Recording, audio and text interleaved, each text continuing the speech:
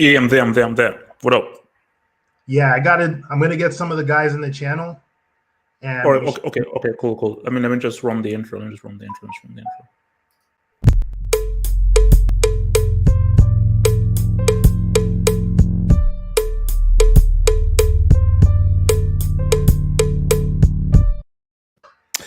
You guys, it's the kid. We're here, because I'm trying to think about what to call these Tuesdays, because I think these Tuesdays is, I think, about Black consciousness, told them about Black issues, and it's free for all. It's a free for all, but I just think that this is something that I just think is very cathartic for myself and for other people. So at the moment, we may change the name, but at the moment it's called Stay Black. It's called Stay Black. Whether you want to call it Stay Black Tuesdays or whatever, it's called Staying Black, where we just talk about Black consciousness and just have issues that are on the minds of Black people and so forth. So your boy Sam will obviously trying to get the guys in there. I think Nix will also be coming in as well, and we may be having some guests coming through over the next hour or so. It's all to depend. So this is like a free for all. We're going up here on a whim. So, and with people who've been with us on the last 2 Tuesdays. So I have these initial topics, but based on the conversations we have, we may branch out into other interesting convos. And of course, I will be looking at what people are saying on the live chats with regards to, where we should take the other topics and other discussions and so forth. So the key thing here is, so I picked three topics for us to really delve into. And that is Dave Chappelle's stand-up called 846, dissecting that. Coons, so-called sellouts, the Black people who really aren't with the cause. And why are they? Why are there Coons? And why do Coons exist? Why do these kinds of people exist? And colorism, which is definitely a very, and I think that is definitely plaguing the Black community with regards to lighter people being treated better than darker people, and the whole thing of the thing of self-hates and visions of beauty that have been given to us by the system and so forth. And it's funny because I've actually begun reading the Malcolm X autobiography, because obviously it's had so the Malcolm X autobiography, the one I have, it has like a intro, like sort of more of like a forward. But now I've actually really begun the actual thing of his autobiography. I've read this 2-3 pages. On the Reddit, this thing is really popping off.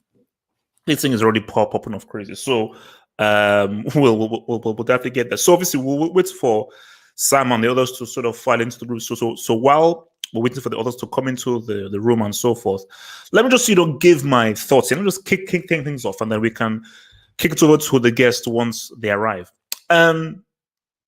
Dave Chappelle.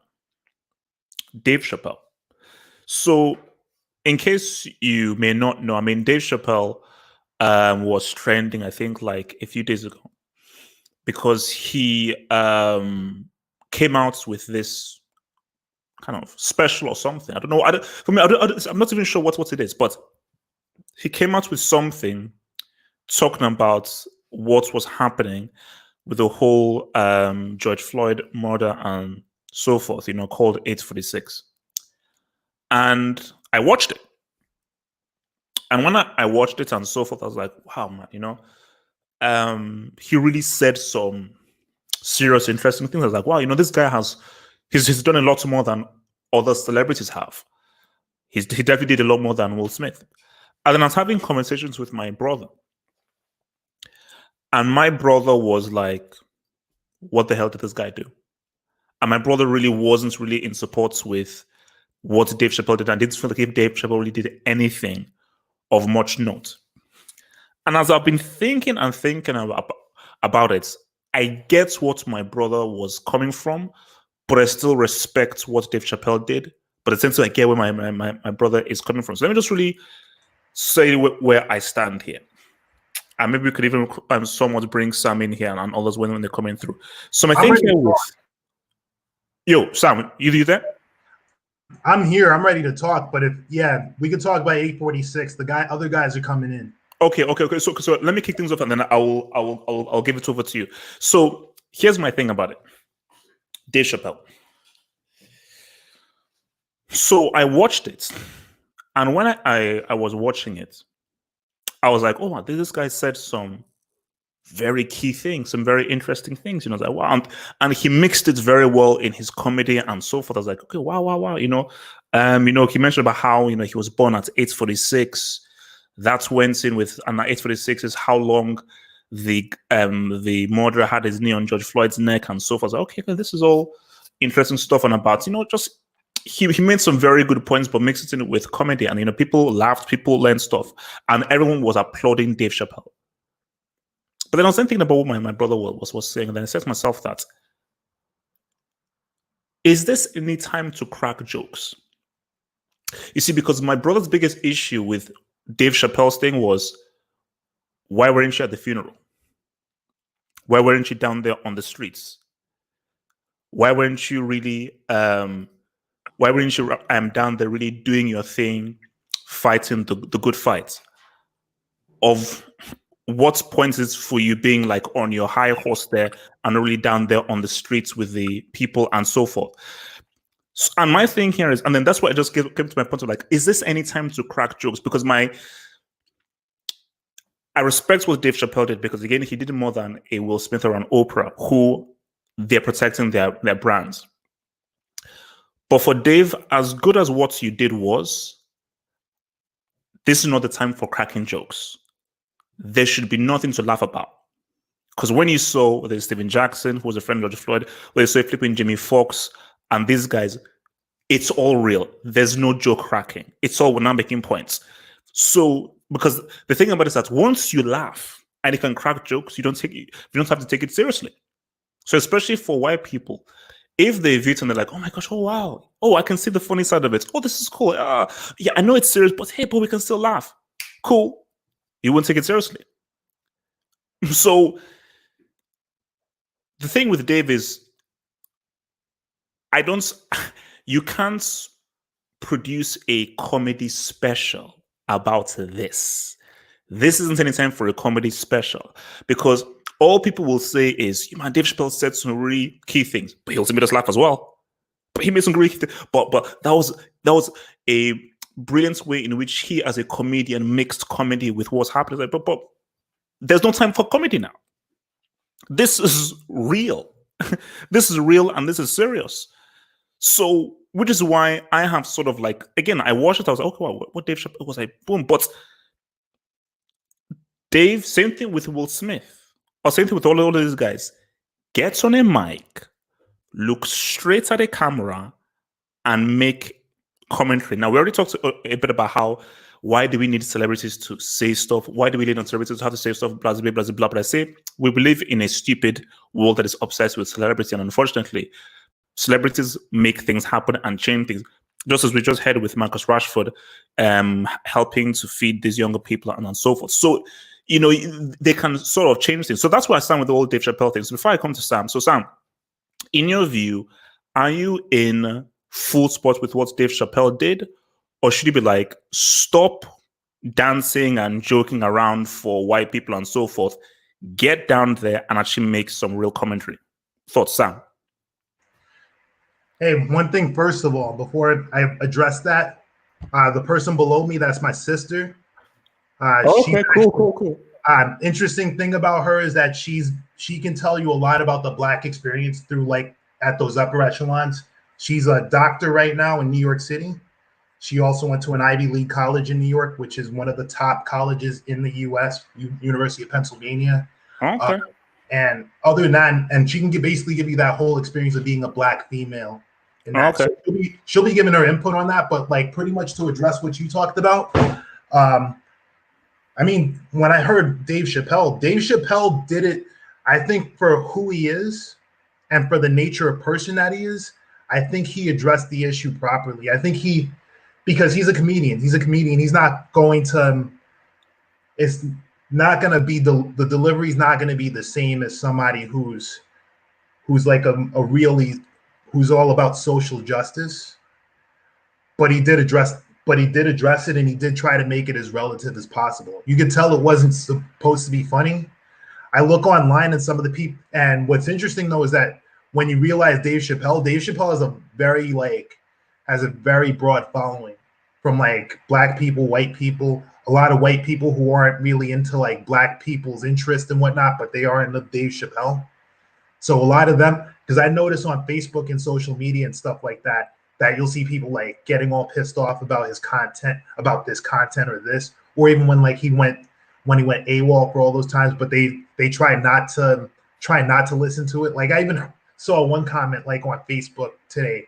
Some girl was like, "Oh, I don't want to watch it because I don't want my experience with Dave Chappelle to be ruined." I mean, the thing was, Dave Chappelle has always been like that. Dave Chappelle has always been about black people. He's always been about taking care of black people or talking about that stuff. And it's and in all but real quick example, but do you still feel that? Because again, what we've always said is that for this to change, we've got to get the message across to white people. That's the key thing for this message to change. But do you think that the way that he did it, where, because a lot of people are saying in the live chat where it wasn't a comedy special and anything. I know it wasn't, but it still had jokes there.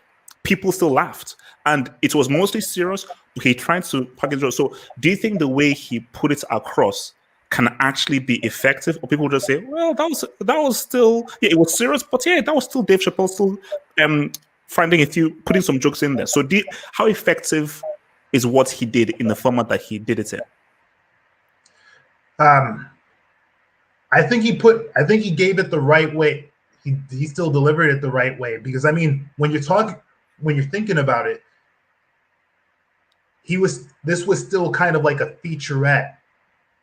I mean, even the setting at his house. I mean, he basically paid attention to all the social distancing. You saw in the very beginning where they had the chairs, they had the lines on them, and doing all the temperature, and he got all of his close friends and stuff like that. If you look at the video this video went extremely viral, more viral than almost any form of media around this time. I mean, it got like 20 million views already.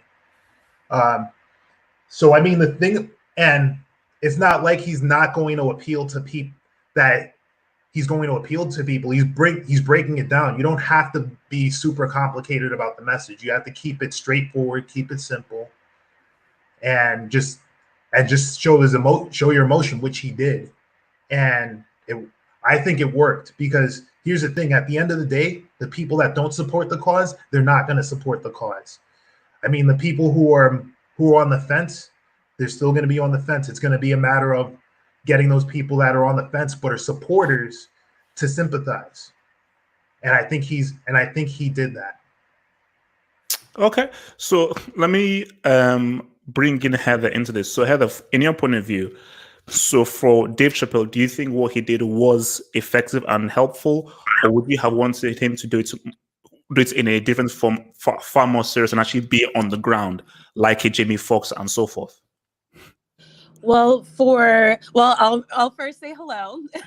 Hi. So sorry, please introduce yourself. So I'm Heather. I'm Samuel's sister. I live here in New York City. I'm an OBGYN. And so I've had some very interesting experiences in my life. I've also been in the military here in the United States. And so I've also had those experiences. So I feel like I've kind of been all over the place and have experienced kind of what it's like to be a woman of color in America in lots of different social spaces. So there's that end. But in terms of Dave Chappelle specifically and what he did, I understand kind of both sides of the argument, because first off, Dave Chappelle has always been somebody who's brought to light a lot of the issues with racial identity and politics in America, partially through his show. And I think it's kind of funny that there are a lot of white people who have forgotten that, because his show was pretty controversial. Like, he had one of his episodes had a black guy who was blind who thought he was white, and was a Ku Yeah. Klux Klan member. And then when he found out he was Black, then it was a whole thing. So I think it's kind of funny that people forget that, like how his fans that are white and I guess not really in support of Black Lives Matter or any of the racial injustices that happen in this country forget that so many of his like comedy specials, his show, things like that, touch on the issue of race and race in America in very, very blunt terms. But in this particular case, he did what he normally does as Dave Chappelle, which is talk about he talked about the issue. He was a little bit more serious than he normally is, but he was cracking jokes. Is this a time for jokes? I mean, arguably not, but also I don't know if I'm really expecting him to be serious because he's Dave Chappelle. You know what I mean? I don't know if I'm expecting him to be the person to truly be able to communicate our experience to white people as a comedian, because that's kind of that's who he is. I think it would be interesting if he showed up completely serious, because I don't think anyone would really know where to place that or what to do with that. Okay. So no, because see, I mean, just to round off on this whole thing, because again, it's like, look, all that matters is getting the message out there, which I think is key and is important. And I think, as Sam said, it went viral. And as Heather said, he's a comedian. What more should you really expect of him? But my thing is that, and I think, when you're looking at this whole movement and looking at everything that is happening, is you're hoping that things can change and things will change and things don't really go back to normal.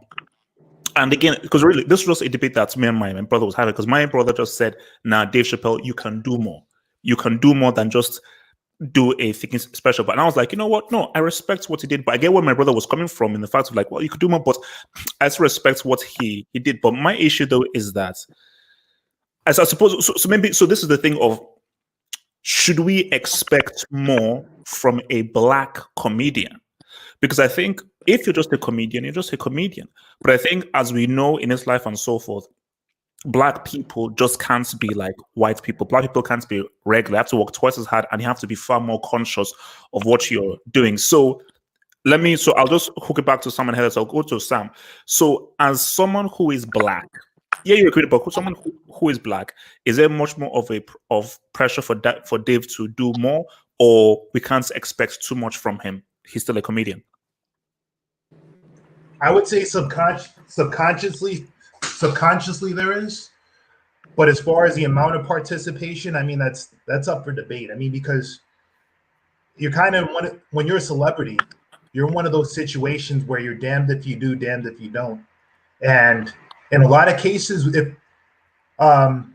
depends. If you do the bare minimum, because if you show up and do the bare minimum, people are gonna like look at you and frown. And if you do the opposite, obviously people are gonna hate you.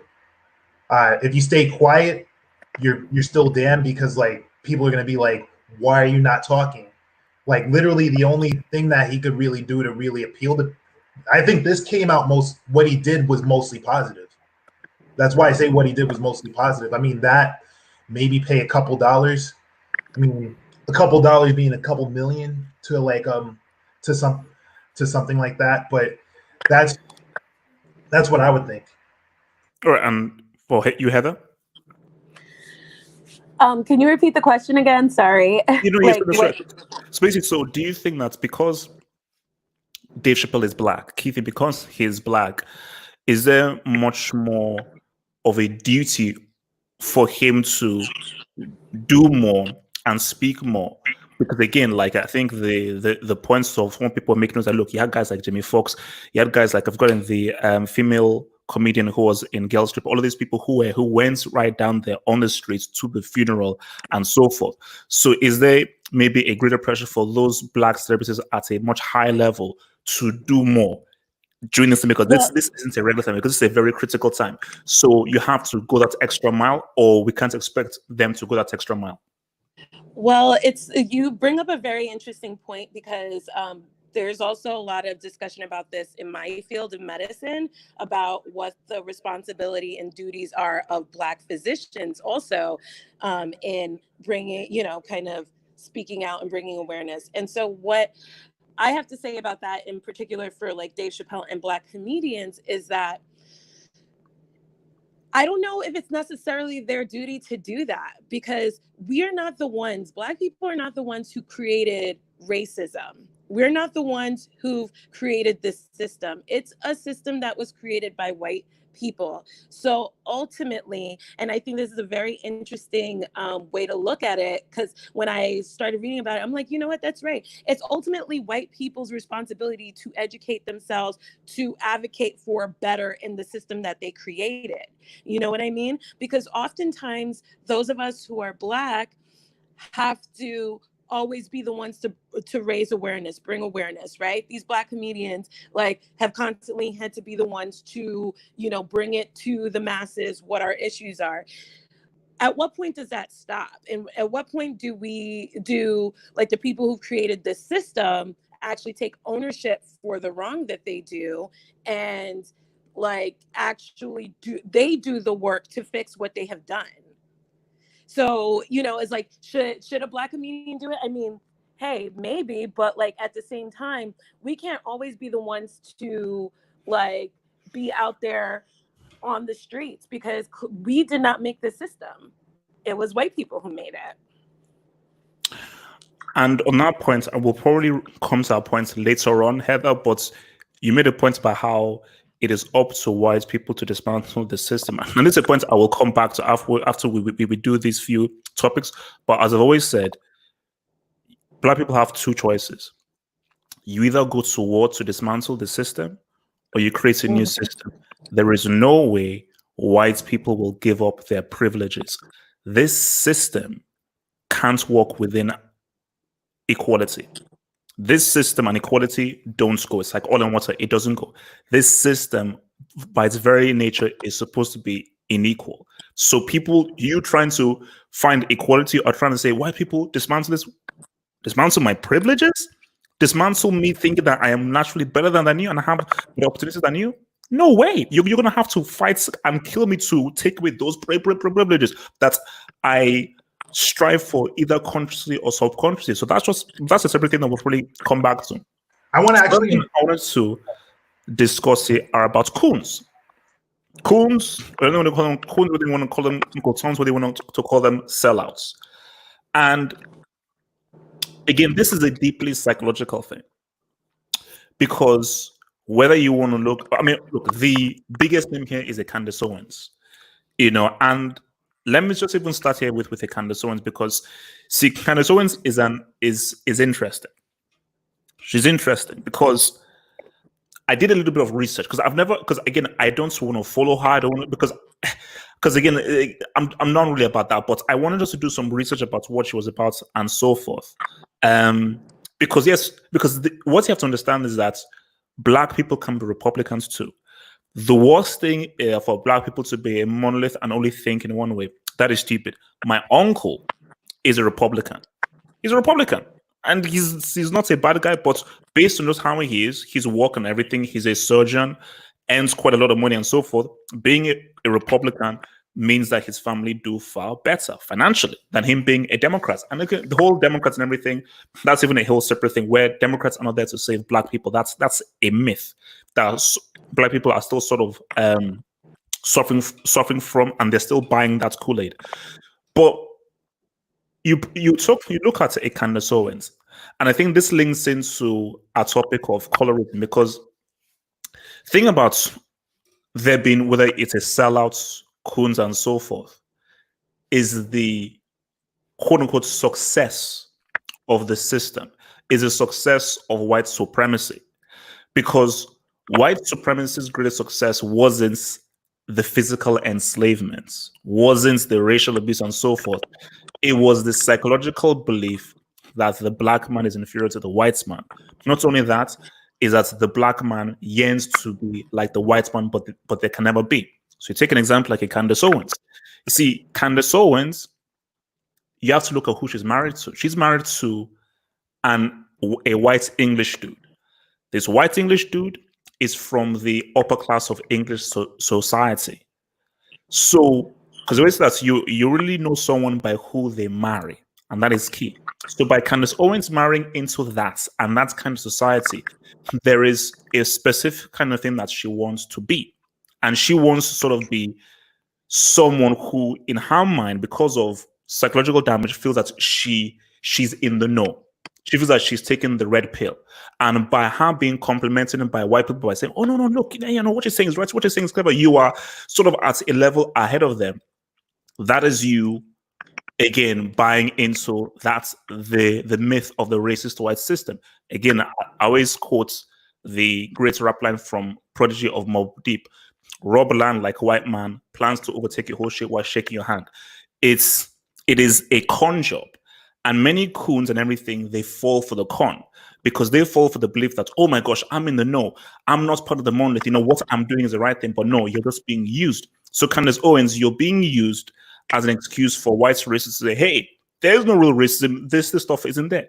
And then, but again, so I'll come to Sam with this. So basically the question is, what are your views towards coons and sellout? So let me just first answer that first. You see, most people will want to attack those guys that are sellouts, those guys that want to be white or are against blacks and so forth, and are just completely totally confused and want to go away from black people moving forward. But my view towards them is that I feel sorry for them.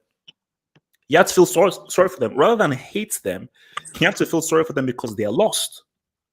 Now, somebody who is lost, you have two choices. Either you want to be found or you want to remain lost.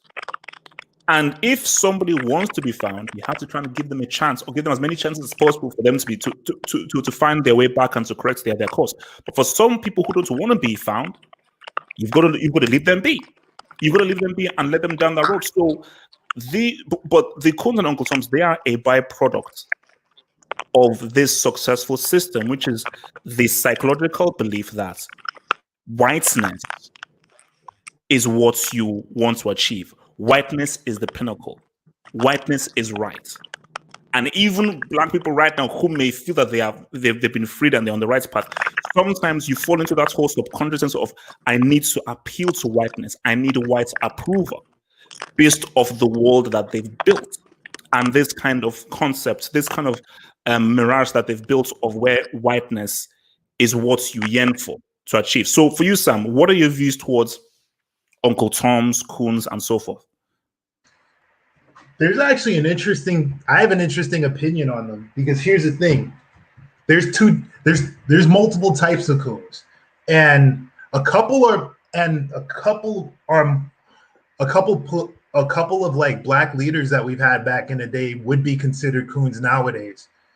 One of the things I will say is that the real things that really show that someone's a coon and someone's just not like is just thinking differently is how they talk and how they deliver their message. Because a lot of coons nowadays, what they press on is stuff that doesn't really get talked a lot, which I'll be honest, doesn't get talked a lot about in the black community, which is personal accountability.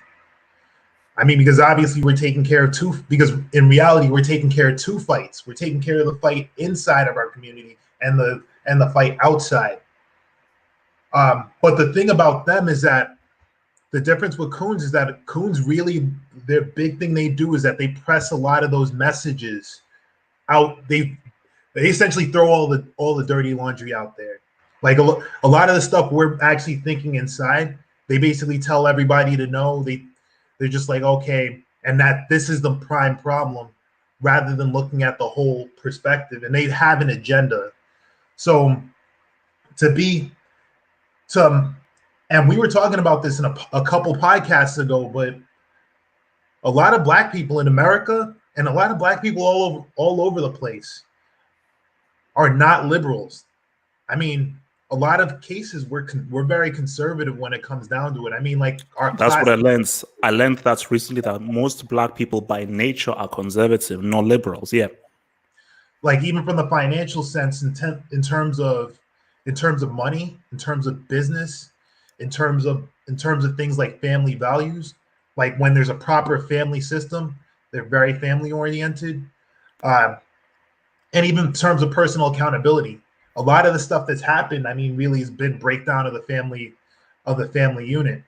But at the same time, I mean, the thing with Coons is that Coons focus too much on that, and then they focus on things that they hear from the outside, and then they just start intaking all the stuff that white people tell them, and use that, and then that basically becomes a thing where they just bring this cycle of self-hate. Like when you listen to a lot of Coons don't really say anything positive about the Black community. I've even saw this one guy, his name's Anthony Brian Logan. He was basically making excuses for the fucking KKK on his fucking channel. Like if you look up like Anthony Brian Logan, history of the KKK, he makes like huge excuses for that. That's inexcusable. That's fucking inexcusable. That's terrible. Black people were there. Sam, why do you think he does that though? Why do you think he does that? I think he does it because he's trying to because he's trying to build a platform. I mean, essentially, when you're talking about it, like the thing with Coons is that like you just got these guys who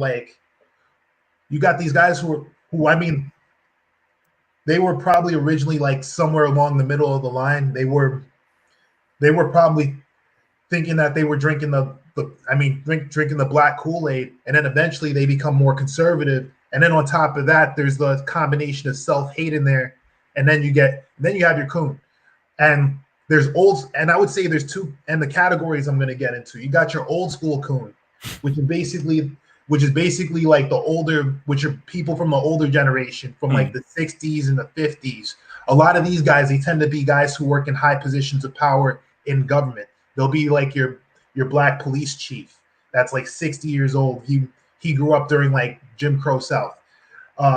You got your Black, some of your Black mayors, some of your Black conservatives, like in politics and Senate, stuff like that.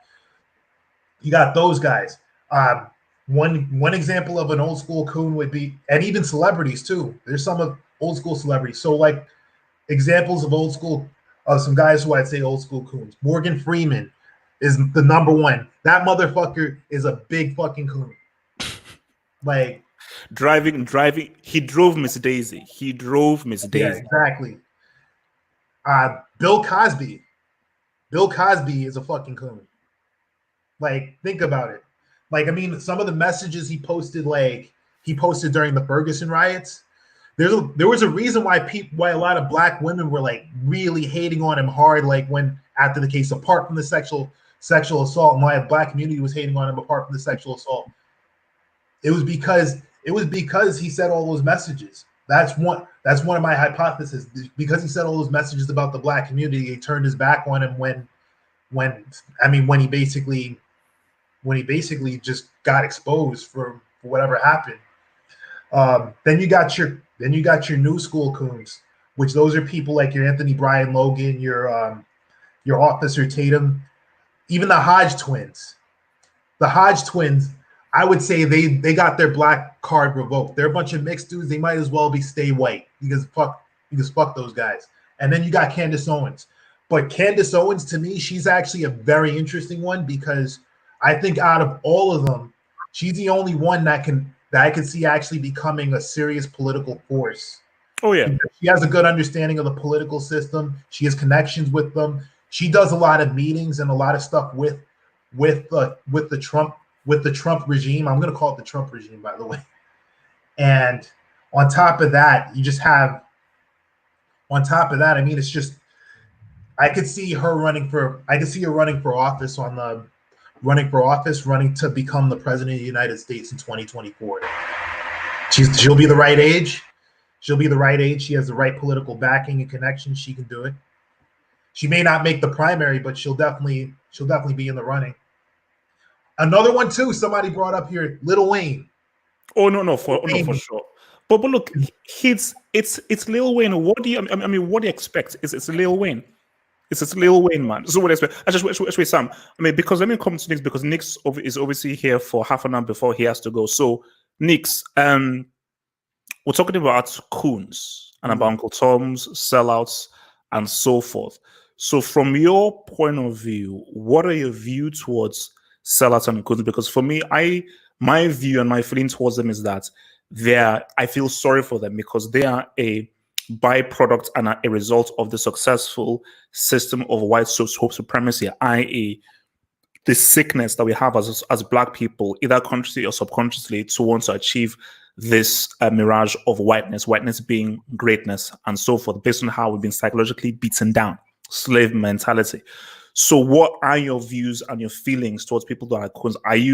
Do you strive to feel that they can be saved or they can't be saved? Where would you stand? I mean, for me, like having sellouts or Uncle Tom. Uncle Tom's is generally the word that I've always used. Coon, and I know they both. No, they don't come from the same background, to be fair, because Uncle Tom's was a name that we gave Black sellouts. Coon was a name that was given to us as a degrading term, like Sambo, for example. And we've used that to describe people who act in the way that they want us to act, the way that, you know, the characters, the Coon, the Sambo, were actually acting, basically just playing up for the entertainment and the for the enjoyment of the white people, whoever the oppressor is. Uncle Tom is the word that I usually use. And the reality is, in any revolution, any society, you're always going to have Uncle Tom. You're always going to have traitors. And I use the word Uncle Tom because you can have, when I say any revolution, it doesn't necessarily have to be a Black revolution. But if you look at the Chinese Revolution, the Cuban Revolution, there were people who were willing to sell out those revolutions and those their people for their individual gain or whatever it might have been to who would have been the opposition. So those people will always exist. Can't get rid of them. But I don't. I think there's a thin line between being an Uncle Tom and just being uneducated. I'm talking about for people of my own race. I don't debate and try and convince non-Black people about racism and how they should behave and how they should act. But when it comes to my own people, there's a thin line. Some people need to be educated. They actually don't understand what we're dealing with, the war that we're actually fighting. And there's others who know the war we're fighting and are willing to sell out their people for their own personal gain. And that's, you mentioned the Candice Owens. Yeah. She, for me, is a Uncle Tom sellout because she's in the system. She knows the system. She knows what Black people are facing, yet is willing to go completely the other direction. I couldn't put her on the same level as, to an extent, even a Lil Wayne, even though he's much more in the system than, say, the average Joe on the street. He is very much, as much as we all are, but he's even more so a pawn in the game.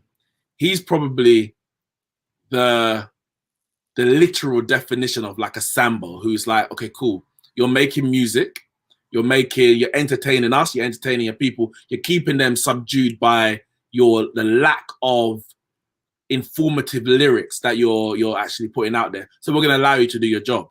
And because no one's ever told him any different that he should be doing, whether it's his own people or others, when he then comes to speak on an issue that is totally above him, he comes out with crap. Now, I don't know if that's intentional. Is he actually doing it to preserve his own personal wealth, or is he just not knowledgeable on the subject? I'm not sure. But when you got someone like a Candice Owens, like a Barack Obama, those people know the system. They are within the system at a high level, and they know how it's affecting our people, and they're willing to be used. They're happy. They put themselves in a position to be used to the detriment of the people of their race. For me, what do you do with them? You have to treat them like the enemy. You have to treat them like the enemy because they are acting like the enemy. So they can't be saved, you're saying? Possibly they can be, but should I waste my time trying to save someone who is willingly going against me, or should I be more interested in? I'm trying to harm my people and so forth. Yeah, and should I be more interested and putting my energy towards galvanizing the people who either one are like ready to go to war, basically, or those who are basically just uninformed, misinformed, and they need to be taught. The likes of Barack Obama and Candace Owens, and I know you mentioned Bill Cosby. I'm not 100% sure, but definitely someone like Ben Carson, for example. They know better. So there's nothing I can tell them that they don't actually know already. What, I'm not wasting my time. So yeah, you treat them like the enemy, and all the revolutions I mentioned. China, Mao Zedong, he dealt with traitors like they dealt with enemies. It wasn't friend or family. I think he even dealt with his brother in a certain way because he was being a traitor. There's no friend of when it comes to war. You're either on our side or you're the enemy. It's as simple as. Okay, so I want to come to Heather. So yeah, I want to come to Heather, who I think she has limited time here. So, Heather, because there are a few questions I want to go for you, but the first one is because I want to talk about the Black female experience specifically, and I want you to touch on that before you go. So, if you can speak about the Black female experience in America or in general, that would be great. Because for me, I've always said that the most difficult demographic in the whole world is the Black female, because like still with the Black male, there's the whole racism thing and everything, but then you have the whole weird kind of fetish thing of white women salivating Black men in a kind of weird kind of way. But for Black women, it's a thing of being Black people right below the pyramid, and then there's a whole beauty thing of beauty being a thing being of whiteness, and kind of like the kind of ugliness being Black and so forth. So for Black women specifically, it's tough. And even so for my sister as well, who went to a school where she was the only Black girl in the whole school for like a few years, and the kind of racism that she dealt with, and the kind of psychological damage that was done to her, specifically with self-hate and so forth, having to go through this kind of school in England where she was the only Black girl, and knowing how psychological women can be. So Heather, speak to the Black female experience, and how do you think things have changed from, let's say, 5 years ago, 10 years ago, to how things are right now? Because I'm hoping that you can tie this into colorism and skin bleaching. Heather. Okay, so I mean, being a Black woman, especially, I'm going to talk about my experience in America because that's where I've lived for the majority of my life. But especially in a lot, I actually feel like, of course, you have the racial microaggressions and things like that you grow up with, and what you see on TV in terms of what ideal beauty is, being fair-skinned, with European features, things like that. But I think that, like, as you climb in terms of professional things, it's very interesting being a Black woman, because I've always been aware of racism a lot because I've experienced that end of things. But I think as I got further up, like when I was in medical school, when I was in my residency training, even at the very start of my career, the female aspect came up to be about the same as well, because I was typically at my last job, which I was at for about 4 years, I was the only female physician and I was the only Black physician. And so there was the whole disregard for my thoughts and anything like that. If I ever had a dissenting opinion, it was automatically turned into me being aggressive or like having an attitude. That's like, we're very, very much aware of how we need to present ourselves and almost be deferential to everyone, especially as a female. And it's something that I wasn't as much aware of until I got further up. But being a Black woman in like a Eurocentric society is really interesting because, through every interaction you have, you're constantly reminded of the fact that you are the least desirable in kind of a sexual type of way, or in that end of things, and that you're meant to be like kind of the strong, the person without, feelings, almost like you're supposed to be taking care of everything. You're supposed to be and we're also the voice of reason. As much as people talk, you know, about us being certain ways. Like we're always looked at as like the communal mother, you know, we mother everything. We're the ones who, you know, like, cause it's like you're Oprahs of the world, things like that. You're the ones who bring reason and rationale to things. Even at even looking at Michelle Obama's role in things. If you noticed when Barack Obama was president, Michelle Obama had higher favorability ratings than her husband Mm. amongst white people. And it's that mammy mentality. I don't know if you guys, you know about mammies, but you know, Yep. like in slavery, Yeah. like the mammy was the person who was cooking the meals, who was taking care of the babies, raising the kids, teaching them how to be like good Well, humans. more And than it's that, something we see I was saying over and more over than and that. over again. The black woman in slavery used to breastfeed the white babies because they Yes. that the black mother, which I don't disagree, Yes. had the better nutrients than the white mother could Yes. produce. It's the same thing.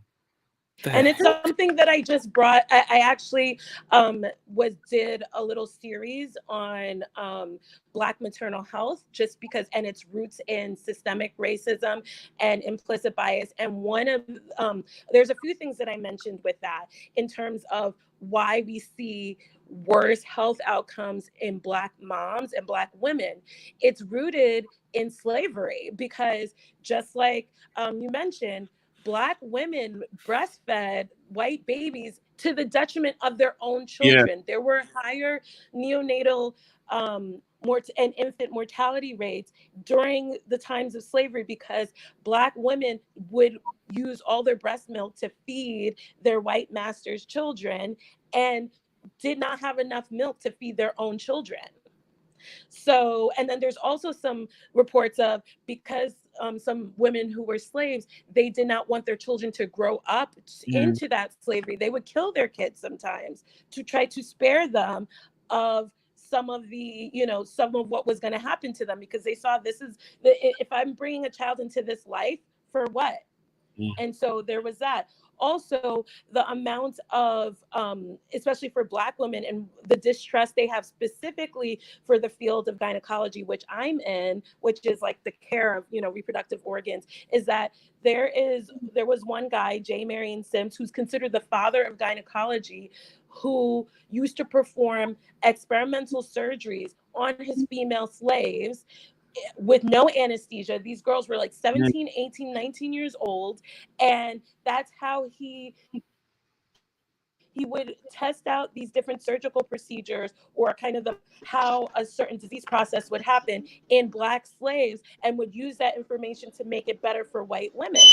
And there are surgical instruments named after him in the world. And so, like, the root of even a lot of medical things have been to the detriment of Black women. And so it's so ingrained in society. And I think that that's why we need to have more discussions about it. And it's going to be really hard for Black women to figure out what their roles are and how to make things better, because there's so many things ingrained into the history and how we are treated today that have their roots in a really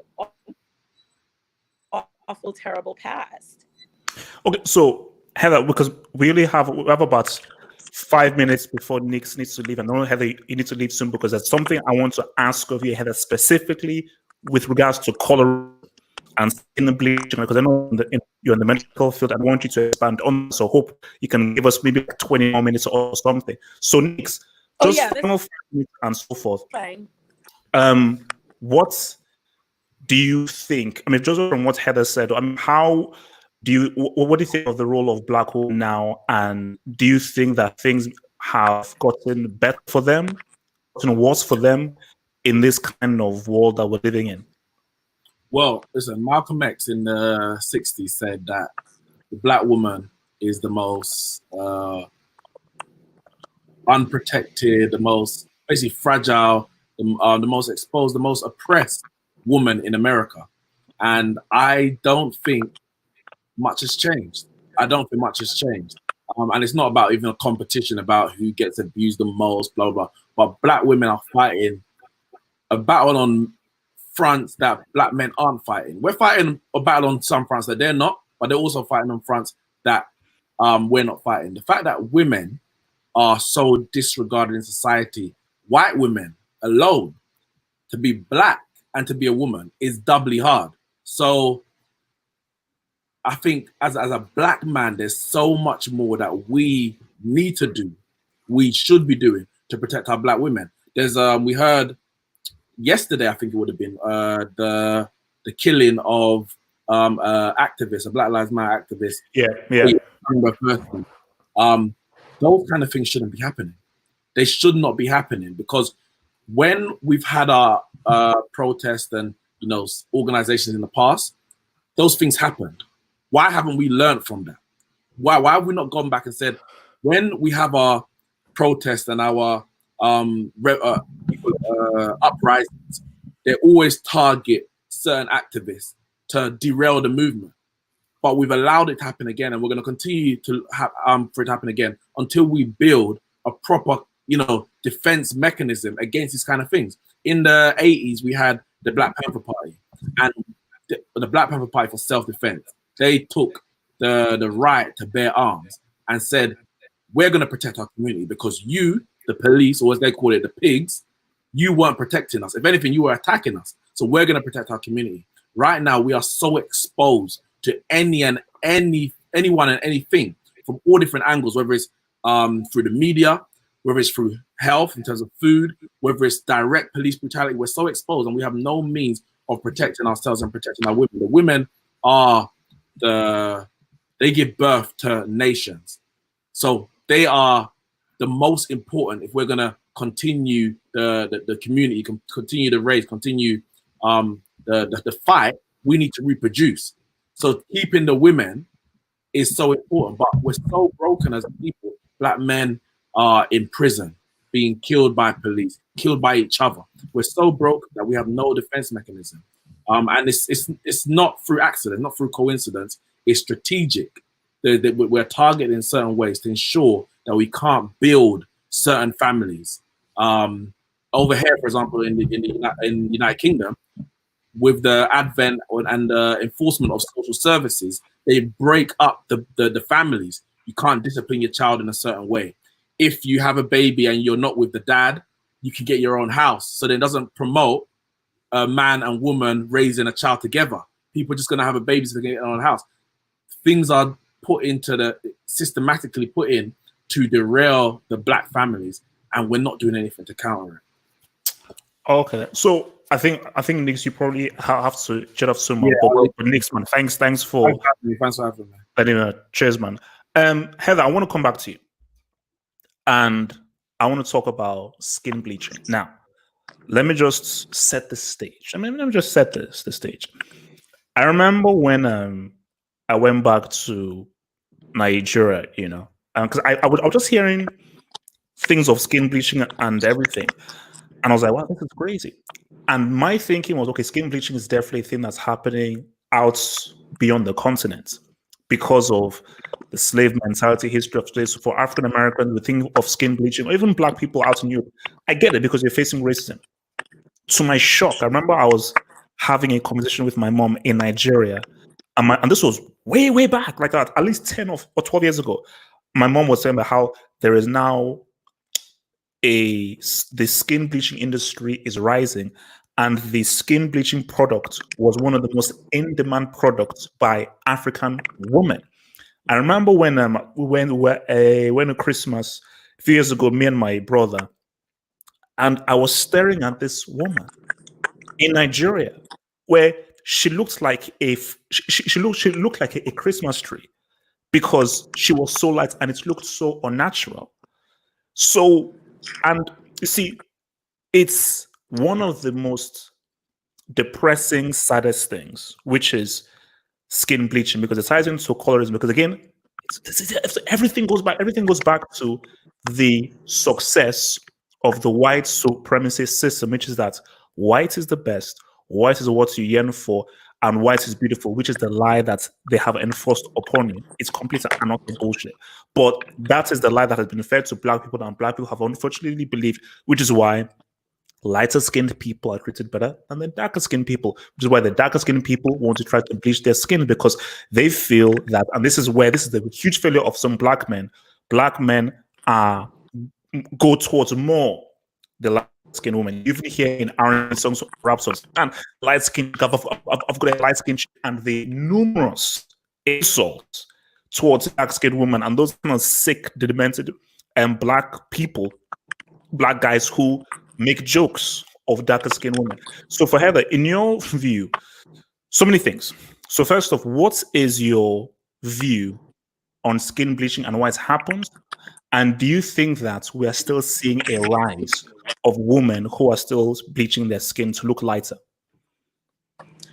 Well, so what I want to like backtrack on is that like skin bleaching is something that has been going on, I know, in Nigeria for a very long time, because my like Samuel and I, our dad is Nigerian, right? And I know that, and something my mom would always say is that your aunties, like, they've been bleaching their skin since the time she met them. And like, even you can tell through the pictures that they've gotten lighter over time. There were some of them that did that. Number one, skin bleaching is not safe at all. And especially in, Africa, where there's a lot of sun that people are getting, it increases your chances of getting things like skin cancer, which is terrible. And so the thing for me that I think is really interesting is the fact that, just like you mentioned with colorism, there's definitely a difference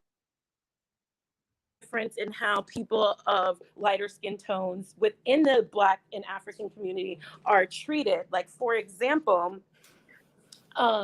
we have like for example, something that I've talked to my sister a lot is that when they cast Black people in TV shows, commercials, things like that, they tend to be the lighter ones, and that fits the quota of being a Black person.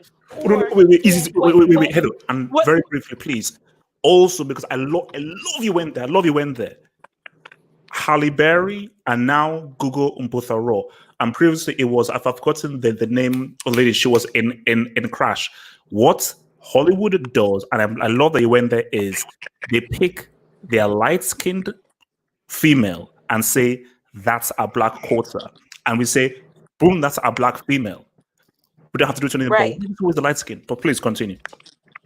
Yeah, and so actually one of the big things right now in corporate America, in all of, like, basically everywhere, every aspect of society right now in America, people are being held accountable since this whole Black Lives Matter, this uprising has started, is that, okay, it's not okay to just say, like, because people are looking now at what their companies look like, right? And what they are realizing is that they're passing a lot of people who are half white or super light skin or whatever as their quota for the Black contingency, right? And that when you actually look at, and people who pass for white, but can code switch, so they can be Black when they want to, and they cannot be Black if they want to.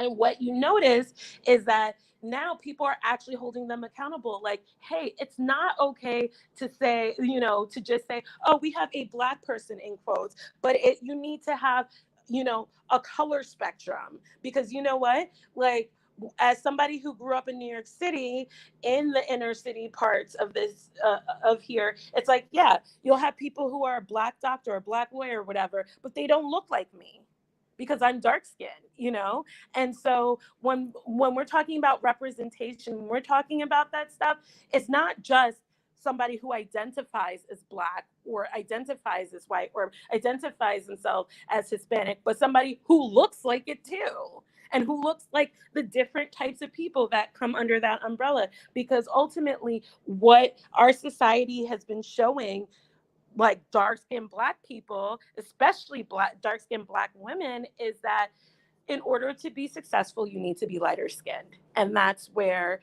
the skin bleaching comes from. Because in the realm of beauty, like, your Black person is somebody who has loosely curled hair and fairer skin.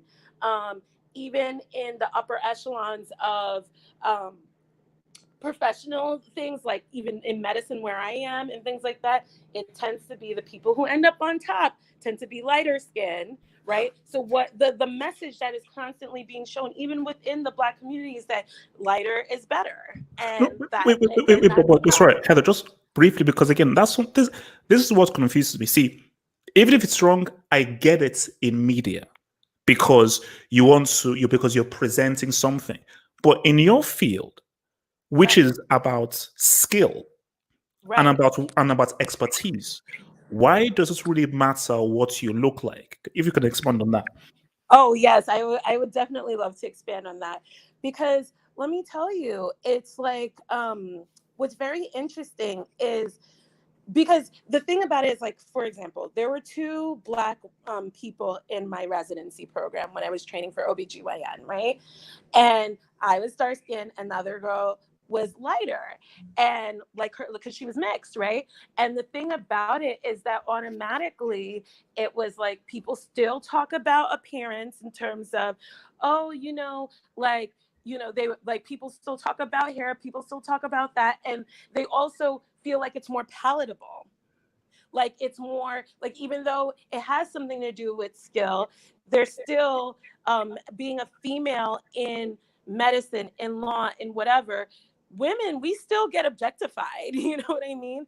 I've been in situations in the operating room and things like that where the person who's training me is talking about, physical attributes of women in that space, and they will give compliments to the nurses, to the trainees, to whatever, about their physical appearance. So as much as we like to say it should be skill based, being a woman in a lot of fields still has a lot to do with your appearance, which is sad but true. And so that's why it's like those same ideals of Eurocentric ideals of beauty still rear their heads in that way. And also, it's like, it's a subconscious thing, it's implicit bias. It's because as soon as I'm seen, right, as a dark-skinned person, they've already assumed a few things about me, right? Half the time they assume that I'm not even a doctor. Like, I've definitely had that where it's like, where I'm starting, like, I would start a new job or start a new, like, training rotation when I was in residency or medical school, and I'm being shown to where the nurses sit. I'm being shown where the people who clean, the janitor is, instead of being like, no, I'm actually the medical student, or I'm actually the resident, or I'm the new, like, staff physician.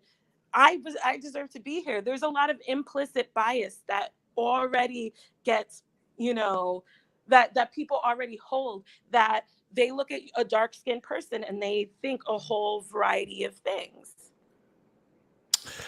Oh wow, man! No, that's deep. That's deep. That's so. Just lastly, and then I want to go to Daniel and then Harris. But just from you, Heather. But do you? But with regards to younger women, that's where I wanted to Right. go. With regards to young women and young girls, because I'm not sure whether there's this. I think it was this film or documentary, and I think it was Bill Duke who did it, or something. There's this doll test where they got these young girls and they tell them to pick which doll do they find most beautiful, and 9 out of 10 of the black girls chose the white blonde doll because they just felt like if the black doll was not beautiful enough, and shout out to this young black girl who chose the black doll, they said it was beautiful. So for young girls growing up now, younger generation, do you still think that this theory of light, I need to be lighter and so forth to get through? If I'm in a field and everything, I may need to sort of lighten my skin. I may need to skin bleach my skin, or there's this acceptance that, well, it is what it is. Lighter people always get higher. Or do you think that maybe with this generation, there's much more of a fight to play? No, I'm going to forge my own path as a darker skinned woman and so forth. Because as I've always said, Black people have to build their own system. You will never achieve anything in this system built by white people because they will create the rules, as you say, with regards to these are the Black people we accept and we don't accept. So, what do you, specifically for young girls and young women, where do you think their psychology is at now? Well, I do think it's a little bit better than it was before, especially like, when I was growing up or even in the 90s, things like that. I think things have improved somewhat. One of the big things is the decrease in the use of chemical relaxers in hair. Because, I mean, mind you, a lot of Black women still wear weaves that are straight with European type looks, but still a lot more natural hair is acceptable right now, which is a huge change. And I can see that in any salon. You can ask any Black woman, you see so many more people wearing their natural hair. So that is becoming more in line with beauty standards, which is great because that, promotes, especially darker skinned children, darker skin with girls to really accept who they are. But even within that whole space, the natural hair space, there is the good hair versus bad hair. And even in how they market hair products, they still will go with people who have hair like looser curl patterns, things like that, that will align more with light skin or white ideals of beauty. But I do think that I think they're a little bit better, but there's still so much that is being pushed out there in terms of like, what like light skin is better or lighter, fairer people are better, that needs to be worked through. But I think they're doing a little bit better because people are trying harder to have Black dolls around for Black girls. Because I remember my mom, like, she never allowed me and my sister to have white dolls. Like and from young, and this is like, Sam, shout out to your parents. Shout out to your parents, man. Shout out to your parents, it's man. like, and this is 80s and 90s. So it would be like we had one doll, like there was one doll and we were going to have it. And that's it. Because my mom was like, I'm not going to have my girls play with white dolls. Like they don't look like my child. And so now I mean, look, again, I don't mean this, but let's say, white people, man, you guys are messed up, man. I mean, you guys are messed up. Continue.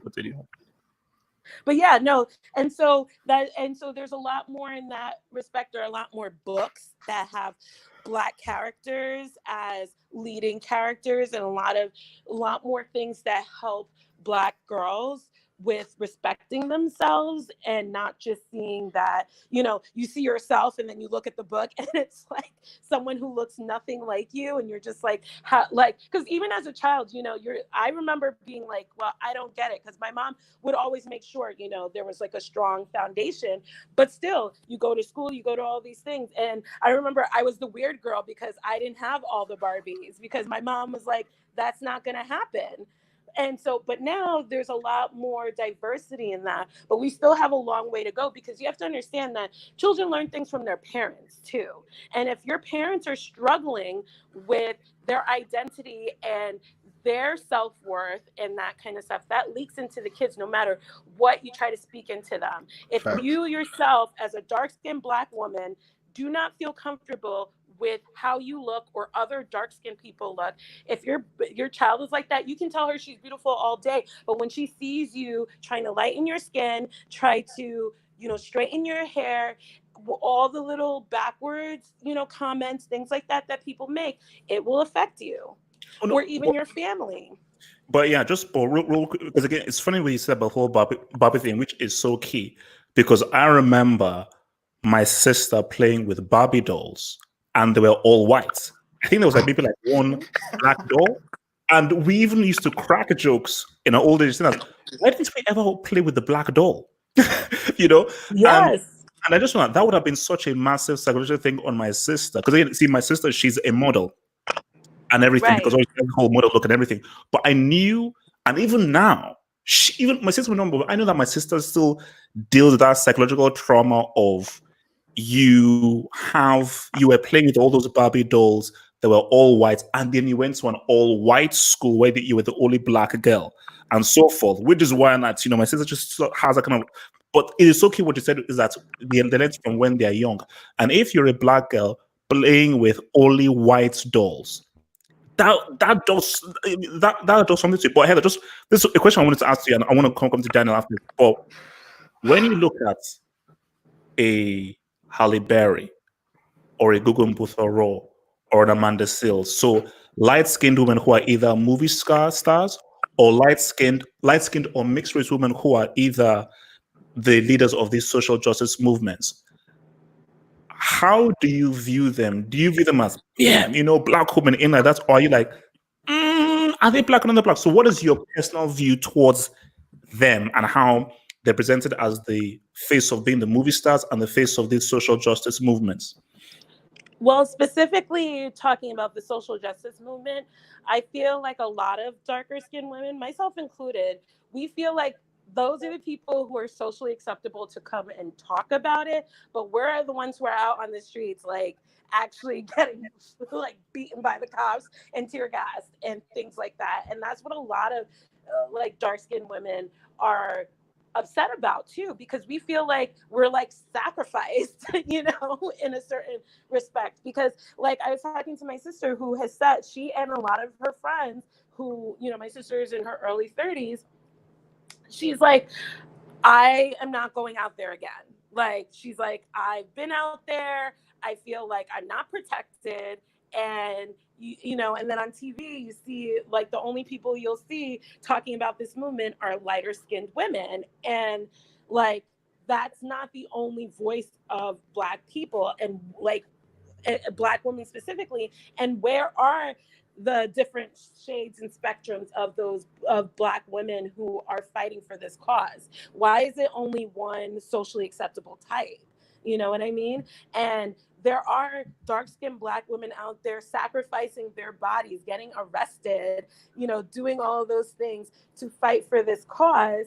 And to what end, And so I think that, I personally, I'm happy for anybody who supports the cause and is willing to speak out on it and willing to advocate for it. But there, again, needs to still be diversity in the looks of the people who represent this movement, because I think Amanda Seales speaks on this subject wonderfully. However, I think she is not the only person that you could find. Like, there are other people, and I think that's what a lot of darker skinned Black women have a problem with, is that we're like only cool to be the ones out on the street, like literally sacrificing our bodies. But when it's time to like roll the camera and do an interview, we're not good enough for that part.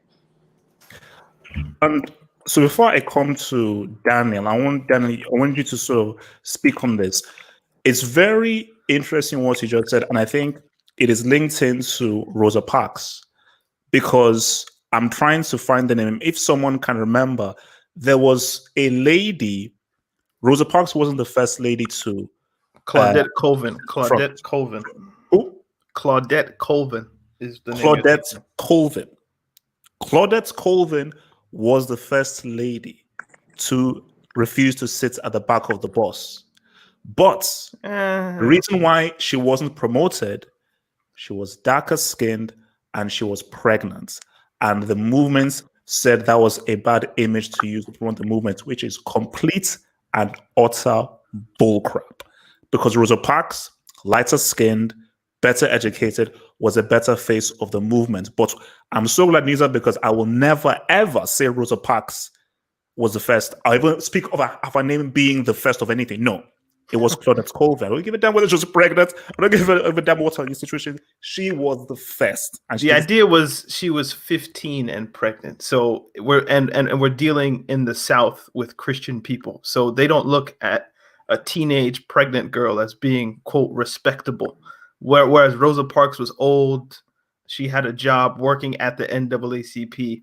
So they just thought that this is just a better person to build the movement around. To be fair, though, working in conjunction with the Montgomery bus boycott, there was a legal case that the leaders in Montgomery created. And there were like, I think 4 or 5 women, and one of them was Colvin. And it went all the way up to the Supreme Court, and that actually stopped the bus boycott. So they did come around. And Rosa Parks wasn't even included in the legislation. I'm forgetting what the case was exactly, but it was done by like Thurgood Marshall and Ron L. Carter and all those guys. So yeah, they did come around, but I'll take your point. If I could build on. Hold on. Where are you from, bro? Daniel, where are you from? My father's from Uganda. I was born in Halifax, Nova Scotia, and I live You're in. Canadian. Well, yeah, I'm Canadian, but I live in Greensboro, North Carolina. Okay. All right. Cool, man. And Yeah. So you wanted to expand on a point. Daniel. what's the lady's name that's in here? Heather. Sam's, Heather, okay. Sam's Heather. sister. Okay, yeah. So if I could expand on Heather's point quickly, if you think about like the 1960s, if you will, obviously, you know, you can point to whether it's Stokely Carmichael, Kwame Ture, or maybe Fred Hampton. I'm trying to think of any. Maybe Medgar Evers would count. Dr. King, kinda. But other than that, most of the leaders that we think about, they be light skinned, bro.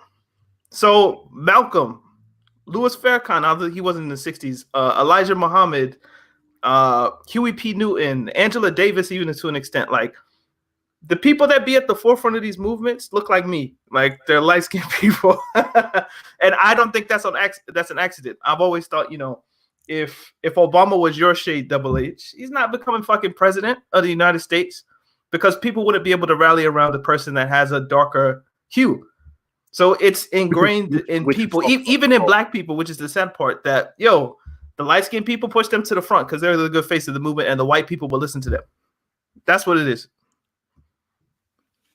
I'm coming. I mean, let me let this guy go, because like he's in the comments talking about, yo, he got the history of this shit. So let him speak. Okay. But let me just quickly take this super chat before I lose it. So, thoughts on tanning products used by white people.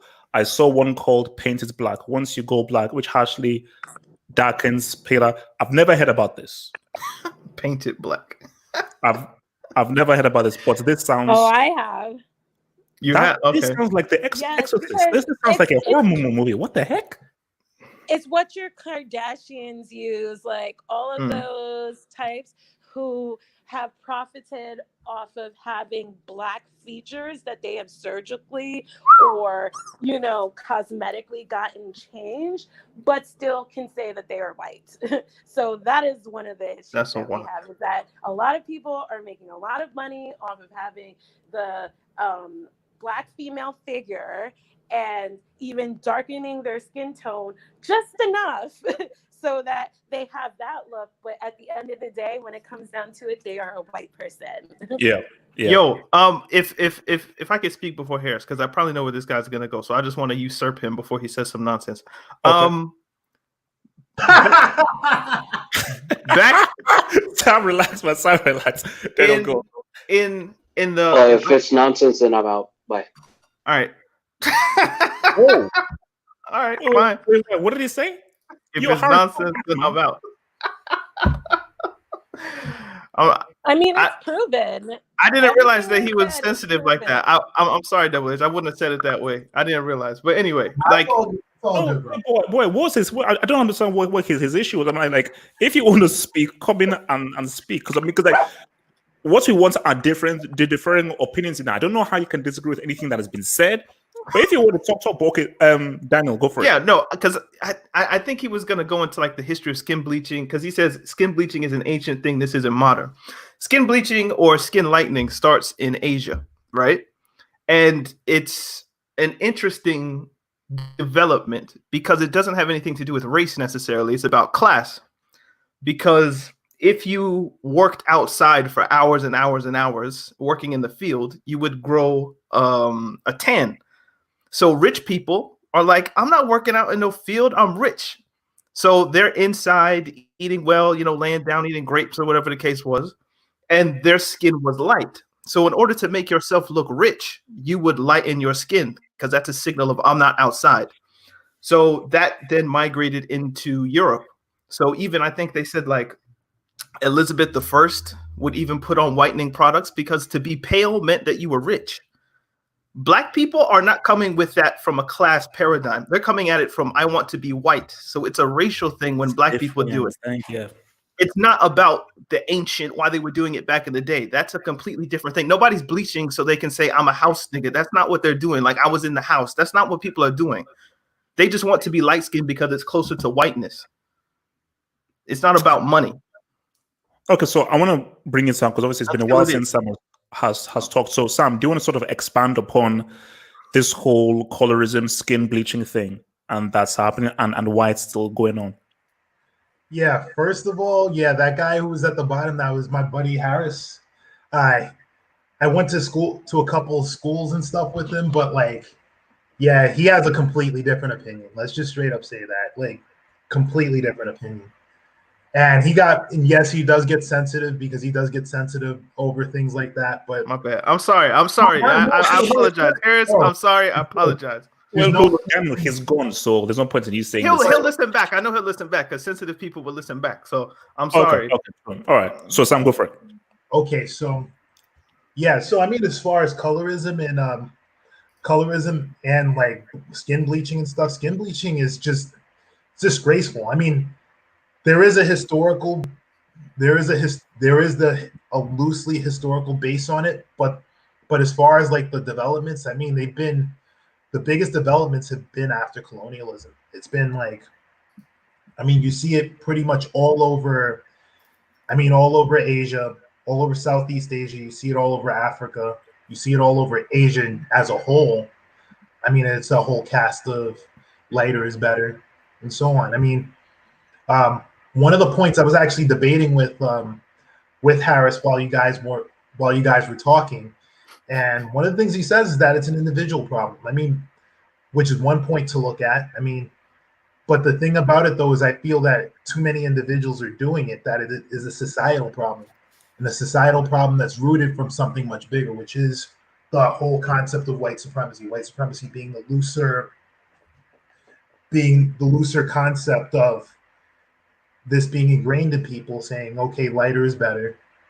But then again, the question is, how much of that casting is European beauty standards, and how much of that is actual tradition? And I think that's one thing that we really need to dig deeper into. I think in Africa,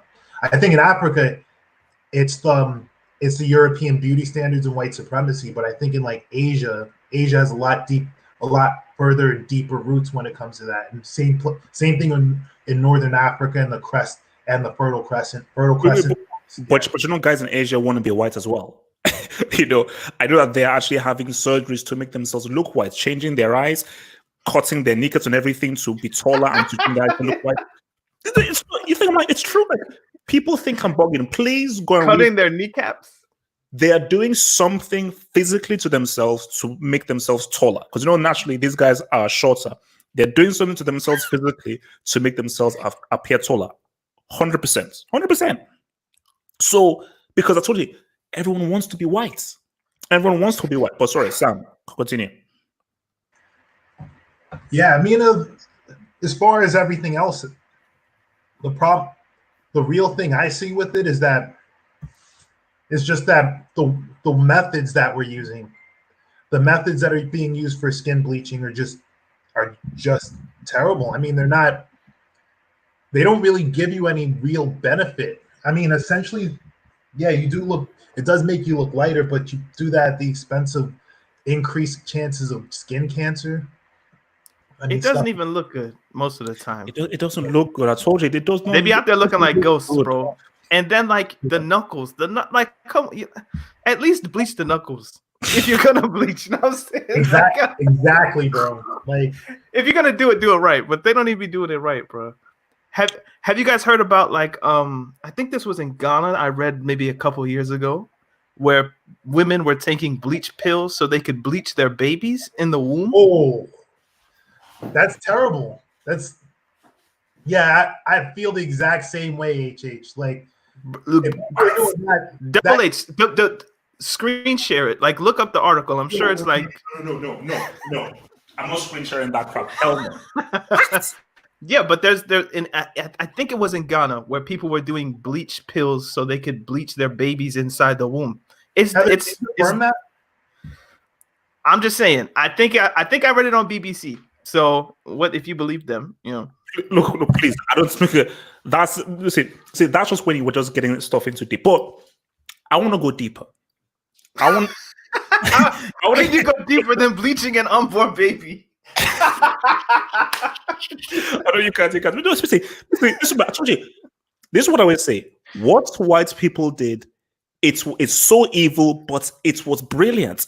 How do you create a system that is so messed up, so psychologically destroyed that you've led to people wanting to take bleach spills to try and whiten it. It's crazy. I mean, It's even crazy. even on a more superficial level, like the idea that like you put like different color eye contacts in your eyes, so now you have like instead of having brown eyes, you might have green or blue or something like that. It's just books like The Bluest Eye go into explaining all this stuff. But see, this is where I wanted to go because it's very interesting where we've sort of gone to now, because I think because with these topics we delve into different areas. Now, the area I want to go to is things that Black people had and sort of have now been taken and sort of now twisted and turned around. So let me explain by that. I don't think it's just I don't think if you're about to say what I'm thinking, I don't think a lot of those things have been taken. I think a lot of those things are just changed. No, okay, well, let me present my example. Angelina Jolie. Oh, the whole big lips thing. Kim Kardashian.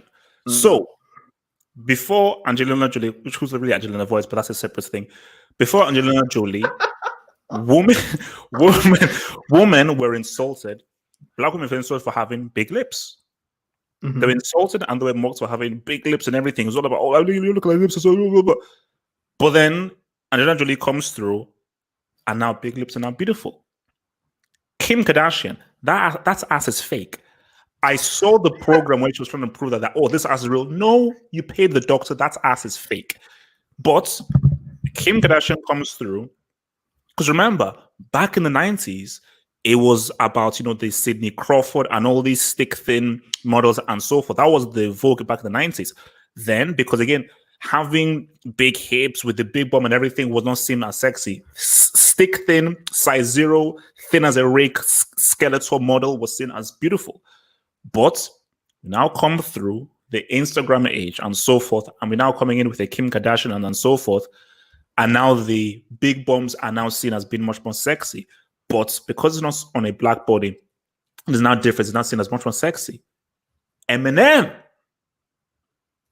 That's what I want to go to. Eminem comes through, and we've already seen about Black rappers and everything like that. But his whiteness, and because he's white, that amplifies it. Angelina Jolie, because she's white, that amplifies it. And same thing with Kim Kardashian, because she's not white, but she's not Black, and she's almost like best of both worlds, as I say. That is sort of amplified. So, which is why it is so important for Black people to sort of cherish what they have rather than just sort of give it away scot-free. The thing about that is culture, is what you're talking about is culture. Culture is really hard. Culture was one of those, especially with the way the world is with globalization, it's really hard to hold on to certain parts of culture. Because all it takes is one person to catch it and to bring it over, and and then that culture spreads like a virus. Think about it this way, like Chinese food is a good example of that, because food, I would say primarily food is the easiest way to share one's culture with another culture. And then obviously over time, because if you look at Chinese food from China, it's a lot different than Chinese food in the United States or Chinese food in Europe.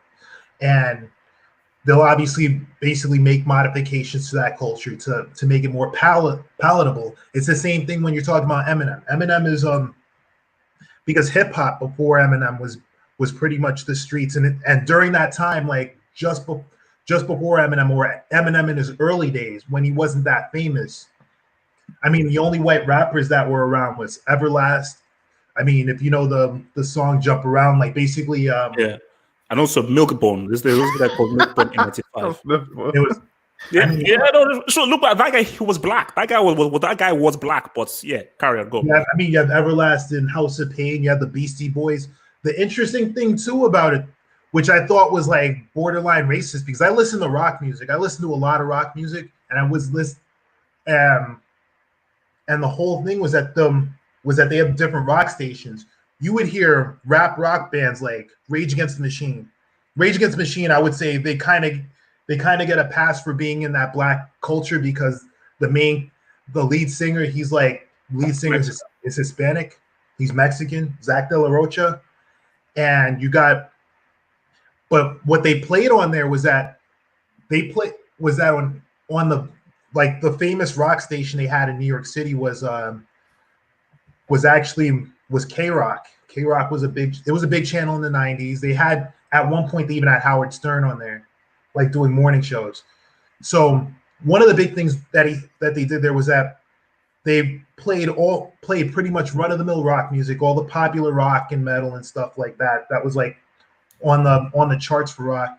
But on top of that, they played white rappers, which to me was like, what the hell? These guys don't sound anything like rap, like rock. I mean, they had the Beastie Boys, like the big one there was the Beastie Boys, because the Beastie Boys were like the big rap band before them. And like, I mean, yeah, they had like maybe one or two actual songs that sound like rock, but the rest were all hip hop songs, straight up hip hop songs. I mean, and that was kind of one thing that didn't sit right with me, that they played these white rappers on rock stations and on the rap stations. You see, Sam, see, this is where I am going to, and I think it is so interesting where we are now and where we are before. Because I always said that, and this is why Lord Jamal was so right, it is very problematic for Eminem to be the face of rap or to be even mentioned amongst the great rappers. It's problematic because the thing about rap, it's not about a skill thing. It's a culture thing. It's an identity thing. Because you cannot have a Russian guy or a Swedish guy or a Nigerian guy be the best person at making samba music. You can't. Why not? Because it's cultural. It's not, because see, music isn't sports. In sports, I scored more points than you. I scored more goals than you. I made more assists. I made more completion of passes.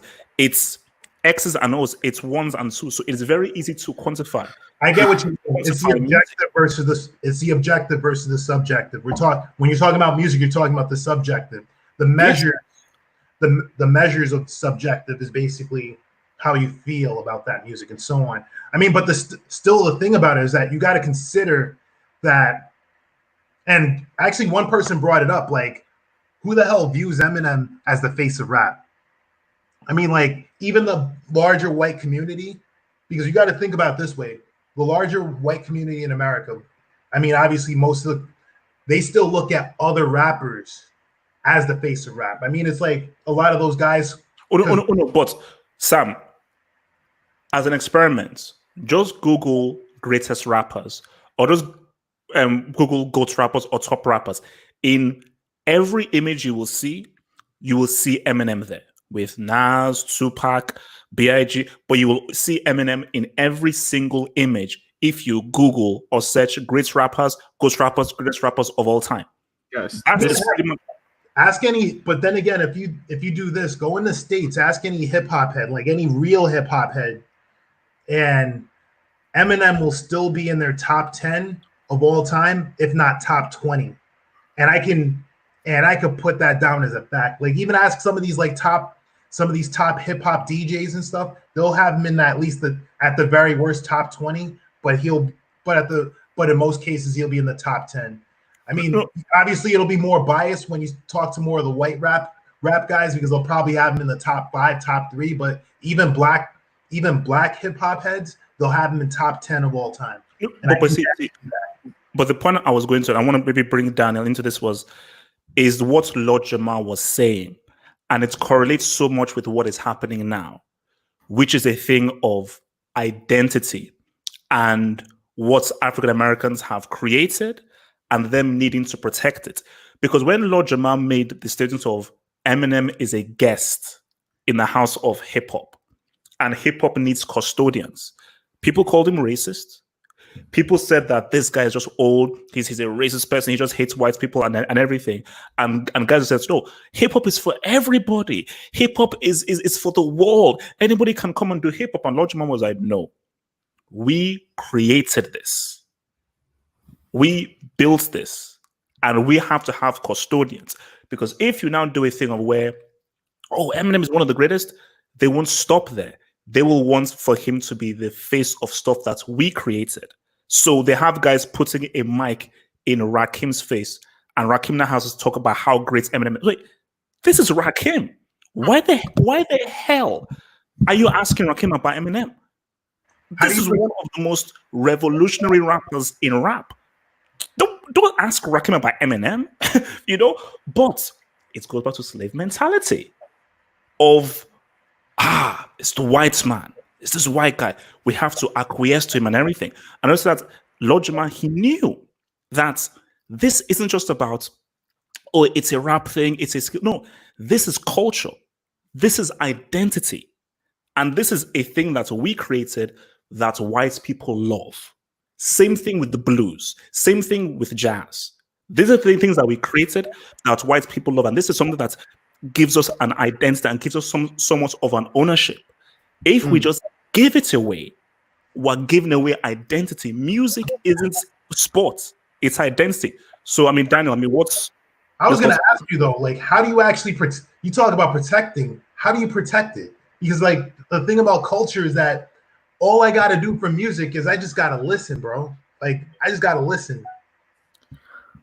No, because basically what it is that hip hop, the way hip hop is run, it's a mess. Because I think, I don't know who it was. I think it might have been Noriega or someone that said, in many other cultures, they appreciate their older acts, they celebrate their older acts, and there is far more protection and appreciation to the lineage and the history of certain industries.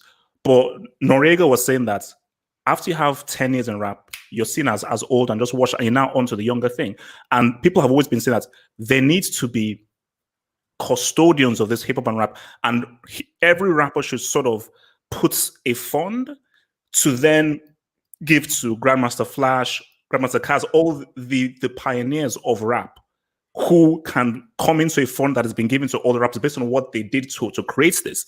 So that's the thing of protecting it and having an organized paradigm to put this under. So, Daniel, thoughts on Yeah, I've just been listening.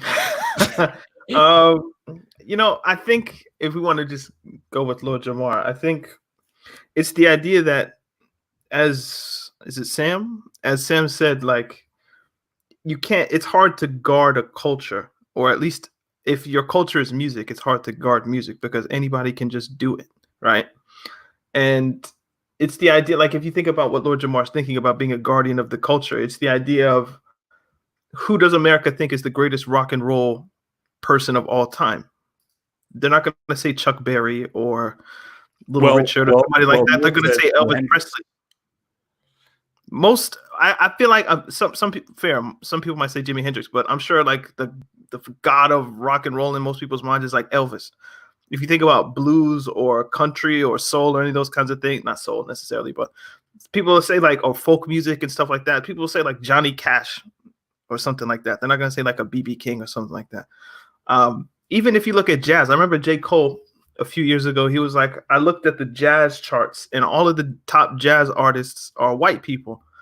So you might say like, yo, who's the greatest jazz artist of all time? I guess in jazz is a particular thing because people who go to it, I guess, understand it's a black art form. So you will hear, you know, the Miles Davises and John Coltrane's and all those kinds of guys. But yo, I think Kenny G might be like the highest selling jazz artist in the 21st century, some shit like that. So if you're looking at, so a white person on top of jazz, a white person on top of rock, a white person on top of blues music, those aren't white art forms necessarily. Like, not even necessarily, they aren't. So if you see that trend happening, it's happening once, twice, three times, then what's going to happen to hip hop eventually? Here's a deal though. Like, when it comes to culture, the things that help a culture stay with that culture and overwhelm it is population. People don't realize that it's simple numbers because Think about this. No. No, It's ownership. It's ownership of the culture It's- because, like in Asia, like well, not even Asia. I mean, You go like, go You're ahead. Go not ahead. letting me finish. You're not letting me finish. Yeah, Because- I'm saying go ahead. I'm saying go ahead, bro. Okay. All right. Cool, man. All right. So what I'm getting at though is that you are right. It is ownership, but one way of ownership is if you're able to if the overwhelming population and popularity and consumers because it's not just the person who's basically releasing that culture, but it's the people who are consuming that culture. Hip hop is a very interesting one as to why it's having this issue and why jazz and rock and all that stuff has those issues is because a lot of those, the majority of consumers, even in hip hop, the majority of consumers are white. Mm-hmm. And this is a diverse area. So I mean, think about food because people talk about food is a little bit harder to copy, but there are people who could just taste the dish and they can figure out every single ingredient in that dish. If they look at the pictures, they can see copy it very much to like almost to the It's very hard to make Nigerian jollof if you're not Nigerian.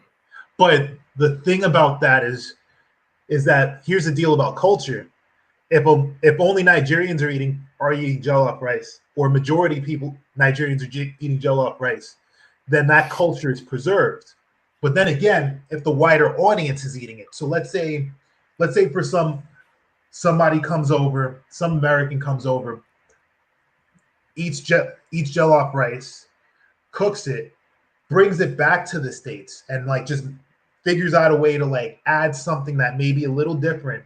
Raisins. Yeah, I know something.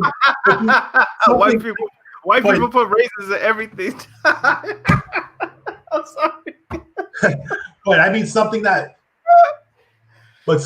makes it just like more palatable to like the population you're selling it to. They'll basically bring it over, and it'll be just like Christopher Columbus discovering the fucking New World, even though like this stuff has been around for generations and centuries. And do we have the conversation that jollof rice isn't Nigerian, or do you guys not want easy, relax, Daniel? It's actually from Senegal. Wait, Daniel, wait! What the hell are you doing? Stop! I'm just saying. I mean, if we're talking about stealing culture, I mean, y'all are the originators with jollof rice. Yeah, look, Daniel, pipe down. Nigeria, we invented that. I see Nigerians and Ghanaians arguing like they invented the shit. I'm like, hey, Senegal's right there. Just because they don't speak English. Look, leave them out of this. Wait, okay, but brought it up, pizza and pasta, because pizza and pasta Chinese is a very interesting one, because like Chinese is the common one for America, but pizza and pasta have been around longer than Chinese food has been in America. Pizza and pasta have been in the United States up as far back as the 1800s, when the first Italian settlers came from Italy. And I mean, there's a lot of different dishes that are specifically American that are considered Italian food. Spaghetti and meatballs is one good example, because in Italy you can't get spaghetti and meatballs. You can only get spaghetti bolognese. Another one too is New York style pizza, which is the thin crust style. I mean, it's a slightly thicker crust in Italy. On top of that, Chicago style pizza, where you have the reverse of the cheese and the That's cheese not and pizza. sauce. That's not pizza, dog. Wait, but can I just address this?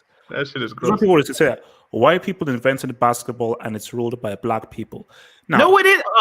Wait, easy. Let me just because this is a good lead into the other thing I want to talk about, which is about Kyrie and the NBA and all stuff. But let me just do this because people always use this as a resource to my rap argument. Sports is our X's and O's. It is very simple, easy to know who is or isn't good at a certain sport. Because sports, these are rules, and it's about I scored more points than you. I had more set points. I swam faster than you. I beat you, assuming I beat you at 100 meters. I ran faster than you. I lifted this higher than you. I scored more goals than you. That can be quantified. I don't think. Music, let me see. Music can't be quantified. It can't be. It cannot be quantified because music. Hence why I always find like the Grammys, that doesn't make sense. How do you decide that this is a better album than that album, especially if all the albums are of a certain quality? Because at the end of it has to be subjective. But if you're doing football awards, you can look at data that tells you, well, look, this guy had this many points, this amount of goals. So this guy performed better mathematically than this dude. These are the numbers that we can use. But there are no quantifiable numbers in music. So for something like rap, it's cultural because it was conjured up and invented based on the personality and the characteristics of a certain people, whether you want to look at Afrobeat, whether you want to look at hip hop and rap, whether you want to look at folk music, even look at grunge music, which I'm a fan of, that came from Seattle. And there is a specific sound and feeling and emotion and psychology that goes into grunge music that you can only truly get from Seattle, that specific city. So same thing, and this is what I've always said. There are so many great rappers all around the world, but rap truly sounds authentic when it's from New York. And when you hear a New York rapper, well, albeit a good New York rapper, that's when you get the true authentic sound. So can I take objection to this wording? This is saying white people invented basketball and it's ruled by black people. So I'm assuming the converse is black people invented rap and it's ruled by white. This is not it's not congruent because black people don't rule basketball. There are 32 teams in the NBA. There's one black owner, and he owns a portion, and his name is Michael Jordan. No, I think he means by the black people are the best at it. But basketball isn't ruled by blacks. It's ruled by white people. Black people are serving white ownership. Adam Silver's white. David Stern's white. Black people get paid. I think the thing he's getting at is not the ownership, because you're absolutely right. Like all the owners, except partial ownership for one, is white. You're absolutely correct about that. But what he's saying is that the culture of basketball is still has transformed into a mostly black culture if you think about it. Because think about it this way. But who's getting paid off it? I mean, actually, if you think about it, it's both black and white people, but mostly white people. But you're right. I mean, you're absolutely right where you're saying the ownership is from white people. But and I'm saying that isn't analogous in rap. In rap, black people rap, but if you look at everybody which labels, Atlantic, Epic, Columbia, Interscope, you go high up the ladder, they're all Universal Music Group, Sony Music Group. Black people don't own the culture that they make. So yeah, the NBA culture might be black, but they're not getting paid off it. And if you don't get paid off it, you don't own it. It's that simple. But then again, at the end of the day, when it comes to almost anything culture related with black people in America, note America, nothing. If you want to go to the top levels, it's not going to be owned by black people. Even and I could go even a step further. If you're going to go there, pretty much if you're going to go like up to the Universal Music Group or Sony, that means almost anything you own, like except for maybe like anything even in Africa and South America and Asia isn't owned by black, Asian, or Hispanic people. That's all owned by white people or owned by those few elites. Because how far up do you want to go as far as culture? Do you want to go all the way up to the very, very top, or do you want to go to the grassroots level or the consumer level? It's your choice. Actually, can I just ask you guys, because I'm just looking about just a little discussion that's happening on the live chat here. Is music subjective or is it objective? Subjective. It's always been subjective. It's just the thing is that the points are how many people actually like, how palatable is it to a culture? Because think about it, like a pop song could come out that you or I could listen to, and we think it's absolute fucking garbage. You can play it in another country, they think it's absolute fucking garbage. That's how I feel about a lot of pop songs in Germany. I think they're absolute fucking garbage, but if to Germans, they love it like it's the next best thing. and then you're wondering like, why do they like it? It's To be have hope. I have a question. Mm. I'm trying to square your football arguments here, and I get it to an extent, but aren't you one that believes in the eye test? Like in terms of judging footballers. So like you might see, I don't know, a player like Fernando Llorente. Oh, he scored 15 goals this season. But then you might look at the goals and you might think, like that's not as good as the 13 goals scored by X player that actually did more with the ball. So your argument that football is objective or sports is objective, not necessarily, because like James Harden scoring 30 points might not be the same as LeBron scoring 30 points if James Harden had to shoot the ball 20 more times. You see what I'm saying? It's so just looking at the data, I'm saying basically sports ultimately is objective, but there is subjectivity within it. For example, you have a guy that scores 40 goals, is a guy that scores 25 goals. Objectively, the guy that scored 40 goals is better than the guy that scored 25. Now, when we now watch the games, 40 of these guys' goals were tap-ins, penalties. These guys' 25 goals were supremely amazing on a much weaker team where he had to create his own goals. So in my view, his 25 goals were better than his 40 goals. You just said Ronaldo. Got you.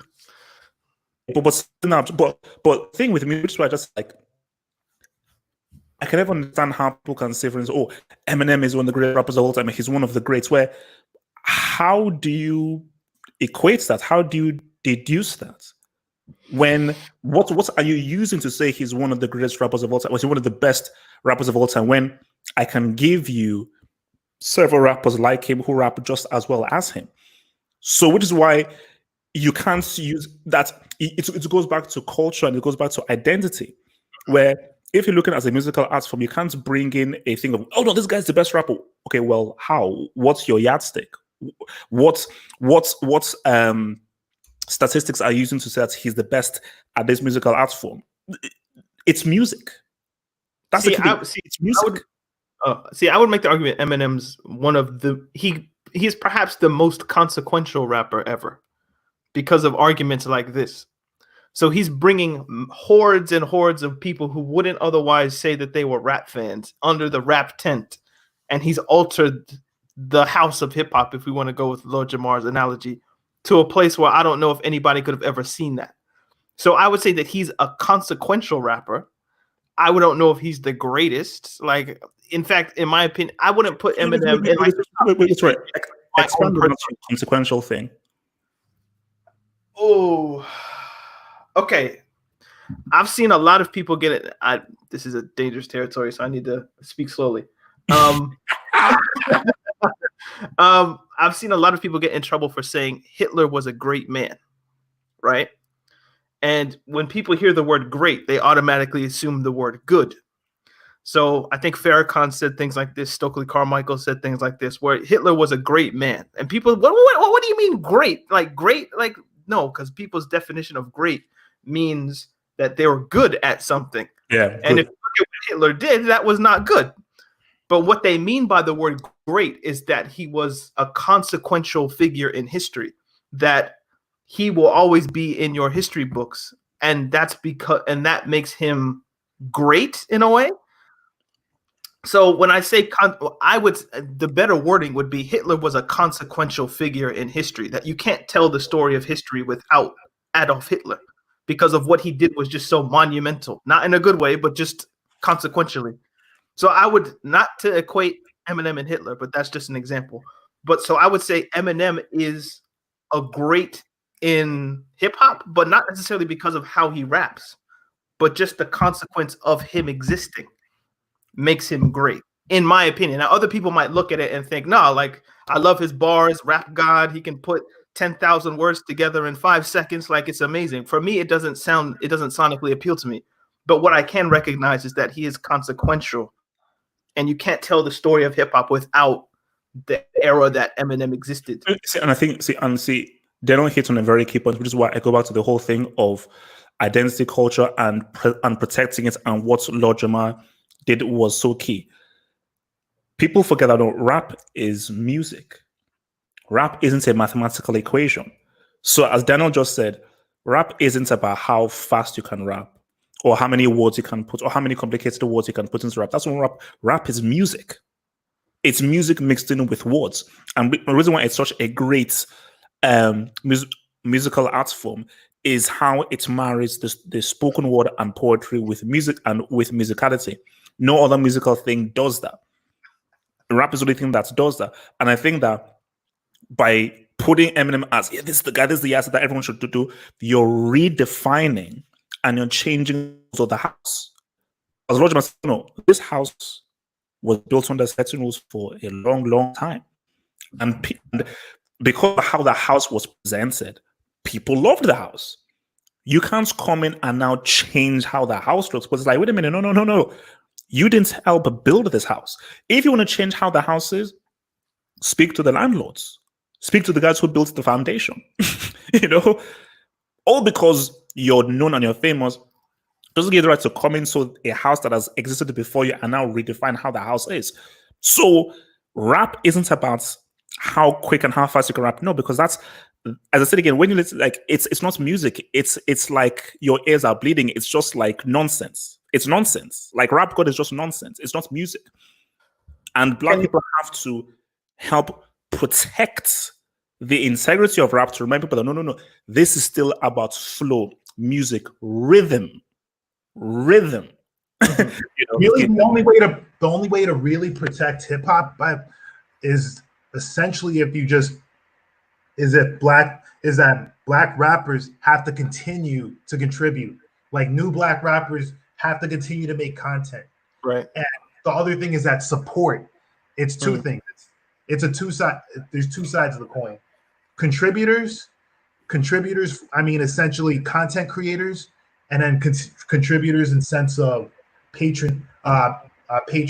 So the patrons have to continue hyping up and focusing and going to concerts. One of the big things also, despite COVID-19, is that the number one form of money making from a lot of these rappers is through concerts. I mean, through musicians in general, or concerts, live concerts.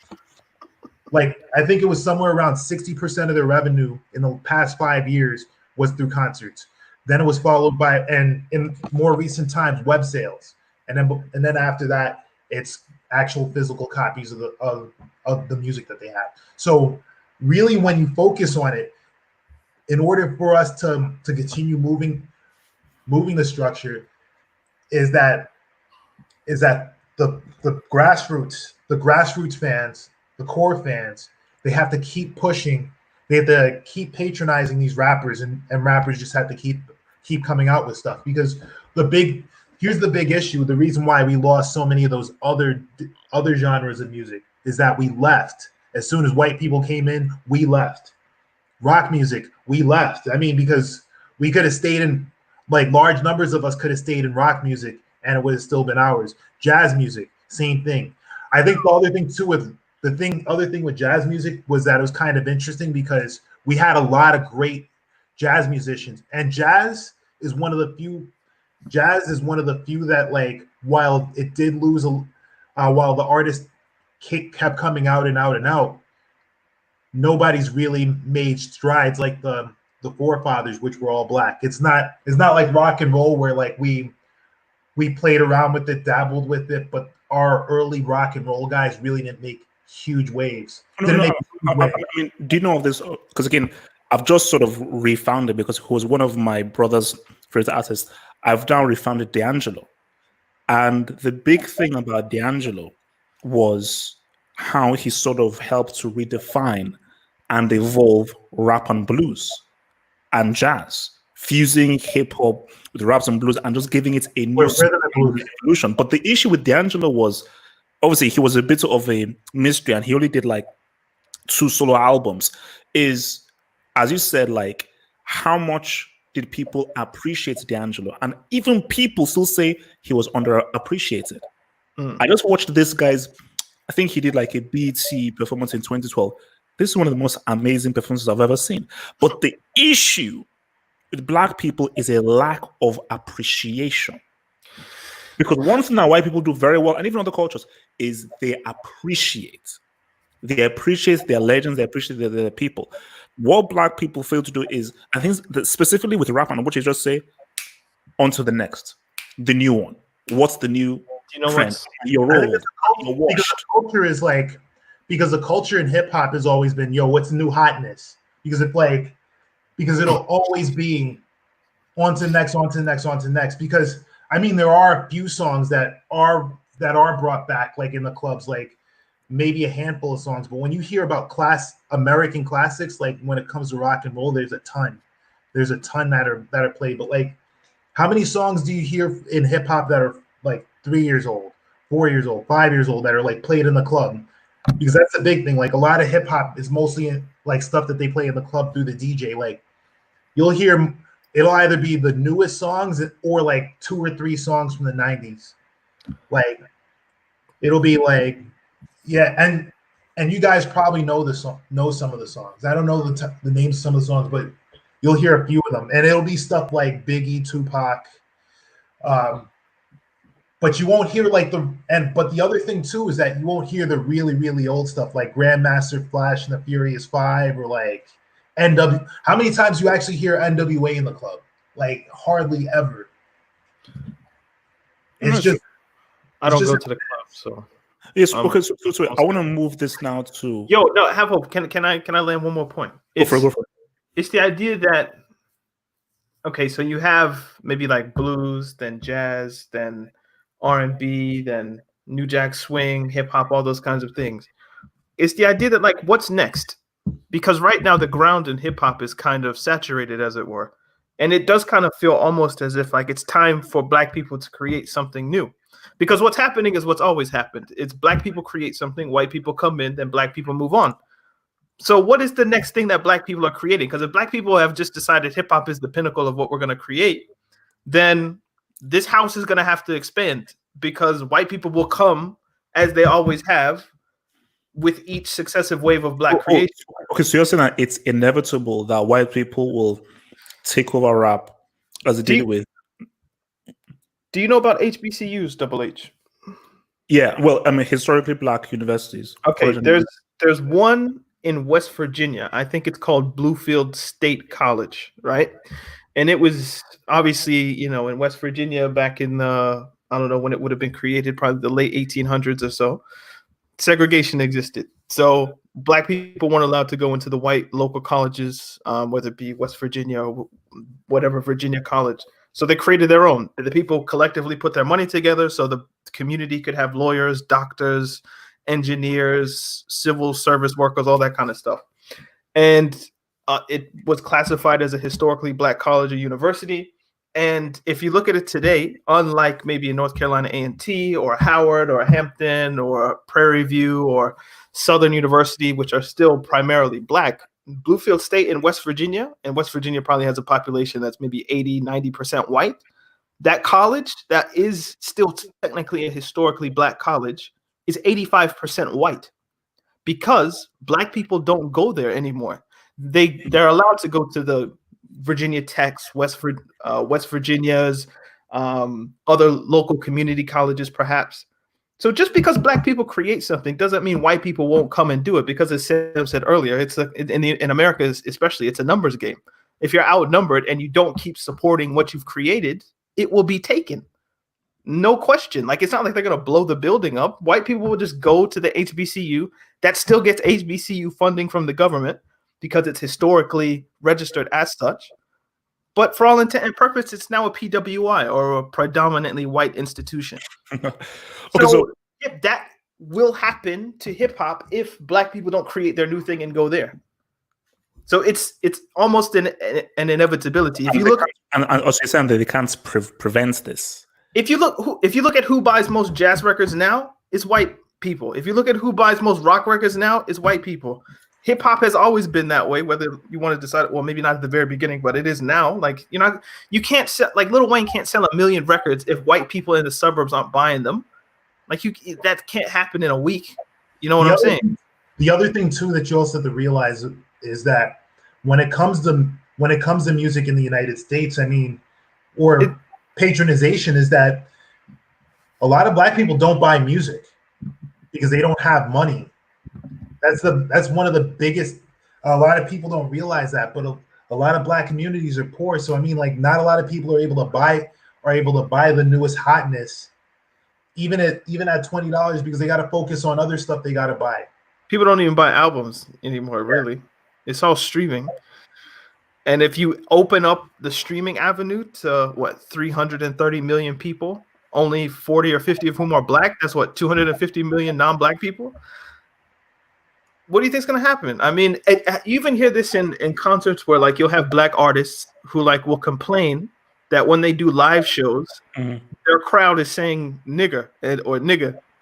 It's like, bro, you sometimes price out the Black community from your events. Not that they are the ones setting the prices, but the people who they tour with.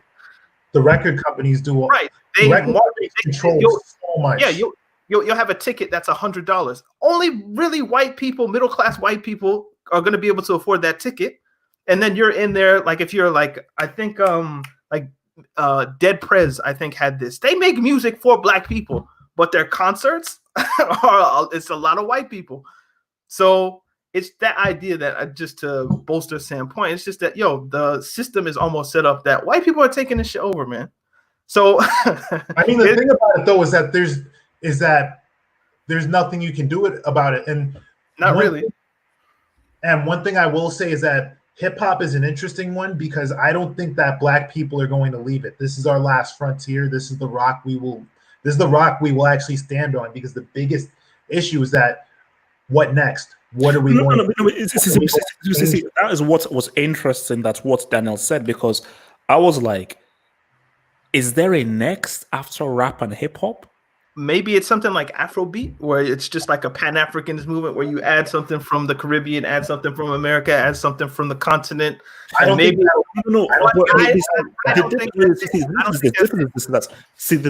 the difference, I think, from this is supposed to blues, jazz, and so forth is I don't think that jazz and blues were as much with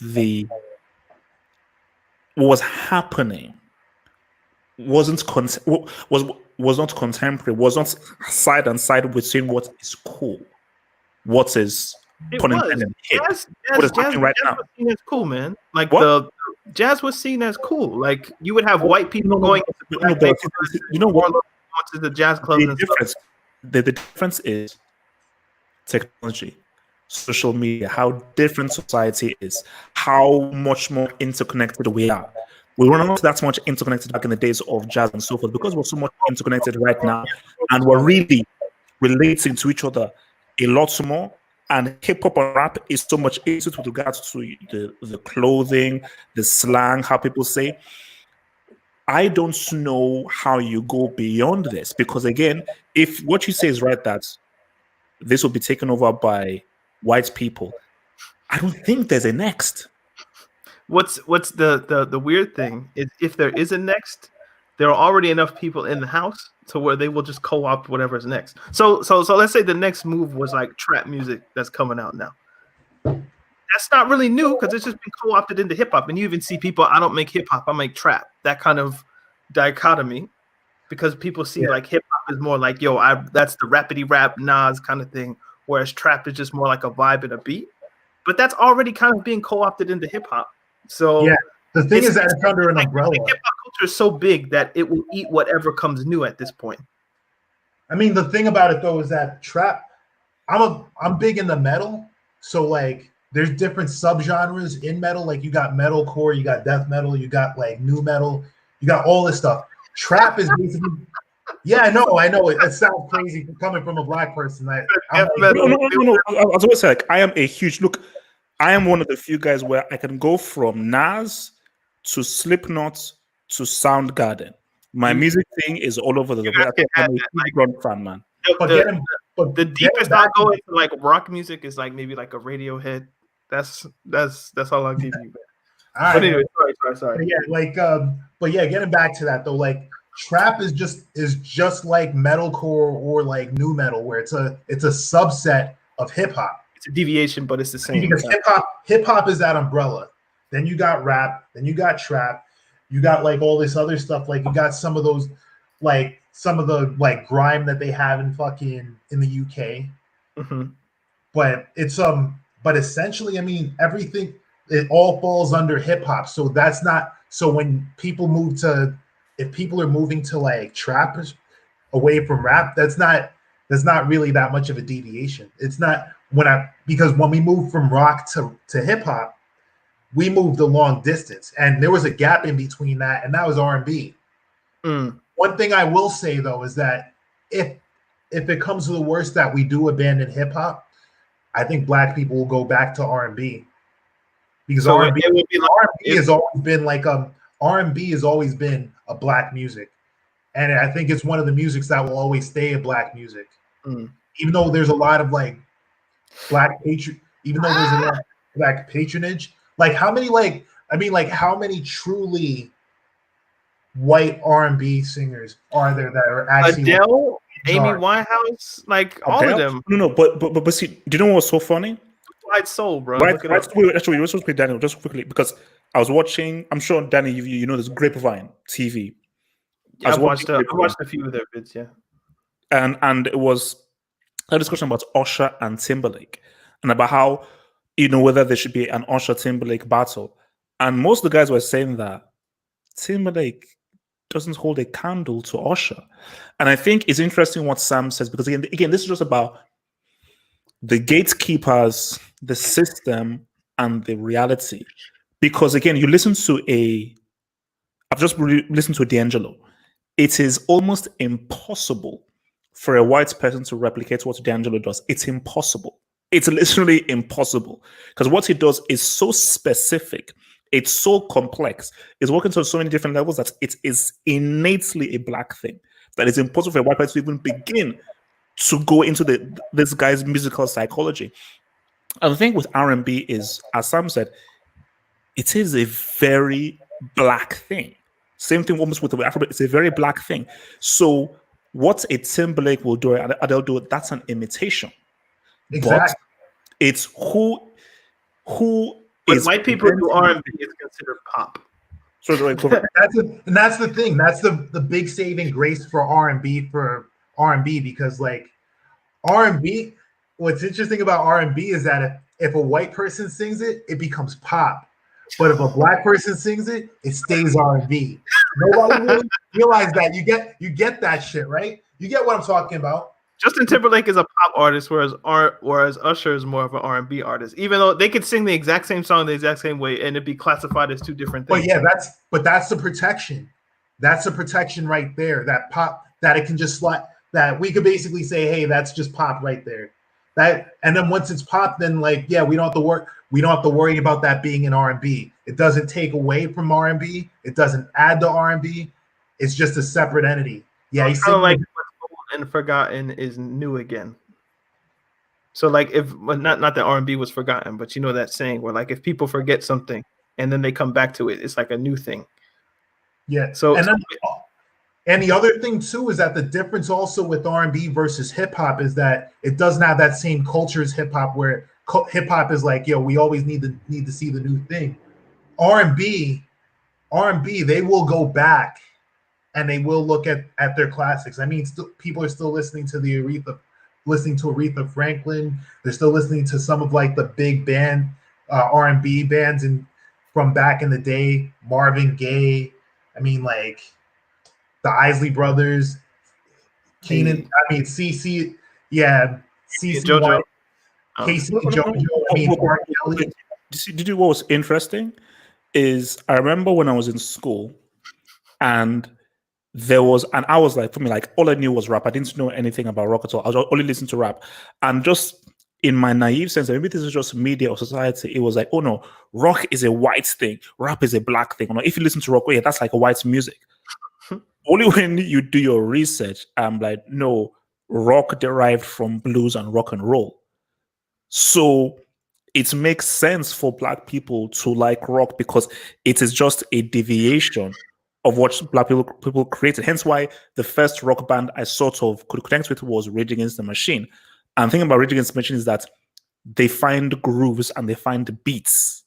And a lot of their music is very similar to hip hop and stuff because they are looking for certain grooves and melodies within the stuff that they make.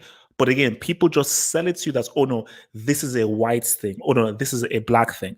But it's interesting what you guys say because I do believe that.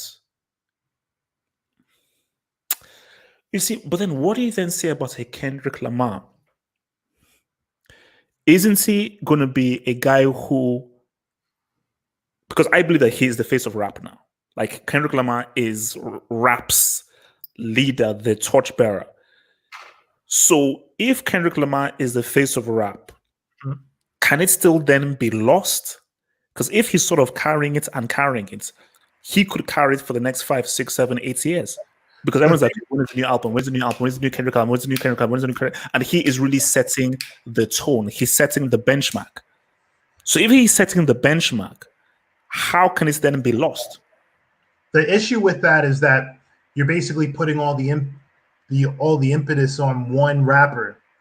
I mean, like, it's too, because the thing about all of our previous generations of rap music, it was a bunch of rappers that came out at the same time, like a small and big. I mean, there's a bunch of small and big new rappers that are out now, but like a couple of them don't have the impact as much of an impact. But I think another one that people that we're not talking about that we should be talking about is Cardi B.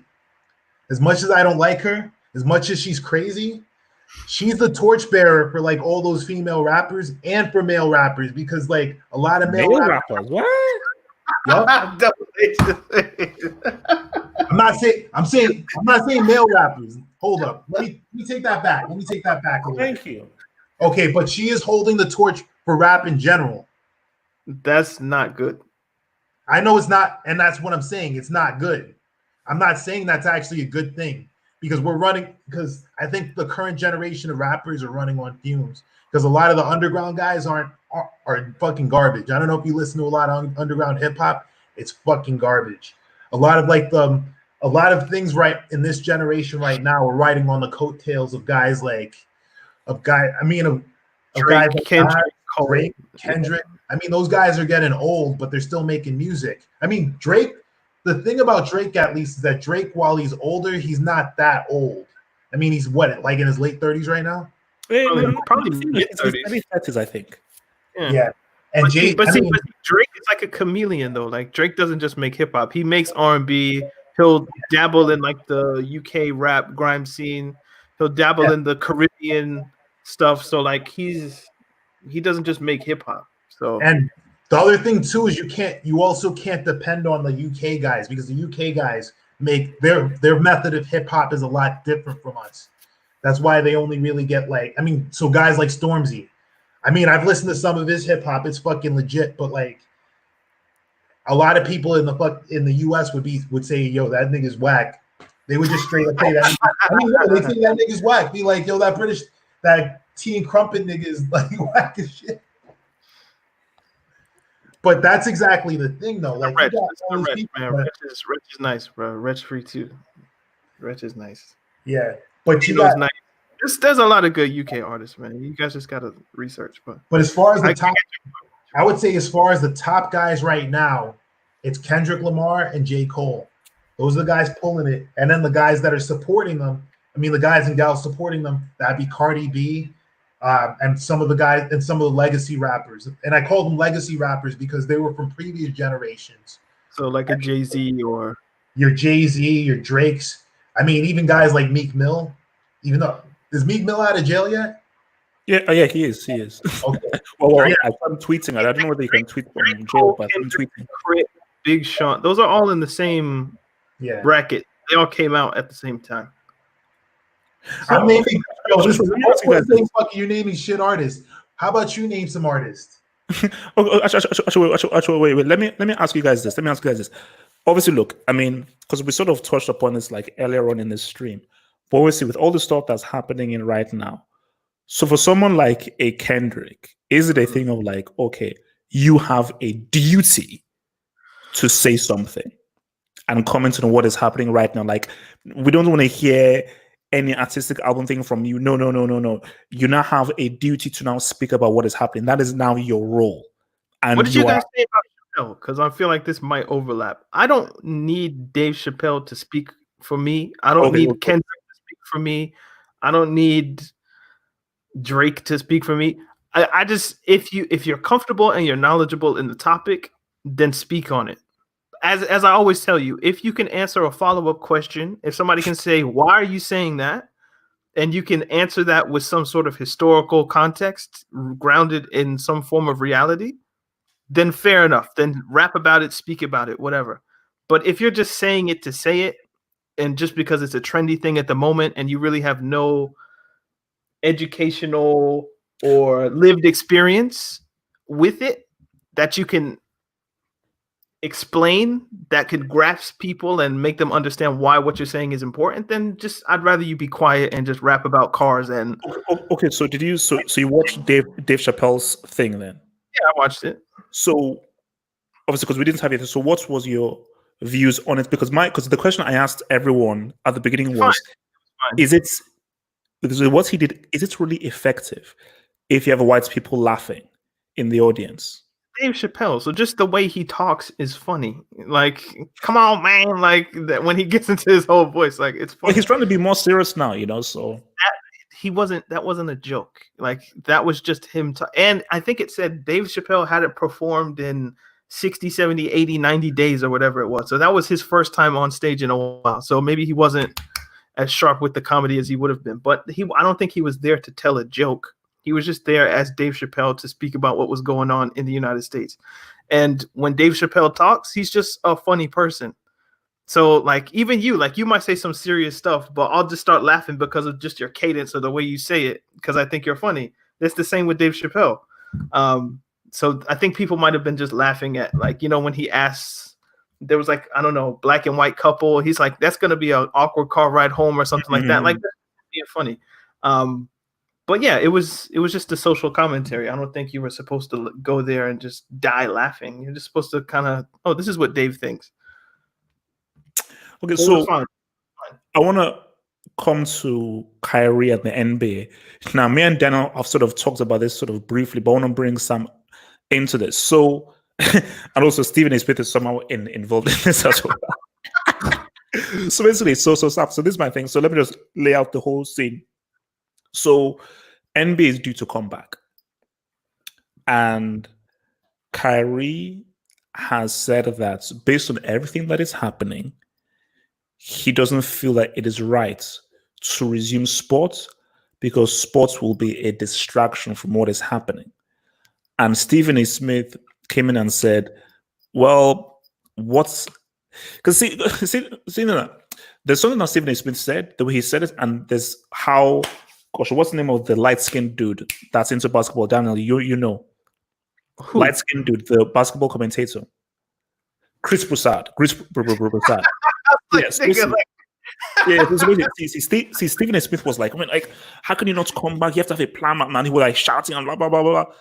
But Chris Broussard came in much more level-headed and in what was the best response, which is that he agrees with what Kyrie's doing. And I think it is good in the fact of like, you want to try and put the foot on the pedal of what is happening. You want to distract. What is your plan of action? You have to have specific demands and a specific goal. What do you want to achieve? And this is what I've always said with this whole Black Lives Matter thing. What is the end goal? What do you want to achieve? What are the tangible things that you want to have be changed? Umar hands. What did you say? I said you had Dr. Umar hands. Oh, yeah. Look, police reform, that is a key thing that they want to change. So, but my question to you, Sam, is what power do you think NBA players can have if they're all decided to not play and try to enforce some sort of change? Or do you think that there's very little that they can do as NBA players? It's good. So here's the deal. It depends on how many of them there are. Because I think the NBA right now, as far as players, is 6. No, that's an NFL. NFL is 67% black. I don't know what the percentage is for. I think NBA is somewhere around 70, 75, I think. 70, 75? it would create mass. Here's what I'll say: it'll I'll look create it up. massive waves. As far as the players, let's say if all the players did a sit out, that would cause massive waves. And it would actually be something hard because if this is just one or two guys that do this, it would. I mean, yeah, they would just probably let those guys go and then bring in some draftees. But if it's like every single black player, yeah, they can't stop that. In 2015, it was 75%. Yeah. Now, one thing about it though is that I don't think that would happen. I would think maybe one or two would sit out and they would get fired, and they'd be told go to work or get fired.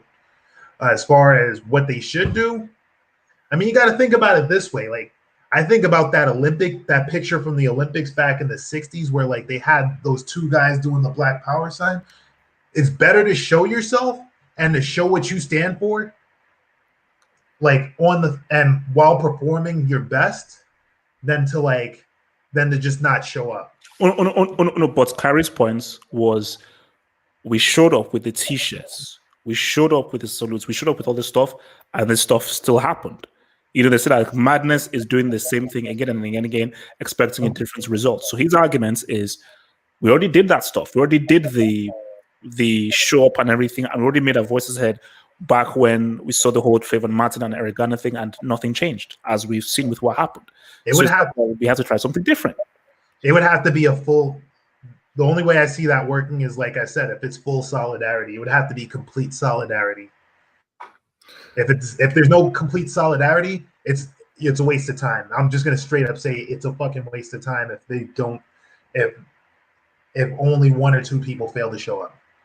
All right, Daniel. I think Kyrie might be on the right track, but I don't know how he got there. Basically, I'm not following any nigga that believes in a flat earth. So even though I agree kind of with his sentiment, I'm like, I don't know if I want Kyrie being the guy speaking for us, as it were. That being said, I do think Sam has a point that, like, if it's one or two people, that's not going to be enough. You know, if it's just, Kyrie and Dwight Howard decide they're not playing, the league will go on. But if you actually got, LeBron, Kawhi, Giannis, Steph Curry, if you actually got like the real leadership in the NBA to be like, you know what, we're not playing. Yeah, so you need LeBron. You need LeBron. You know, if they decide we're not playing, then the rest of the league, it will trickle down from the top. Because I don't think there's enough on the kind of rank and file level to actually influence the top. So it would have to come from the top down, because you have to think, like, let's say, I think there's 15 players on a squad. What's 15 times whatever? 15 times 30. There's 450 players in the league.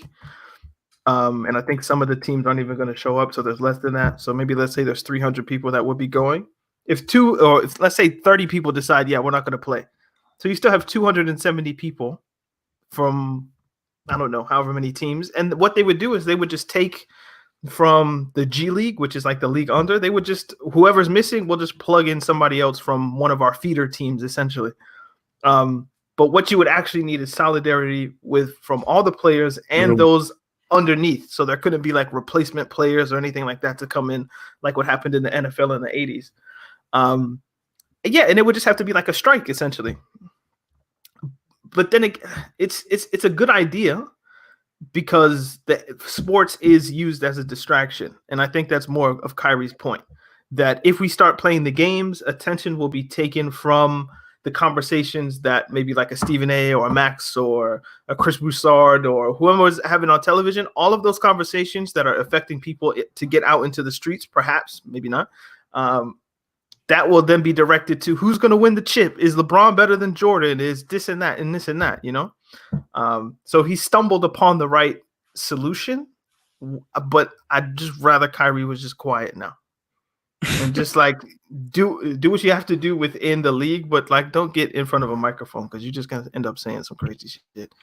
All right, so just to round off, and I think I don't think Kyrie reads books, is my point. I think he watches YouTube videos and repeats what he hears from the YouTube videos as best as he can. It's very like, it's like Kanye. Like Kanye listens to Candace Owens and then tries to repeat what she says, but he hasn't read the books. So it's just like, can we get just reads? You know, can we just get people to read? Also, speaking of reading, Daniel, I've read the first 3 pages of this Malcolm X autobiography. My God. So just to round us off before we... He's read 3 pages. No, because like I've finished the forward. It starts deep, bro. It starts with the murder, bro. Like it's like, goddamn. Yeah, I know. Yeah. So the forward is like, oh wow, damn. So basically, it's like bloody hell. But this guy's life. So before we get out of here, I want us just your thoughts on this. Black Lives Matter. What do you want to call it? The movements, the institution, the labels, and sort of your honest view on Black Lives Matter. Let me kick things off, and I think this is a good thing to end this. Black Lives Matter, and I think I've sort of mentioned this to Daniel in passing. 3 stages. The movement becomes organized, becomes an organization, becomes an institution.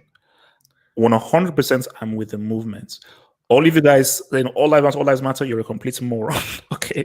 Black Lives Matter is Black lives don't matter in America. Black lives don't really matter around the world because Black people are at the bottom of the pyramid. So Black Lives Matter, as I know, our lives matter. We don't need to put that, Black Lives Matter as well. No. Black Lives Matter. That's all that you need to say because this world is trying to tell us that Black lives don't matter. And we get told and reminded about it. So that's all you need to know. So I'm 100% with the movement and sort of. Bayern just won the Bundesliga, by the way. I'll address that. 8 in a row. No. I'll address it in the separate video. Not here. Definitely not here. Please. So is that 9? Is that 9, guys? 8, or 8? It's 8. So my thing is, I am just worried about what Black Lives Matter will become. I'm worried about this dude called George Soros, some old white dude who is connected to this thing. I'm worried about if this thing becomes institutionalized. And I'm worried that once this thing becomes institutionalized, it now becomes tamed. Mm-hmm. Because again, people don't listen to a peaceful protest. Because I always say to people that, why is it that in school I always heard about Martin Luther King and never really Malcolm X? And more so, why is it that racist people who I knew were racist and I knew who had an issue with me said Martin Luther King was a hero? That never sat well with me. I know you're a racist, but Martin Luther King. It never sat well with me. So the thing with the whole Black Lives Matter thing, the reason why I never post a hashtag is I think that hashtag may become compromised because that hashtag is being used by racists.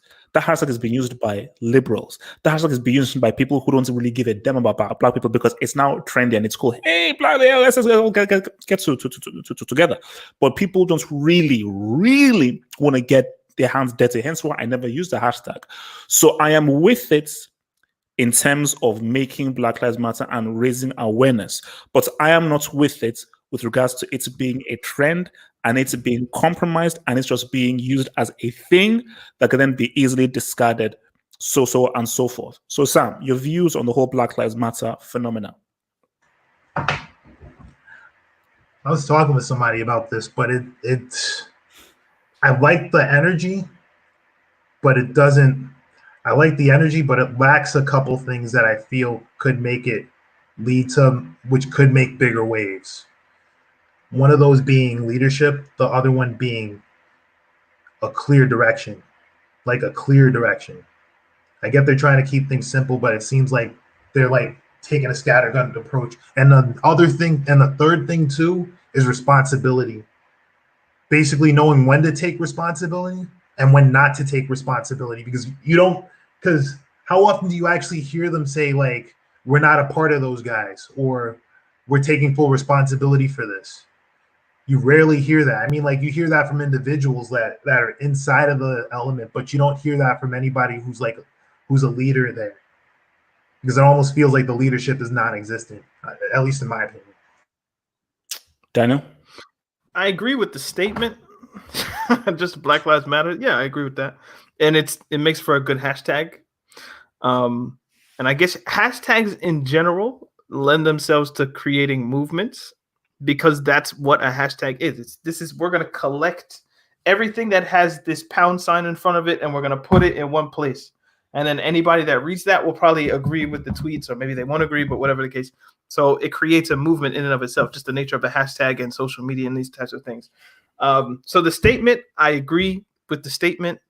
As for the organizing of the people who believe in the statement and where that's going, I don't know enough about, the three women that created it. I'm pretty sure it's like a intersectional kind of, if all Black people aren't free, then nobody's free, all those kinds of things, which I agree with to an extent, although I do think in some ways it's more of a distraction than it is like productive.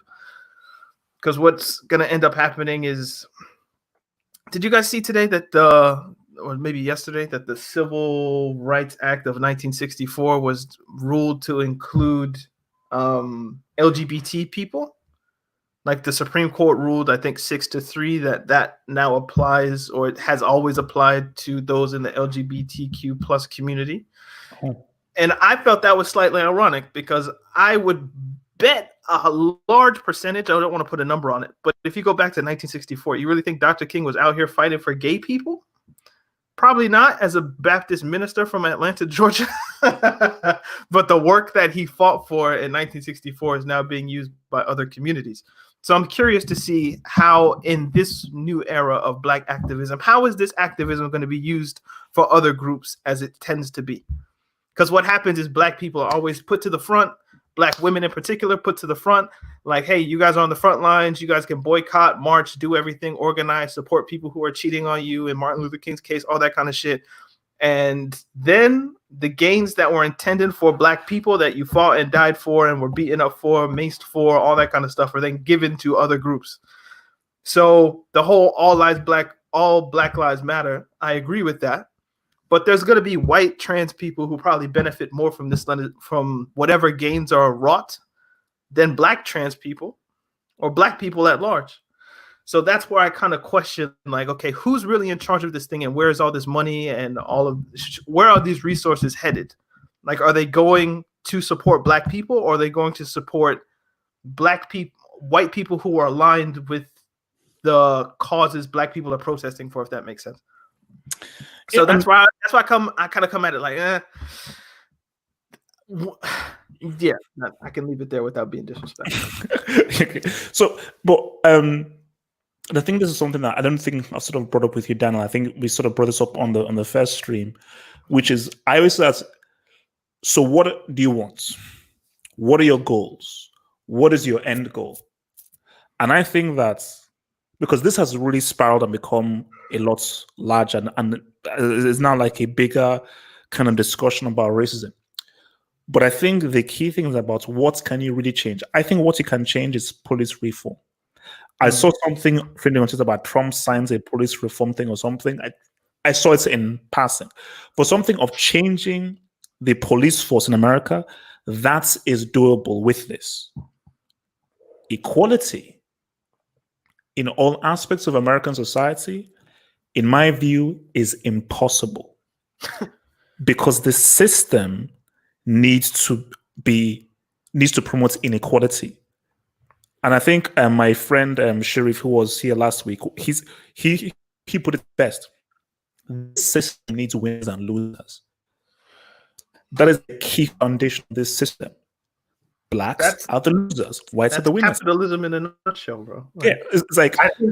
But one thing I will say though is that there's a couple things I don't agree with on that, because I do agree that there have to be winners and losers. There doesn't have to be, but there is. I mean, when you think about any power system, there's always winners or losers. There always will be. It doesn't matter how you do it. But you always compare, because one thing I always hear you mention is that you compare you basically say that the cops are slave catchers. I mean, I don't agree with that at all. That's the history. That's the history, though, Sam. Let me talk. With American policing, it goes back to slave catching. That's a fact. I'm not arguing arguing. I'm just giving you the history. Like that's what it is. Because the thing about policing was that policing started off in white communities. I mean, there was slave catching, but because you got to remember that policing didn't just start in black communities, it started in white communities. It actually started in white communities before black communities. Yeah, there were the slave catchers, but they had the police in white communities up in the Union and during that time, because it was based off of the British system, where essentially, I mean, when you got it, like you got stuff going on where it's it's based off of the constables. So you have the constables, they took care of stuff, but like as far as the aggression, as far as like the way that we do things nowadays in the US, yes, it is very much similar to the slavery system, because a lot of things change. And I would say the way we police actually has changed significantly from pre-60s to post and post-60s. We got more militarized, we got more violent. A lot of the police tactics that we do are just, I mean, they've just gotten gradually worse. SWAT teams came out around the 60s. I mean, on top of that, like where you're talking about things like COINTELPRO, the war on drugs really like increased like how violent and how bad cops were. Cops were really bad already before, but they became worse, like in the 90s and so on. And no, Daniels is not always right. Okay, now if I could just go into American policing quickly, if I could just give like the quick go for it. People would agree that like, okay, the police in France and the police in Argentina are not the same police, even though they're both labeled as police. Like just because you're labeled police at the same time doesn't mean you do the same thing or you come from the same place. So in the North, you're right. It does come from like the whole constable thing from London and whatnot. But in the South, it's a completely different thing, especially once we get past 1863, 1865 with the Emancipation Proclamation. So I think if you look it up now, I think 55 to 60% of all Black people in the United States live within the South, which would be Florida, Georgia, Alabama, Mississippi, Louisiana, South Carolina, North Carolina, and maybe Virginia is included in the South. I'm not quite sure, but it could be. In the South, after they passed the 13th Amendment, there was a little addition in the 13th Amendment, I'm sure you guys know, which said, slavery is outlawed except for punishment as a crime, right? So when they added that little thing in there, that was like a little teaser. So the states that were in the Confederacy would ratify the 13th Amendment, because President Andrew Johnson, after Lincoln was assassinated, he was a Democrat slave owner from Tennessee, and he was like, well, how do we get these people on board? Well, we'll just add the little addendum in there, and they'll accept it. And basically, he was like, yo, in order to get back in the Union, you have to outlaw slavery. But what will allow you to do is you can just create little laws on your books, and you can get your slaves back, essentially. So what happened is, after the Civil War ended, all these states started putting these vagrancy laws and just little stupid laws that would get people locked up for 3, 4, 5 years, Jim Crow laws, basically. And all those Black people went back to prison. And there was this system called convict leasing, where the plantation now that didn't have any slaves, or enslaved Africans, I'd like to say, they needed workers. So what they did, they would go to the prison and be like, well, if slavery is outlawed except for criminals, give us your criminals and they'll work for free in these things called chain gangs and all that kind of stuff. But in order to get the people locked up, you needed police and police departments. So most police departments in the South were established after Black people were emancipated. And that relationship of we need to lock up Black people for their labor hasn't gone anywhere.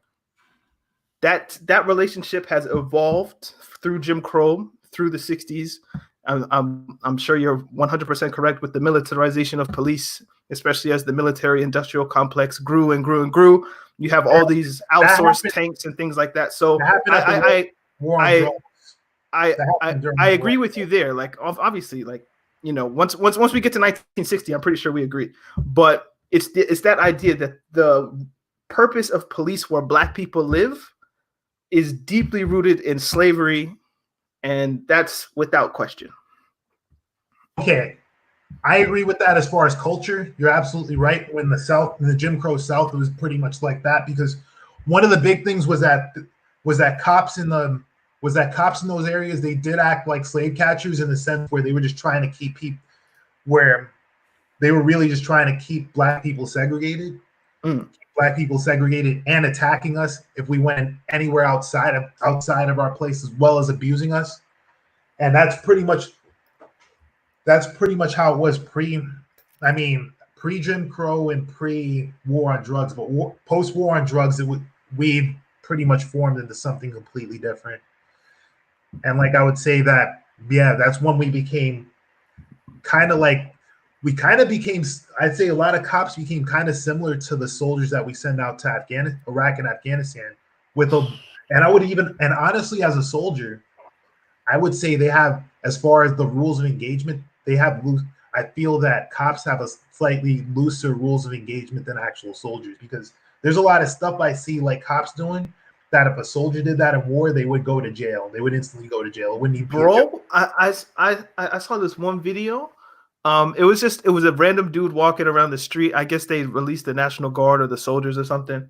And this one dude just went up to the soldier and was like, "Hey, yo, what's that gun?" And the soldier had like a smile on his face, and he was just like engaging with the dude. He was a black dude, and the soldier was a white dude. And it gave me the impression that, yo, like actual military officers from like the U.S. Army or the Marines or wherever, they have like a more calm demeanor, because it's just like, yo, these are just people. Like they're not coming at it with like the police mentality is like it's us against them. Yeah, it's like it's like the cops are literally a gang, and black people are like the Bloods and we the Crips or whatever the case would be. But when I saw the military interaction, I was like, oh, so like there are people that can have guns that don't feel like you're it's like they're not antagonistic in the same way. Yeah, no, because you could just see with the soldiers there is a lot on discipline and training. Right. You're so whether to be a man and everything, there is so much about discipline training, and getting into this psychological mind space. You can look at all of the movies and everything where there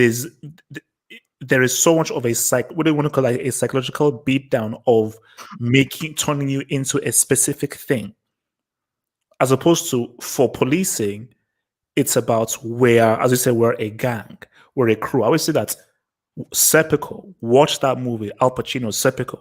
Serpico tells you all you need to know about the thinking and the psychology of policing. It's about, no, it's us against them. We look out for one another, and what we do is right, and we must always protect ourselves, which is why what is happening is a exposure of the corruption of American police, which is that we've been able to just get away with this stuff for so long that it is imperative that with these rats, you don't let up. You don't let up, because it is very easy to be like, okay, well, it dies down. When a new album comes, you'll forget about it. But it's very important that it's true. The whole idea is, let's just give these guys a Lil Wayne or a Drake album, and then they'll just divert themselves away. So it is important that, because again, like, you see, this is another thing, and this is how this whole thing even began. Was I said that, do African Americans truly feel American? And how can you die for a country that doesn't give a crap about you? And obviously Sam was like, oh, no, I still feel very much African American. But it's like, I can't get my head around that when the country keeps telling you that you're nothing. So how could you fight for a flag or this concept of a country that doesn't give a damn about you? That makes no sense. Well, I think most black people go into the military because what other place is there to go? Like, I didn't do it because of that, but you are right about most. Yeah, my thing is, go ahead. Yeah, so to explain my story is I love the United States. I love the United States. I don't feel it's in terms of brainwashing. I don't feel like anything. I think it's the best. And I told you this before. I think it's the best nation in the world. The big thing about it is that, yeah, there's a lot of problems. There are a lot of problems, and there's a lot of things that we need improvement on. But if you saw The Five Bloods, there was a quote that was put out by like a couple of the guys when they were those guys when they were in a flashback scene where they were with Chadwick Boseman's character, and it was basically like, hey, we built this country and we're going to see it through, so our children and our children's children can basically benefit. And even for us, that there's still a ways to go, and this is our country. Even if there are people on there that hate us, this is our country just as much as it is theirs. That's what it is. Do you get the sense though, like that military people are more calm than police? Like, what would your overall assessment be of like police v military personnel? It's interesting because I do have friends that are police. Mm-hmm. Yeah, and it is. I mean, I do feel that military are calmer than police. It depends on what they do in the military as well, because like if they're in certain jobs in the military, they can have a very tight attitude versus like other jobs where there'll be a looser attitude. Obviously, jobs that are tied more with like combat, like if they're infantry or if they're a sniper or something, or if they're, for example, they're a special operator, like a special forces guy. Yeah, they're going to be obviously a bit more tight than like someone who works supply or something as a truck driver. Because there's a ton of jobs. There's actually more support jobs than there are combat jobs in the military, or in any military, because they're also providing the support for those combat guys. But the deal is that, like, yeah, I mean, a lot of the guys that go out there and help and provide the security are a lot of those support guys, because they just need bodies out there.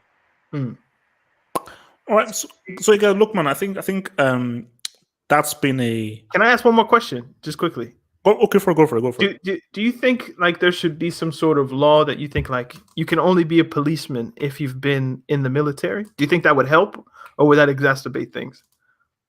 Because I've thought about this. Like, if you have somebody who's, you actually enforce that? I don't know. I'm just saying, like, across the whole country.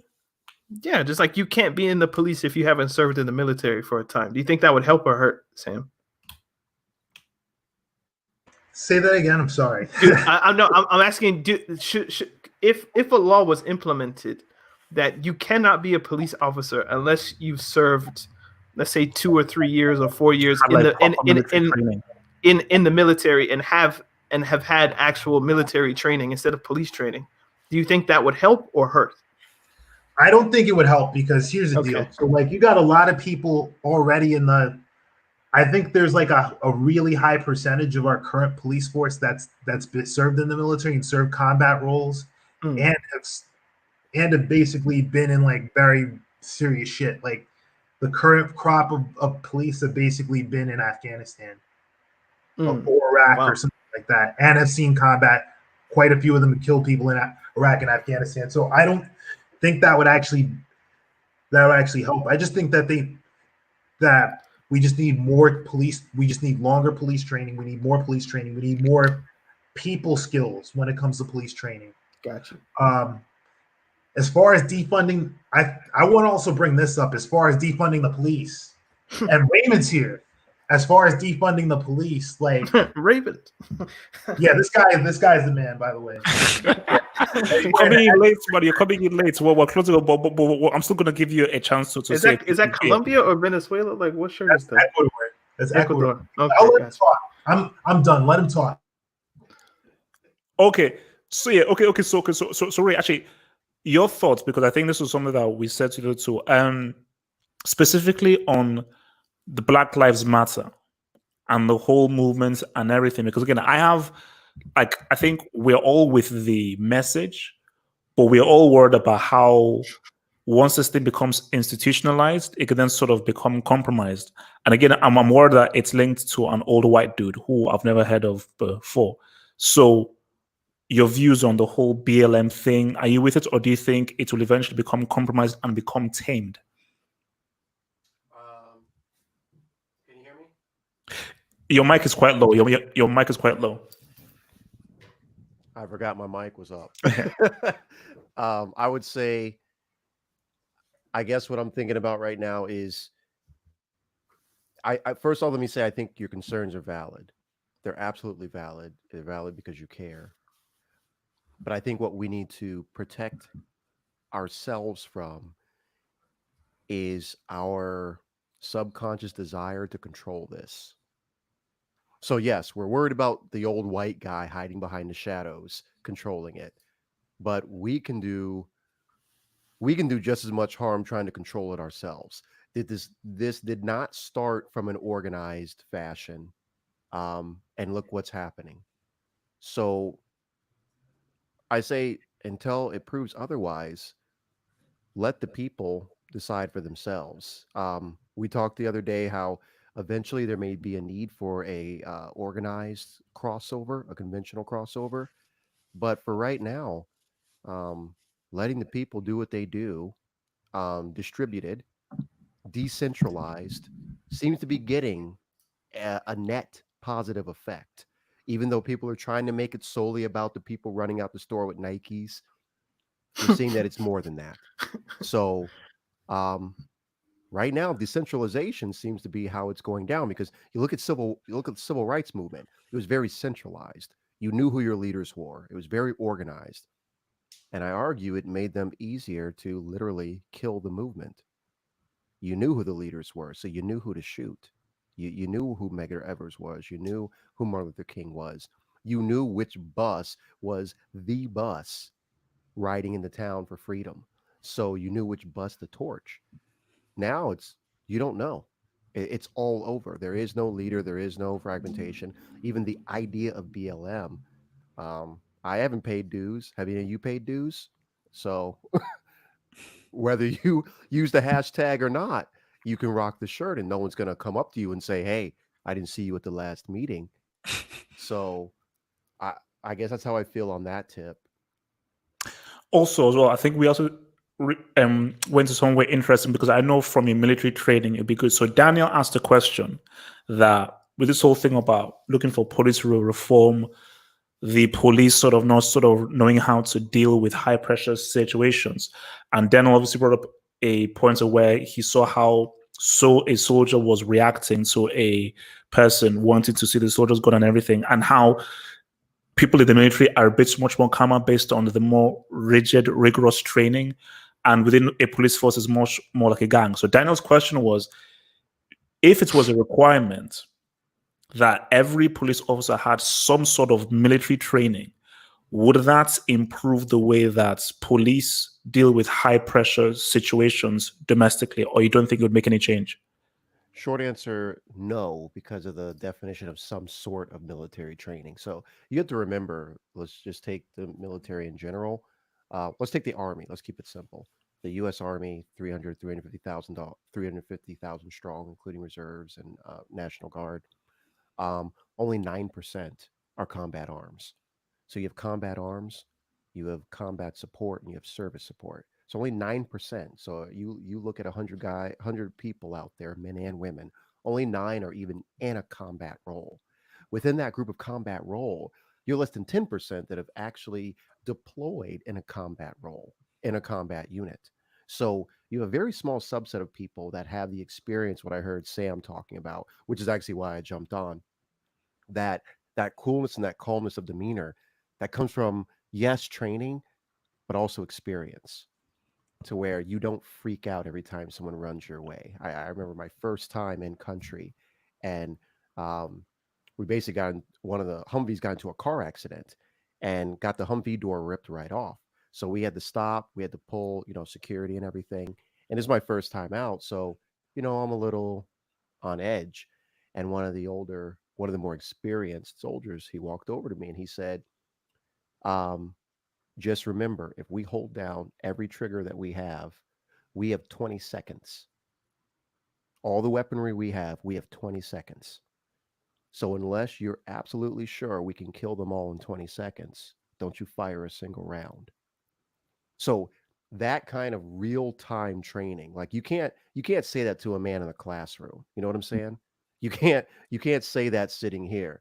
That's something you can only learn when a man is standing next to you in the same situation you're in and saying, "Hey, I'm not saying this is safe. I'm saying let's play this like chess. If we can't kill them all, we kill nobody. So keep it cool." So coming back home, that's a demeanor that once you get it, you don't take off. So it would need to be that level of experience and education, that kind of professionalism. Because I agree with Sam. Um, it's the game's on easy here in the U.S. for cops. It's basically what I perceive. Let me not say factual. What I perceive is as soon as they graduate from police academy, they're heroes. They walk around. I'm seeing a TV show. As soon as they graduate from the academy, they're heroes. They're at the bar partying and everything. And it's this idea, even like one of the things that amazed me when I came back home was this idea you deserve to make it back home. You know, when you're a soldier, no one tells you you're going to go out there and do a soldier's work and you deserve to come back home. Do whatever you got to do to get back home. It would be so disastrous if you started teaching combat soldiers that. They're taught the opposite. They're taught that, hey, you're here for a job and the mission and the job is higher than any of us individuals. And yes, you may die alone, cold on the side of a mountain. Versus, and that was actually a speech given to me. We were told we're expecting 20% casualties and you may die cold and alone on the side of a mountain, hoping that we get there, and we will not get there in time. If this is not a possible future or a possible reality for you, you are not less of a man, but this is not the business for you. Versus here in the US, what I'm seeing is you just tell police, do whatever you got to do to make it home. If it's basically you're telling them they are the highest, they are the priority. Now, we all know that not every police officer lives that way. We have seen firefighters and policemen risk their lives so that others may live. So we're not talking about the fact that all cops think this way. We're talking about what are you teaching? And that's a scary thought when you think about it. You know, think about being a soldier, going door to door. You don't know who's enemy, who's foe. So instead of actually going into the building and verifying if they're friend or foe, why don't you just throw grenades through the windows?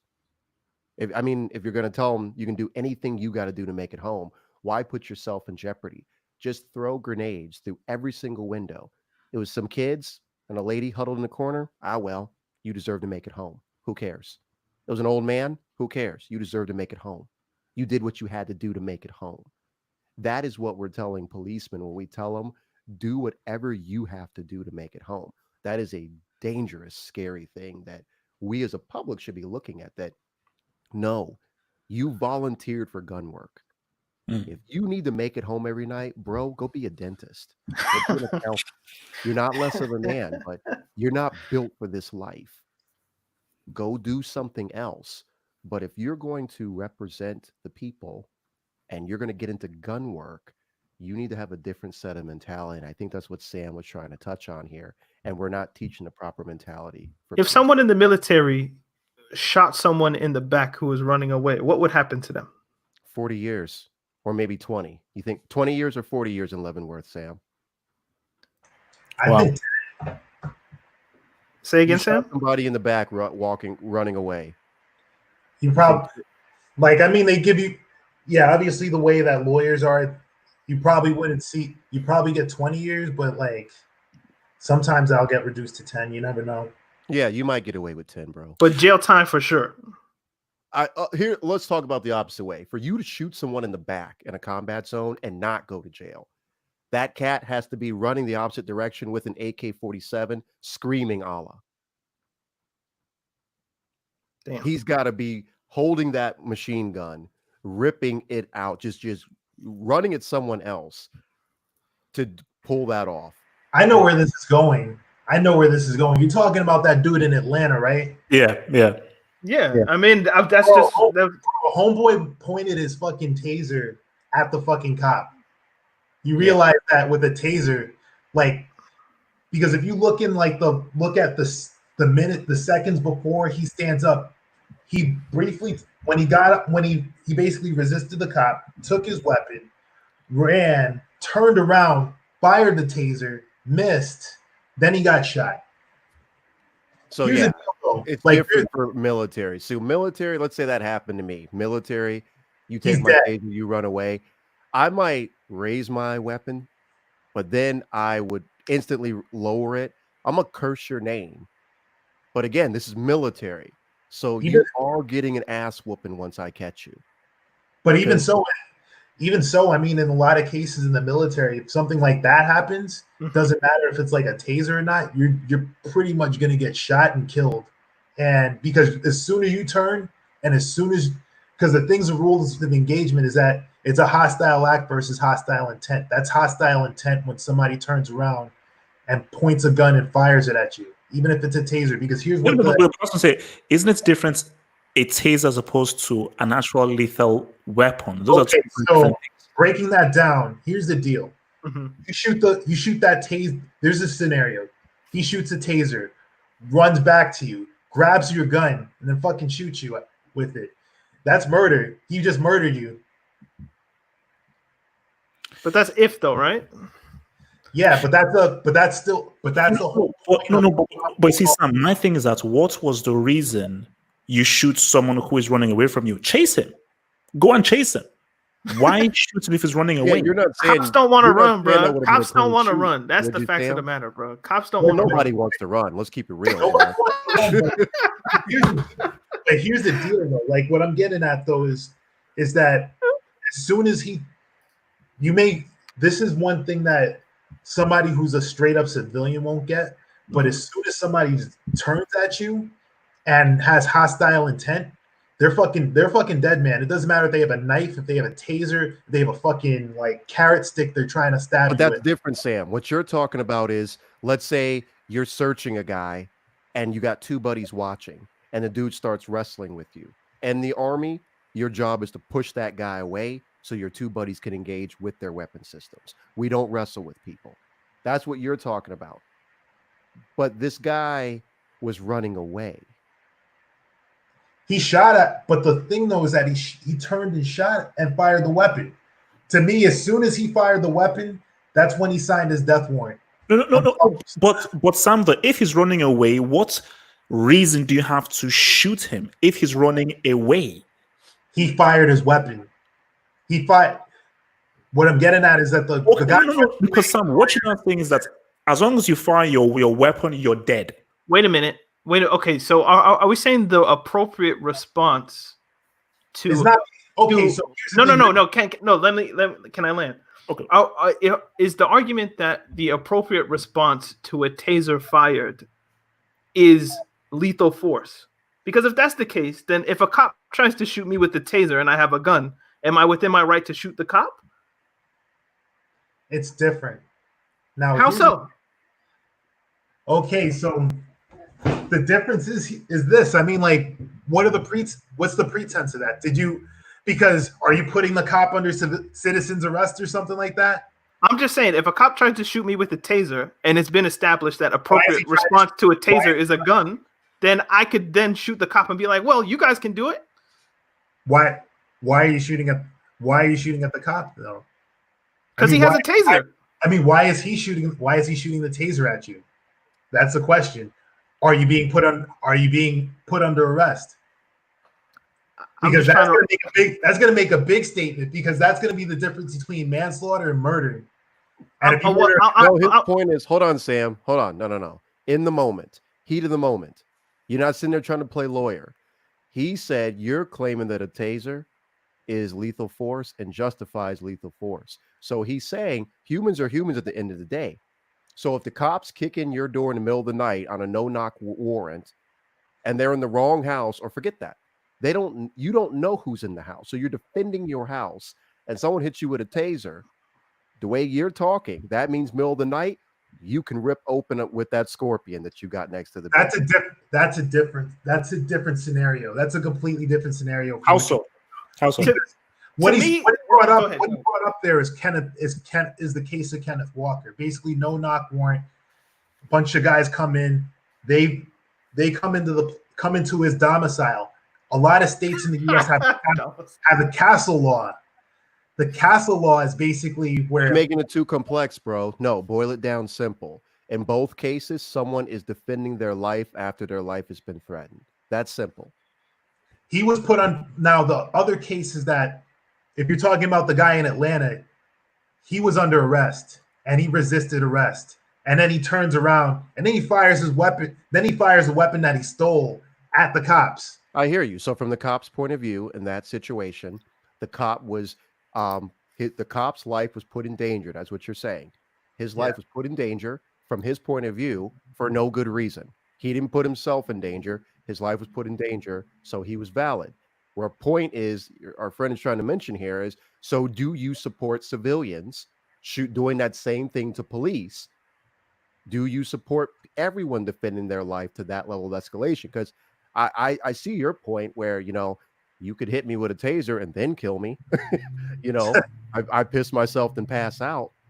But I also see an escalation situation here where you are a cop and he wasn't alone, bro. So you weren't by yourself. Well, how many were there? 3, 4? 2 that I saw. 2 cops. I thought it was 2 cars. I thought a second car showed up. I think it was 2 cops, 2 cars. Okay, so you weren't alone. So you know what he took from you. You weren't thinking he took your gun. You knew what he took from you. So why are you shooting at that moment? What do you think? He's going to go kill someone with your taser? Yes, we've all heard the stories. If I tase someone with a pacemaker, forget that, bro. What other? I'll tell you what I saw. I saw heat of the moment, a little bit of ego, which we'd all be pissed. You know, like, come on, man. He beat both of them on my shift. Yeah. But no, I mean, yeah, I don't think that's what we want to do, where we tell people that cops are cleared to shoot you if you take their taser. And we had that happen where I live, where it was ruled a clean shoot. He claims the kid came at him with a bucket. You know those plastic 5-gallon buckets from Home Depot or whatever? He's claiming the kid picked up that and was swinging it at him. So he shot and killed the kid. Now it was ruled a clean shoot because the bucket was in his hand. I mean, is that what we want? Now, here's the thing. I'm going to change the scenario a bit. Let's say the only difference is that he had an actual gun. He took his service pistol. Would that be a clean shoot then? If he fired the gun? Because he fired the taser. If he fired the gun while running away, then yes, you can shoot. Oh yeah, no, you see, if he had a gun, this is now something that's going to now lead. I'm protecting my life. I'm protecting the lives of others. Right. You shoot. But see, like the scenario that I'm hearing is because it's a taser, then there's like this next step of what he might have done by going back and claiming the gun while there's another cop there. To me, that doesn't make sense. So here's what I'll say. Here's what I'll say about it. There's 2 things about this. I think he could have done a better job.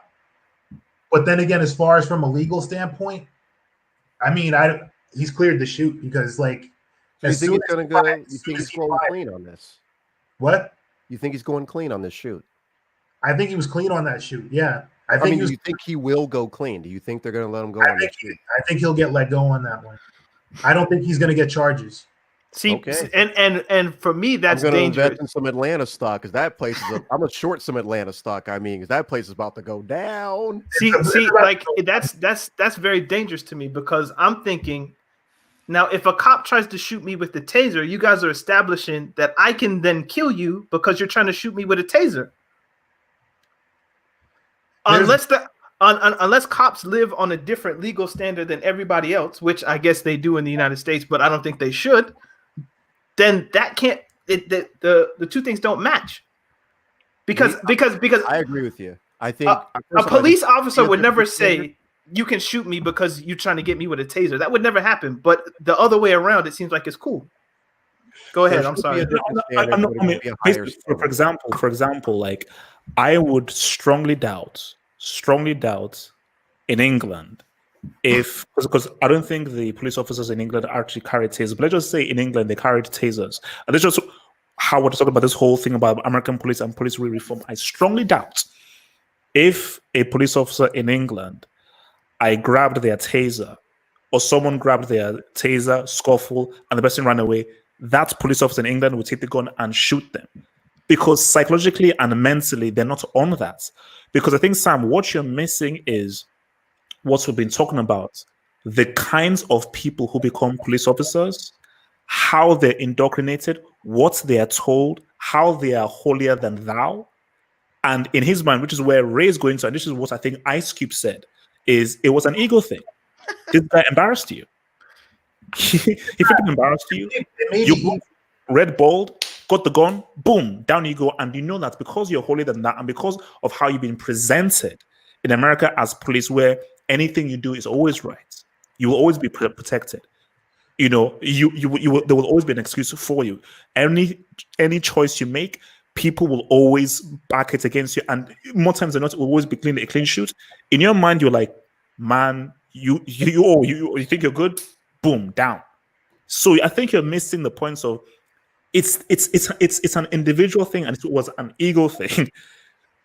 Rather than it's being a, I don't understand how you can rule that's a clean shoot. Yeah, like Sam. If here's the thing, listen to me. So like, I'm talking from a military standpoint, and I'm talking from a standpoint of hostile act, hostile intent. Mm-hmm. Because one thing you also have to consider is that. Yeah, well, just pause. Can you define for me hostile intent? Like, what does hostile intent mean to you, or what does that mean specifically? Just to help me get a clearer picture. Hostile intent means any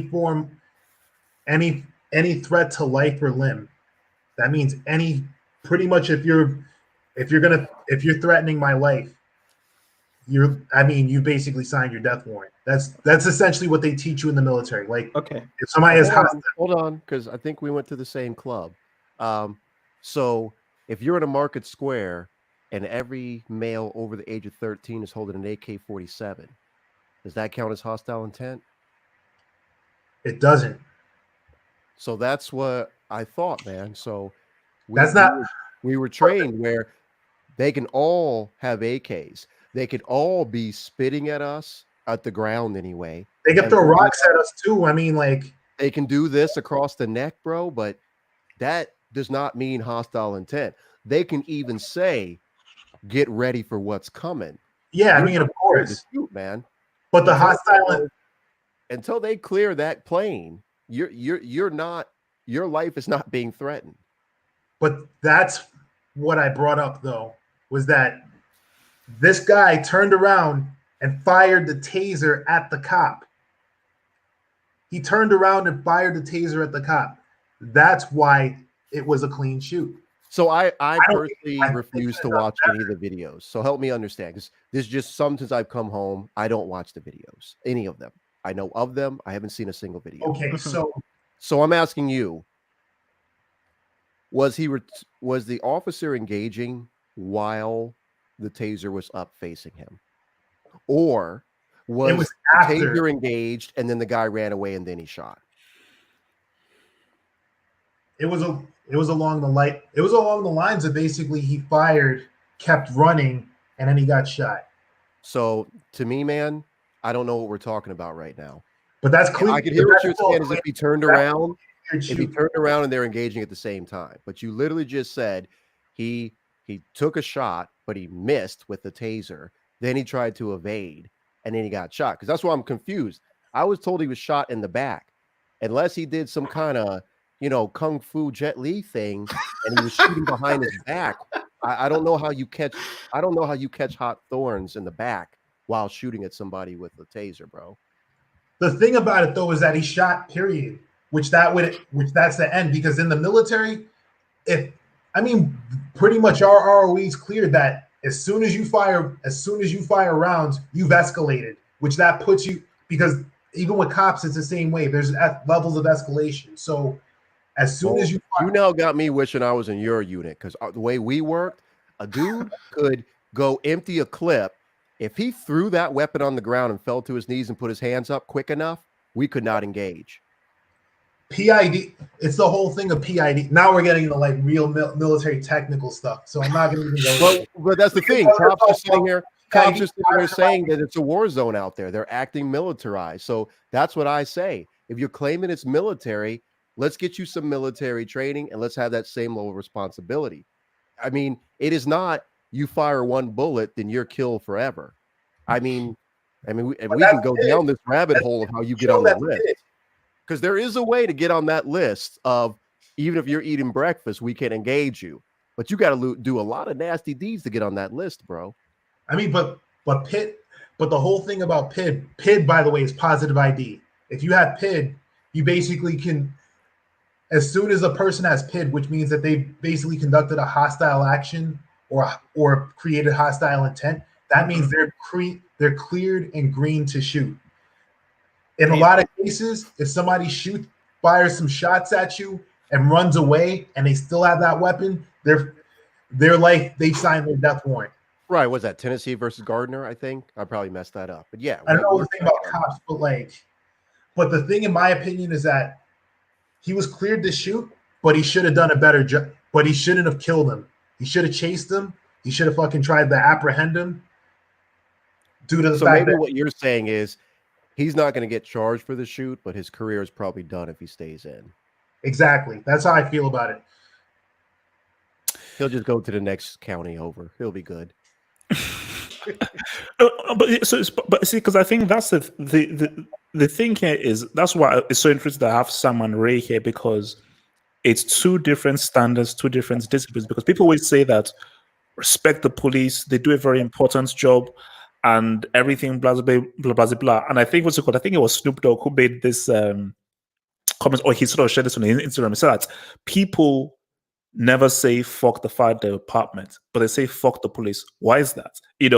People in the fire department, these guys risk their lives trying to save you, going into literal fire to try and save you. And many people have died doing that. And I'm similar to what Ray was saying, is that I'm sure what you're told in the fire department is that you could die here. Because if you do your job properly, you are literally putting yourself in danger. And there's some people who you will unfortunately die if you want to try and do your job properly in saving some people who may be engulfed in flames and so forth.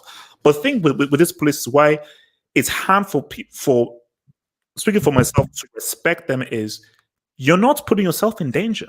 It's shoot first. I have so much respect for people who are soldiers, because people in soldiers, like, there are so many rules, there's so many varying degrees of rules of engagement.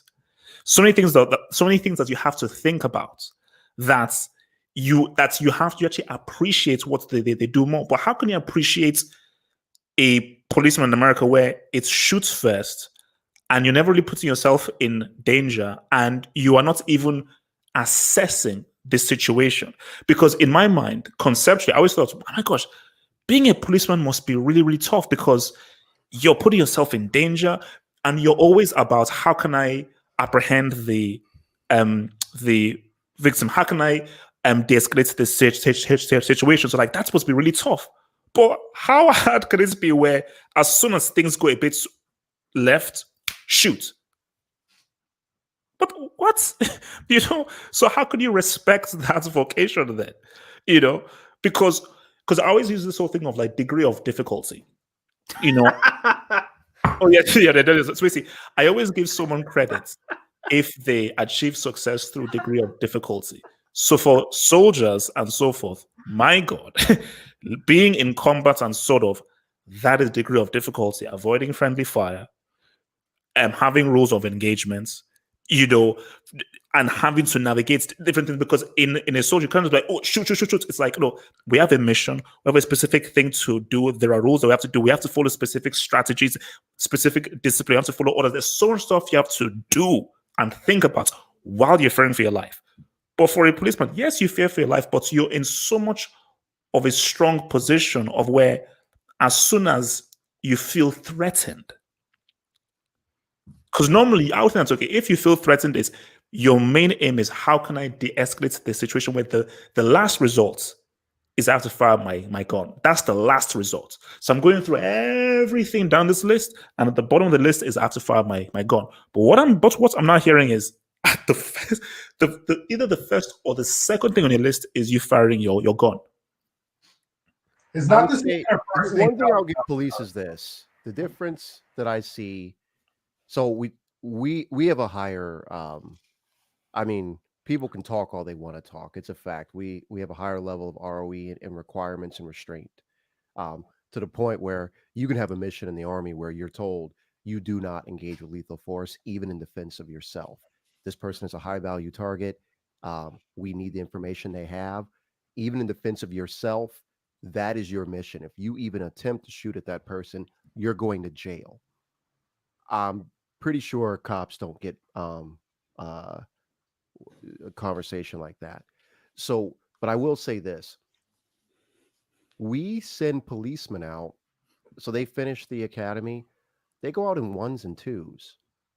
That is one big difference. So we will take that disciplined soldier, that private who, or that E4, and he'll go out, but we don't send him out patrolling by himself. We don't send him and his battle buddy out patrolling by themselves. If you see one or two soldiers out on their own, there's some pretty high level, highly professional Mm. dudes. And if you actually see them, that means they're probably coming for you.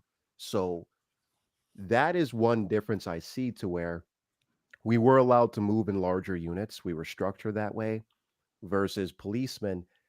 In my opinion, you kind of put them out there. You kind of put them out there on their own to figure it out very quickly. And it might not be the same kind of dangers, but I argue it's equally complex. You don't know who's the good guy, who's a bad guy, what's going on. So I think we have to give policemen credit in that way. I totally agree with that. And so for me personally, we keep talking about the actual officers on the ground, but sounding like a military guy, this is a leadership thing to me. Uh, this is a leadership situation. Me and Sam were talking about this on the side one day. I don't remember which shooting we were talking about. Oh, we were talking about George Floyd. And me and Sam were talking, and we were just asking each other the question: if one of your soldiers killed a man in that fashion in a combat zone, and three of your other soldiers watched, and you only charged one of your soldiers, what would happen to you as an officer? You'd lose your Remember what fucking you said, job. Sam? You would lose your fucking job, because here's the way that it works in the military. Because the difference is that if that one guy fucking stepped on that dude's neck and those three guys watched and didn't stop him, they would all get in trouble. They would all get in trouble. And if you didn't charge those three, guess what? You're now one of them. You're now an accomplice. That's how it works in the military. So what I see here is, you really want these guys on the ground to behave differently? We need to start holding these leaders accountable differently. What I saw in Atlanta is, okay, one of your guys does a shoot, you get to resign. You get to move on or something like that. If you started holding leadership accountable for what their people do on the ground, they'd probably support their people on the ground a little bit better. I'll tell you this: if you told me that if any of my officers does something crazy, that I go to jail too, guess what I wouldn't be doing? Putting rookies out on the street by themselves doing beat walks. Wouldn't be doing that. All of a sudden, that shit would matter. So I argue is, we got a lot of people all the way up that are being given authority, but I'm not sure they're living up to that authority. And that comes back to us, the people. Because I could hear a police chief saying, well, you gave me 600 officers, but not enough leadership folks and not enough resources to manage it. Fine. And you've heard me say that before. Give them the money, double the salaries, double the training, make it twice as hard to become a cop, make it twice as hard to stay a cop. I guarantee you that will probably be cheaper than rebuilding your city after it gets burned down every 10 or 12 years. The other issue to add on that, on top of that too, is not just the leadership, but the unions. Camden, New Jersey, look what happened. They got rid of the police union. 7 years later, crime is. I was actually watching that today. They're testifying right now as we speak before the Senate committee. 7 years after they got rid of the police union, because they couldn't get rid of bad cops. That union was so twisted, they couldn't even fire dudes that were straight up criminals. So they got rid of the police union. 7 years later, crime is down 42% in Camden, New Jersey. It's just a completely different thing. So, yeah, we see on the camera the guy doing the shooting or the guy on the person. What we don't see on that video, but we need to realize it's there, is these police unions and these failed leaderships. And as a people, our failure when we tell them things like, you get to do anything you need to do to make it home tonight. Nah, bro. We'll let you get the best of the girls in the club. we'll let you brag, but this is gun work. If you go down, we'll build a memorial to you. But no, it's not about you. You're out there for a higher cause. If you don't like that, we need more dentists. Daniel, you want to touch? No, I remember I was listening to a podcast that had Carl Douglas, who is one of the lawyers in the OJ case, not Cochran, but like his number two, I guess. And he was saying about how like police in California, like a lot of them, like part of their training or something to that effect was going to like state prisons. So you have a lot of cops in California who get their first experience with like people outside of their community, as it were, is going to a place like San Quentin or some place like that and like experiencing what it's like having like black people against the COs or against like the Latin people or against the white people. There's like a whole like racial dynamic. And then they send them out into the street and the cops already have this mentality of it's us against them. Like all the black people I meet it's like they're pre-wired to like judge people poorly. So I'm just like, what is the police training in each state like? Like, obviously that's something I'd have to do for myself. You guys aren't going to tell me, but like, I'm curious, like what does each state do with their police in order to train them? Like, how do you become a police officer? Like, what are the steps in order to become a police officer? You know, you have state and you have city and municipality. So right. You got your troopers. So you got a lot of overlap too. Yeah, look, for me, I think that is the key thing is the training, because again, as I said again, to circle back with regards to what do you want to achieve and what is your end goal with this movement, the tangible end goal, as I said, is police reform, and it's about changing the entire culture of the police force. I'll keep saying it, and I'm sure I'll recommend it to you guys and the guys in the live chat. Watch Serpico.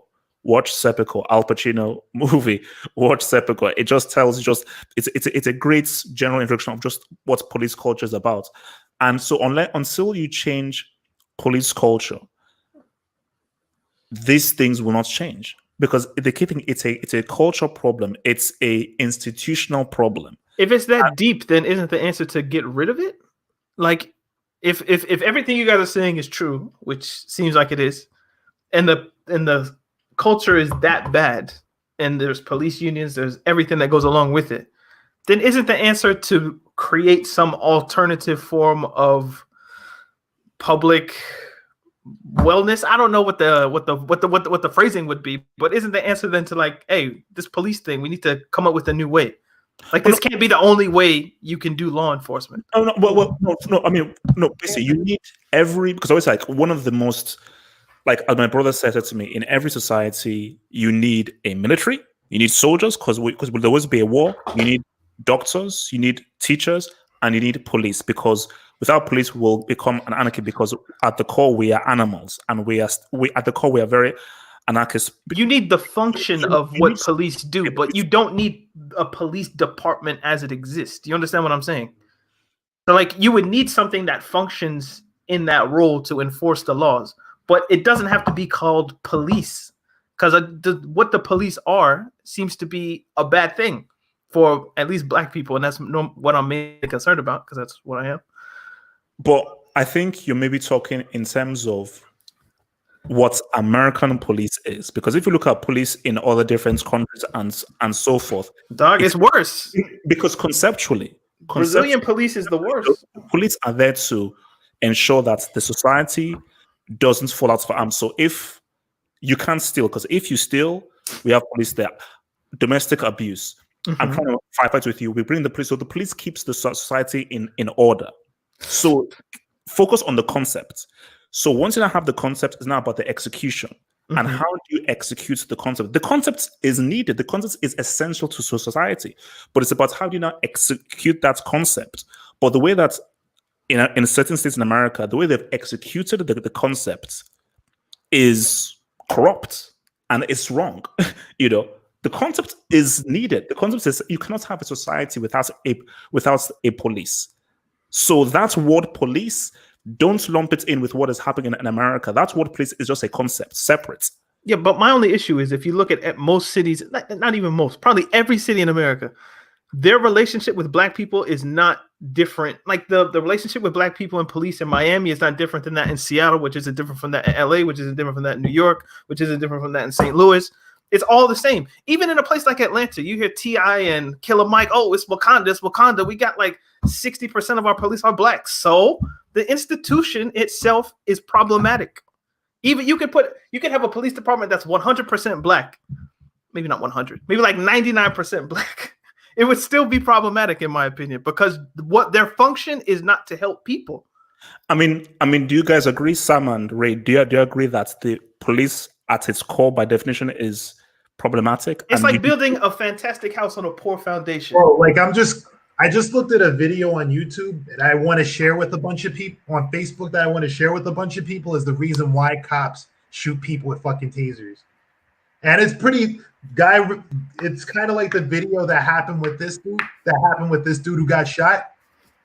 Pretty much what happened was that the guy resisted all the way, got tased, they tried to struggle with him, they tried to fight him. All of a sudden, the homeboy got free, got back into his car, pulled out his gun, and shot both cops and killed them. This guy was running away from his car, though. So, he literally went into his car, fucking shot. He ran away, went into his car, pulled out a gun, and fucking shot both of them and killed both cops. Yeah, because that happens a lot. I mean, and one thing is Sam, that I think his point is that's an anecdote. You can't take that one story and try to apply it across the whole. But the thing about it, though, is that more cops get killed by black people than fucking. But I mean, that's the thing. I mean, like, hold on, finish your sentence so I can kill it. What'd you say? Sam, killed by what? But let's go back. Let's step back a little bit, though.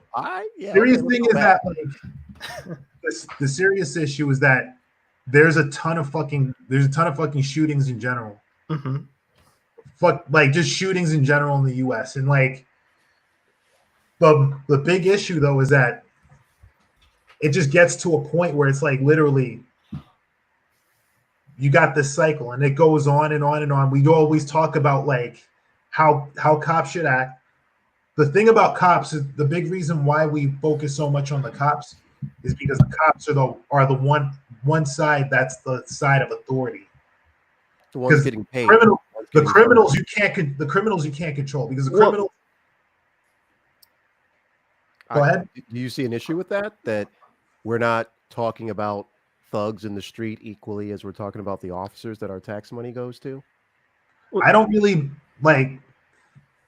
The only reason I brought up that is not because of the cops. Is to talk about why people would see that shooting as clear because that's a scenario that could happen. That's the only reason I brought that up. Well, why don't we say this? We can agree that in the existing system, he has a good chance of walking. I think what this conversation about it right here is we the people, is that the system we want? So that's about, can we fix the system? Do we want to rebuild it? Coming back to Camden, New Jersey, they quote unquote defunded the police. They didn't say no police. They said this setup is so corrupt, we can't fix it. So they defunded it and built another one. And they're happy with that 7 years later. I think one of the biggest things that might come out of this is the public is getting a place at the table to decide what is policing. I mean, you look at our conversation so far. That's just how it is. That's just how it is. That's how things go. That's how it is. You got a lot of stakeholders. One of the big ones, black people. We were never at the table when it was decided that's how it is. Actually, that's what I agree with because one thing you interestingly bring up is that think about it this way. Ferguson, they were saying something like 75% of the people in Ferguson had 3 to 4 warrants for their arrest. Yeah, 25% of the revenue at the time when they did the DOJ investigation, 25% of the revenue came from traffic stops and ticket stops. And it didn't stop there, bro. It was going after black people. That's the same in Minneapolis as well. White folks are going to pay their ticket, they tear it up. So it was extracting wealth. I mean, and then when you didn't show up, you either eat or you pay your thing. They say, hey, you got a warrant. So yeah, that was some dirtiness there. So what's happened since? You remember after that, they said, well, we're just going to quit. That was the best thing that happened for Ferguson when all those fools quit. That was the best thing that happened. So I think I find it a little gaslighting. We have society, we have portions of our country, subsections of society that have been living in an extreme for decades. You look at the place that Mike Brown came from, 15-year-old kid, a school that was measured by the government on a scale of 1 to 100 or 0 to 140, it averaged a score of 10. So to then say that 15-year-old boy should have had the skills and techniques to handle things, these people have been living in an extreme. And then when they even speak about possible extremes, we want to speak of moderation. I argue that if we wanted them to respond in moderation, we should have treated them in moderation. At the end of the day, everyone has a right to do what they got to do to get by. So if you're going to treat people like animals, why are you acting surprised when they act like animals? If you want people to be reasonable gentlemen and come to the white cloth table dinner with you, invite them to some white cloth damn dinners. So what I see going on right now is, if you want your cops to be allowed to be cowboys, don't get mad when the Indians start setting shit on fire, Custer style. You said you was built for this life. All right, let me just hit in this super chat in here. So, thank you, Mr. Footy Wizard, who says, man, I came from Barbados where it's 97% black. There's no racism, but still classism and colorism based on the dress and skin tone. Even with no white people, it still happens. Basically, and again, same thing happens in Nigeria, whether it's, and I'm sure some can attest to this, the whole issue within the North and the South, Igbo, Yoruba, Hausa, and so forth. So, and which is why I say that in any human society, there will always be some level of prejudice, which is why this whole notion of, oh my gosh, we've solved racism. Racism will always exist. Some parts of hatred or prejudice will always exist somewhat. And I think, which is what we were talking about, the whole colorism thing, even within black people, but this obviously to do with whole white supremacy, even within black people, lighter skinned and darker skinned. Who thought that, though? Who, whether we're talking about the islands or Africa, was that black people who came up with bleaching their own skin in Africa? Is that where that came from? Is that standard of beauty? Were black people sitting there just looking at black people and said, you know what? We ugly. Let's bleach ourselves. Is that where that came from? Even all the folks talking about the islands. I think some of these people that come from islands forgot how those islands were set up. White folks came in, killed all the people damn near, cut it up in the blocks and parcels, gave it out to white land barons, and the ones that survived got to work that shit. So I don't understand when someone says, even with no white people around, you don't see them, but trust and believe. The effects are still there. They're there. They built that. Oh, no, because it's, I mean, I can speak from experience of even in Nigeria as well. So we were a colony of England. And the reason why I speak English, because we were a colony of part of the British Empire. And even within Nigeria, like, if you speak with a better kind of English accent and so forth, you are treated better than guys that speak in pidgin English or speak in the kind of local tongue. And this is even something that's like my mom's generation deal with, is because, and this is even the beef that I had with my mom, because I even said to my mom that, wait a minute, why didn't you teach us any of our local languages? Why didn't you teach us any of our local stuff? But they were so obsessed with making us speak English properly, don't speak any of our local languages, and going out to England and doing all of that stuff. So the effects of the colonies are still felt there, which is the desire to achieve whiteness. And whiteness is where you succeed. You still seek white approval, which is the big issue that's happening in Africa, where this is supposed to be the homeland, the fatherland, and I mean, it is slightly so much changing, but there is still that notion of you're still looking to the white man as your standard of excellence, And that's because of the kind of the psychological prison that's white people put people in. Slave mentality. Slave mentality is a sickness that almost all black people are having to deal with, whether they want to admit it or not. Because either you're admitting it consciously or subconsciously. So does anyone want to jump in there or? No, I'm agreeing with you. I mean, look at let's talk about our police. If I'm walking down the street and I see some policemen and some firefighters walking down the street with their uniform on top and a kilt, an Irish kilt on the bottom, I won't think nothing of it. Now, if I see some policemen walking down the streets with their uniform and some African stuff on, we're going to be like, what's wrong with that? That's one of the points here where you're trying to pretend like there ain't nothing wrong with looking at the two differently.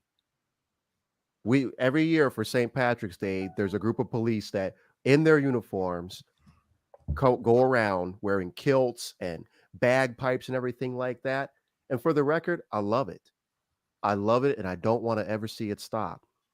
I also want to see our policemen that know other heritage and are proud of their other heritage being afforded that same ability. I remember when there was a big fight about Somalis being allowed, or Sikhs being allowed to wear their turbans as police officers. I don't understand what the big deal was. You got grown-ass men running around in skirts. Why can't this cat wear his hat? What's the beef? So we've made long strides, but I don't think that to be professional or to be okay or mainstream means I got to sell and give away all I am. Now, if you said I got to fight for that, fine, I'll fight for it. But if you make me fight for it, we're not going to be besties, okay? It's not going to be like, okay, well, you showed it's worth it. It's going to be like, nah, you an asshole. You an asshole. I didn't make you fight to wear that skirt. So why are you making me fight to, show my colors? I mean, it's crazy. I remember when Black Panther came out, I normally am suited up, right? I bought a suit coat that had just a African print on it. I don't even know what the print means or anything. I just like the coat. You had people damn near driving off the street. You people couldn't focus. I go into work and, people are looking at me like, hey, Ray, we cool? I might as well be wearing all black leather and everything. And it was a thing about it, bro. It's a green jacket with just this African print on the front. So, but the people looking at me like I came in with weapons, a black beret and everything. And why is that? When, so it's an international company. So we got a whole bunch of Indian people. The women are walking around in saris. We got people from all over the world dressing how they dress. But when the Black American walks in with an African print on him, it's like stops the room. People are confused. What's going on?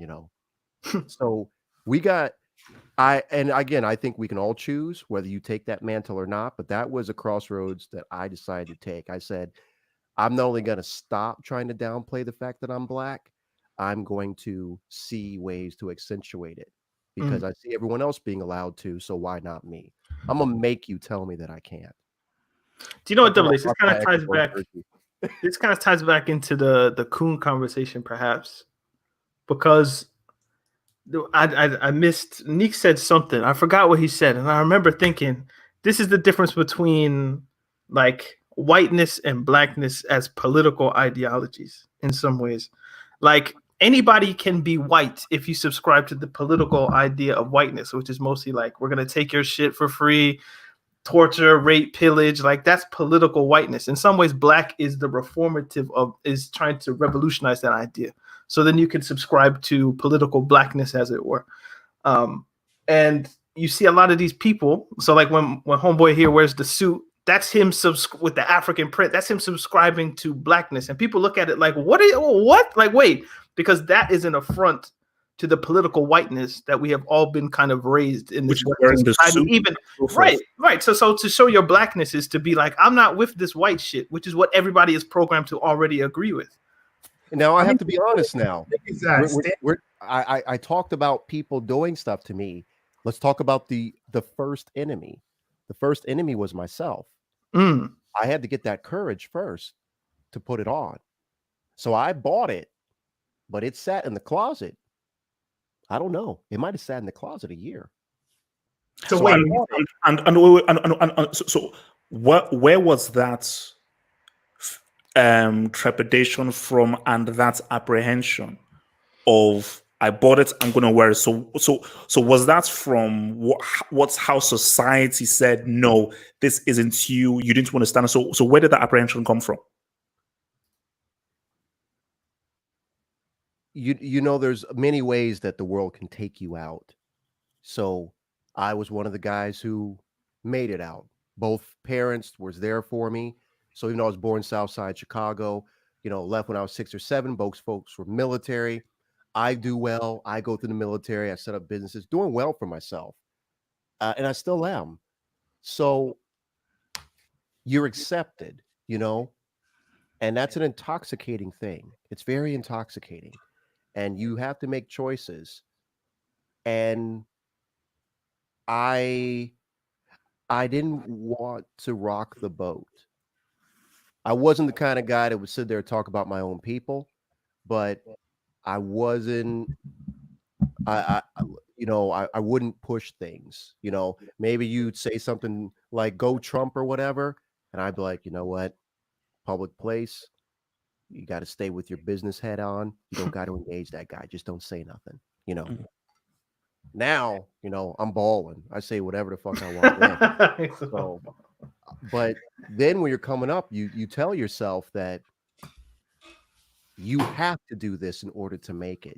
The world convinces you, and you've convinced yourself that you can't be too black in America and get too high unless you're going to be a baller or a rapper or something like that. And I wasn't trying to be none of those. So it was like, if I'm going to climb, I have to not be me.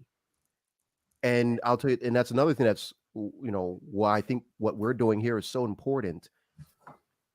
The world tells us that we don't have mentors, and the world tells us that there's no one like us. And some of us believe it. So I'm hoping that some younger heads coming up behind all of us see this and hear us interacting and exchanging, and they see that they're not alone, because the world convinced me of that. The world convinced me, okay, Ray, you made it through, but ain't no other black dudes like you on something. So I want to jump in on this. No, go ahead. Okay, so I hear you guys talking about stuff like business standards and blending in at the upper levels. The only way you can really do that, blending at the upper levels, is if you actually if you normalize it. You have to because the people who normalize at the upper levels are the ones who basically make the calls. Because think about it with international business. International business, everybody speaks English or has an English translator. So even if they don't speak the language, like say it's a Japanese businessman, he'll have a translator that speaks English when he's conducting international business with somebody else. Same thing with presentation. I mean, pretty much that level of presentation, the standard black suit with like tie and slacks and shoes. I mean, it's standardization, and that was led by the white man. There's no doubt about that. But it's one of those things where you're just trying to keep something as a one size fits all, like at that elite level. But at the same time, you still have people though who are still at that level who are Africans, who are from the Middle East, who still wear their traditional garb and they still conduct business, and you can still do that.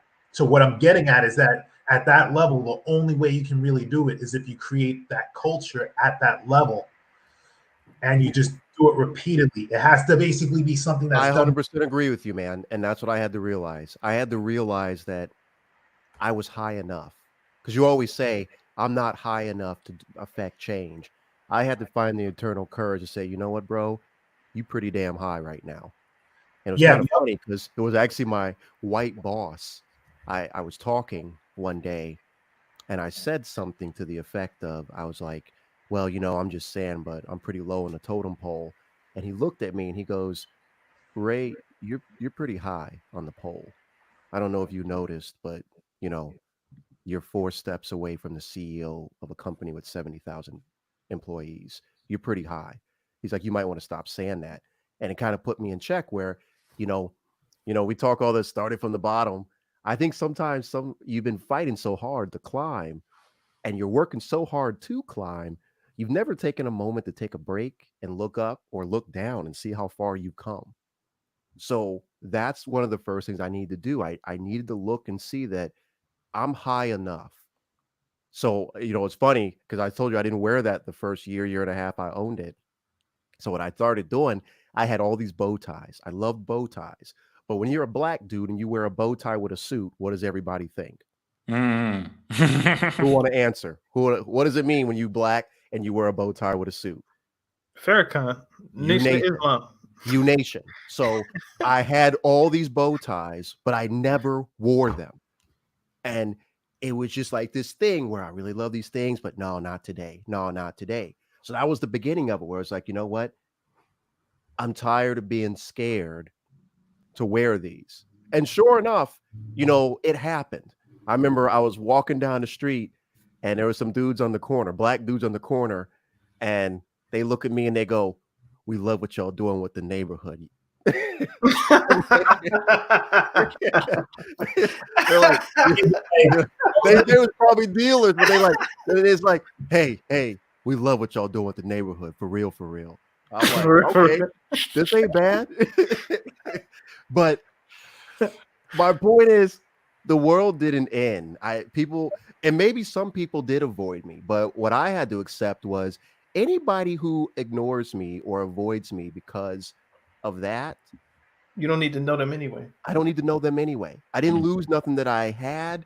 I didn't lose nothing that I needed. So now it's like there are certain levels my attitude now is let's find out today.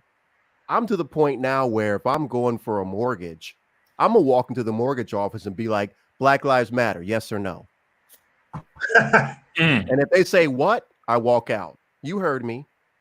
So we got to get more confident in saying, you with us or you against us? No. And I think that's the key thing is about, and I think it's about drawing a line, because I could even speak to my personal experience. So I wanted to bring up something real quick. Go for it. You guys ever notice how like nowadays this is regardless of race, but like you see a lot of people, a lot of like big important people with tattoos now. Like you see a lot of like CEOs going around with like tattoos on their necks and like on their hands and shit. Like I know a guy who was a businessman who's worth like I think 10 million, and he does a lot of meetings with CEOs, and he's got tattoos. He's got a sleeve all over his arm. He looks like a Yakuza guy, basically, like a white Yakuza guy. But you're starting to see that more too. That's what you needed us to hear? All right, bro. I'm just saying, bro. Normalization. I hear you. Is that just based off of race pointism? So I can even speak to a personal experience where I'm Nigerian, and before I came to England was just seen as more civilized, it's better.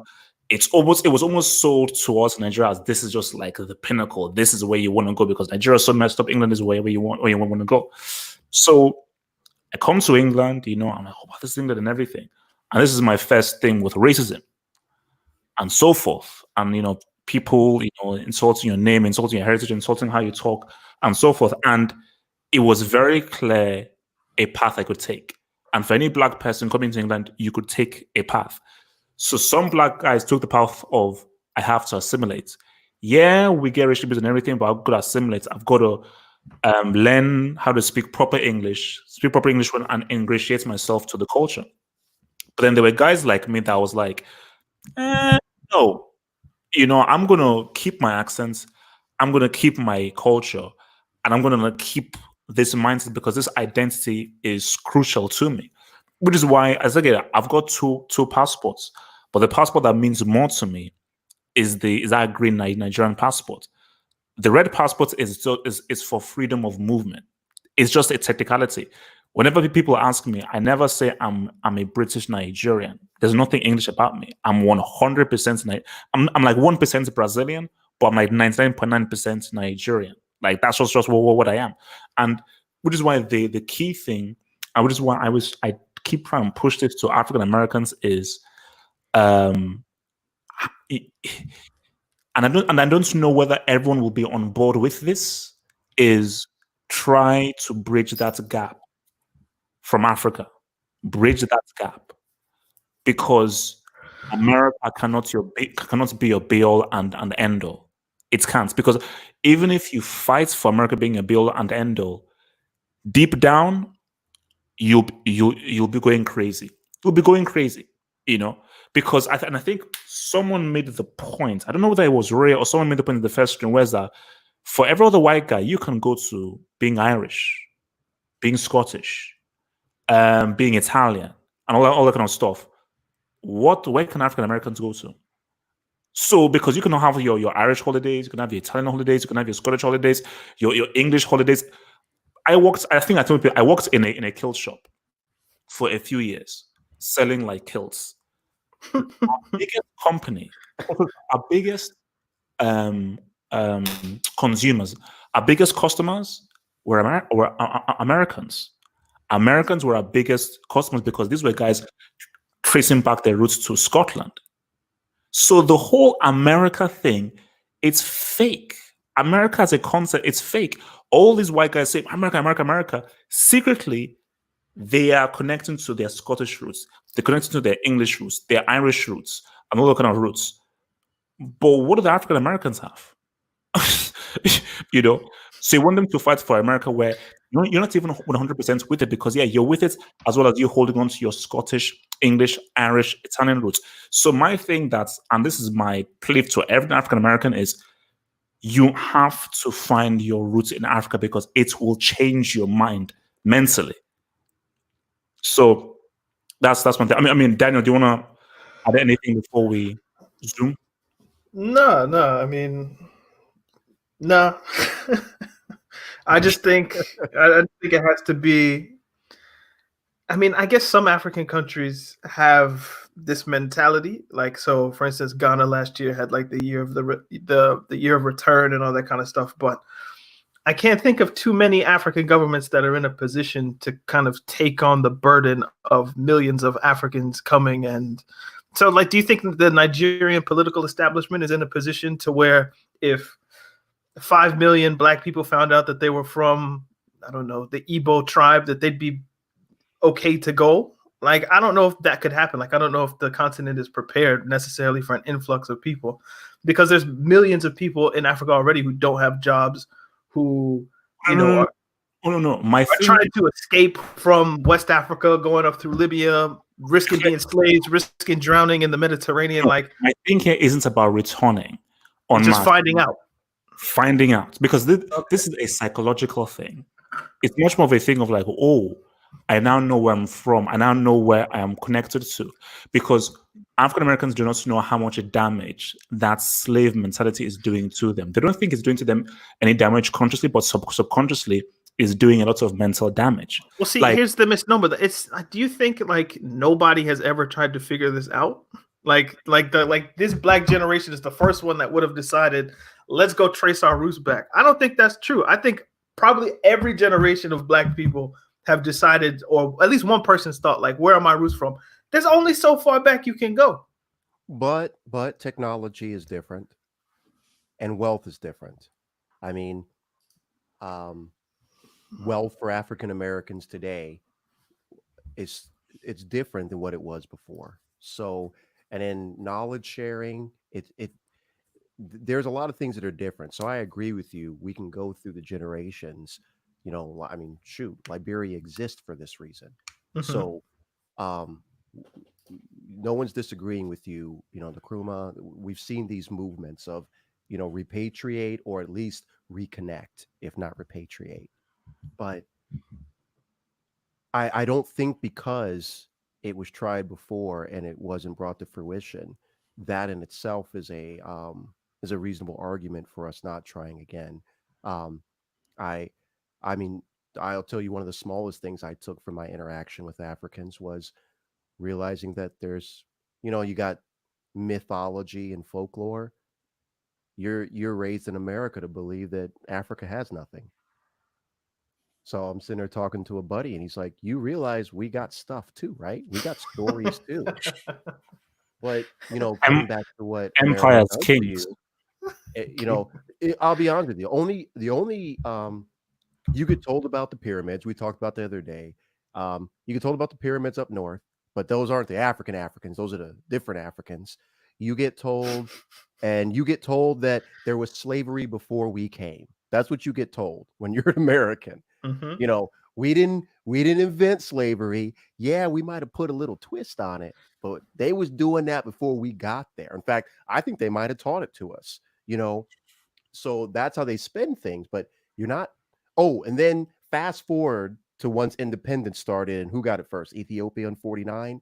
Once they got independence, then bad things started happening. I mean, even to that point where you're taught that Africa's a whole bunch of Africans chopping each other's arms and legs off. What you're never told about is your boy Leopold. The second, You're never told about him. You just shown a whole bunch of Africans running around, hanging out in the back of pickup trucks with machetes and machine guns, and saying that's what they do. You never get taught who taught them that. So, and then on the other side, you have the indoctrination of African Americans to Africans, who is like African Americans, all they are is violent. They have no culture. They're this, they're that, and it's intentionally done to build a wedge. There's this what are you telling, bro? When I was in college, African girls telling me they don't date black guys. No, Sam wants to yell, so go for it, bro. But I mean, we always say this stuff like people teach the Africans, like, how is it like that they teach them how to brutalize each other, like King Leopold. Yeah, you can teach a person techniques, but you can't but at the same time you can't teach people to be mean to each other. You absolutely can. You absolutely can. That is why in your counterinsurgency manual, it says children are the most dangerous thing in a battlefield. You teach a child how to use a gun, that shit is on and popping. So you absolutely can. You can teach them the techniques, but the thing about it, what I'm getting at with these guys are that these are not children. And King Leopold was generations before this, before like a lot of the problems that are going on. Now I'll say this though, leaders, though a lot of those leaders have learned their ways from your King Leopolds and your different colonizers.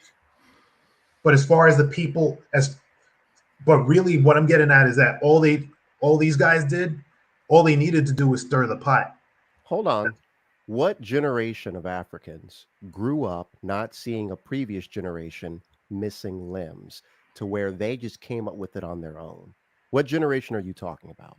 Because I'm under the impression that since that started, there is no period of time in Africa where someone didn't grow up around people missing limbs. I'm saying the techniques were taught, but I'm not denying that the techniques were taught. But as far as the intent wasn't taught. You can't teach intent. What's the intent? What are the options when you chop off someone's hand? What are the options? What I mean is you can't teach people the hostility. You can't teach people just that the intent of what they're doing it. But what I'm getting at, of course you can, but like, okay, so like you don't think that you got a spanking as a child because your father didn't get a spanking as a child, because he didn't get a spanking because he didn't get a spanking? Like, that's all linked to where this is what we do. This is how we teach correction.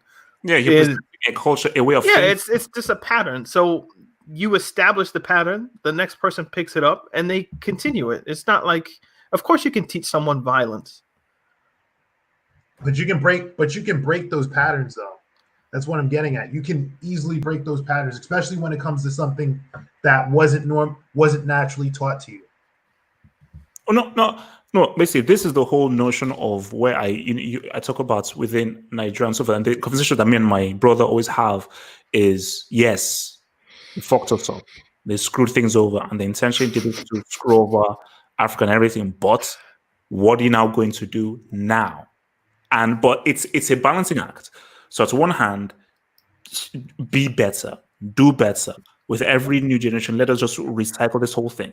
But on the other hand, you have to empathize with the fact of they built a particular system that could generationally be subservient and indebted to Europe. This is how Coons get So you paid, by the think way. England would just leave their colony and not leave it in a certain state that could still be beneficial to them? Hell no.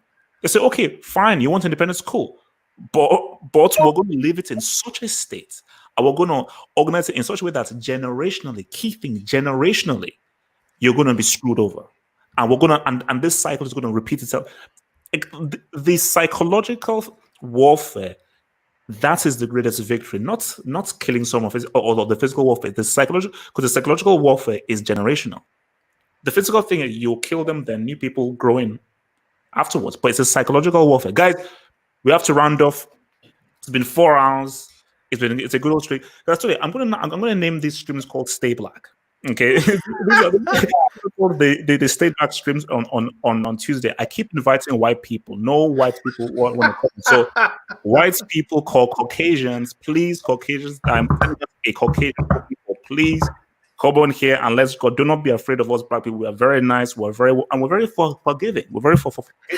So remember, guys, I will put everyone's. It's a trap, white people. Don't do it. It's a trap, white people. Don't do it. Look, it's an open call. It's an open call. So, guys, man, so Stay Black Tuesdays. We'll be back again on Tuesday, and hopefully everyone in on Tuesday. So, guys, be good. Be good. Don't be racist. Please don't be racist. Please, if you see racism, call it out. And and it's see, because this is my message to white people out there is, and those people who say all lives matter and all of this kind of stuff, is how many black friends do you have? How many black people do you talk to? How many black neighborhoods are you in?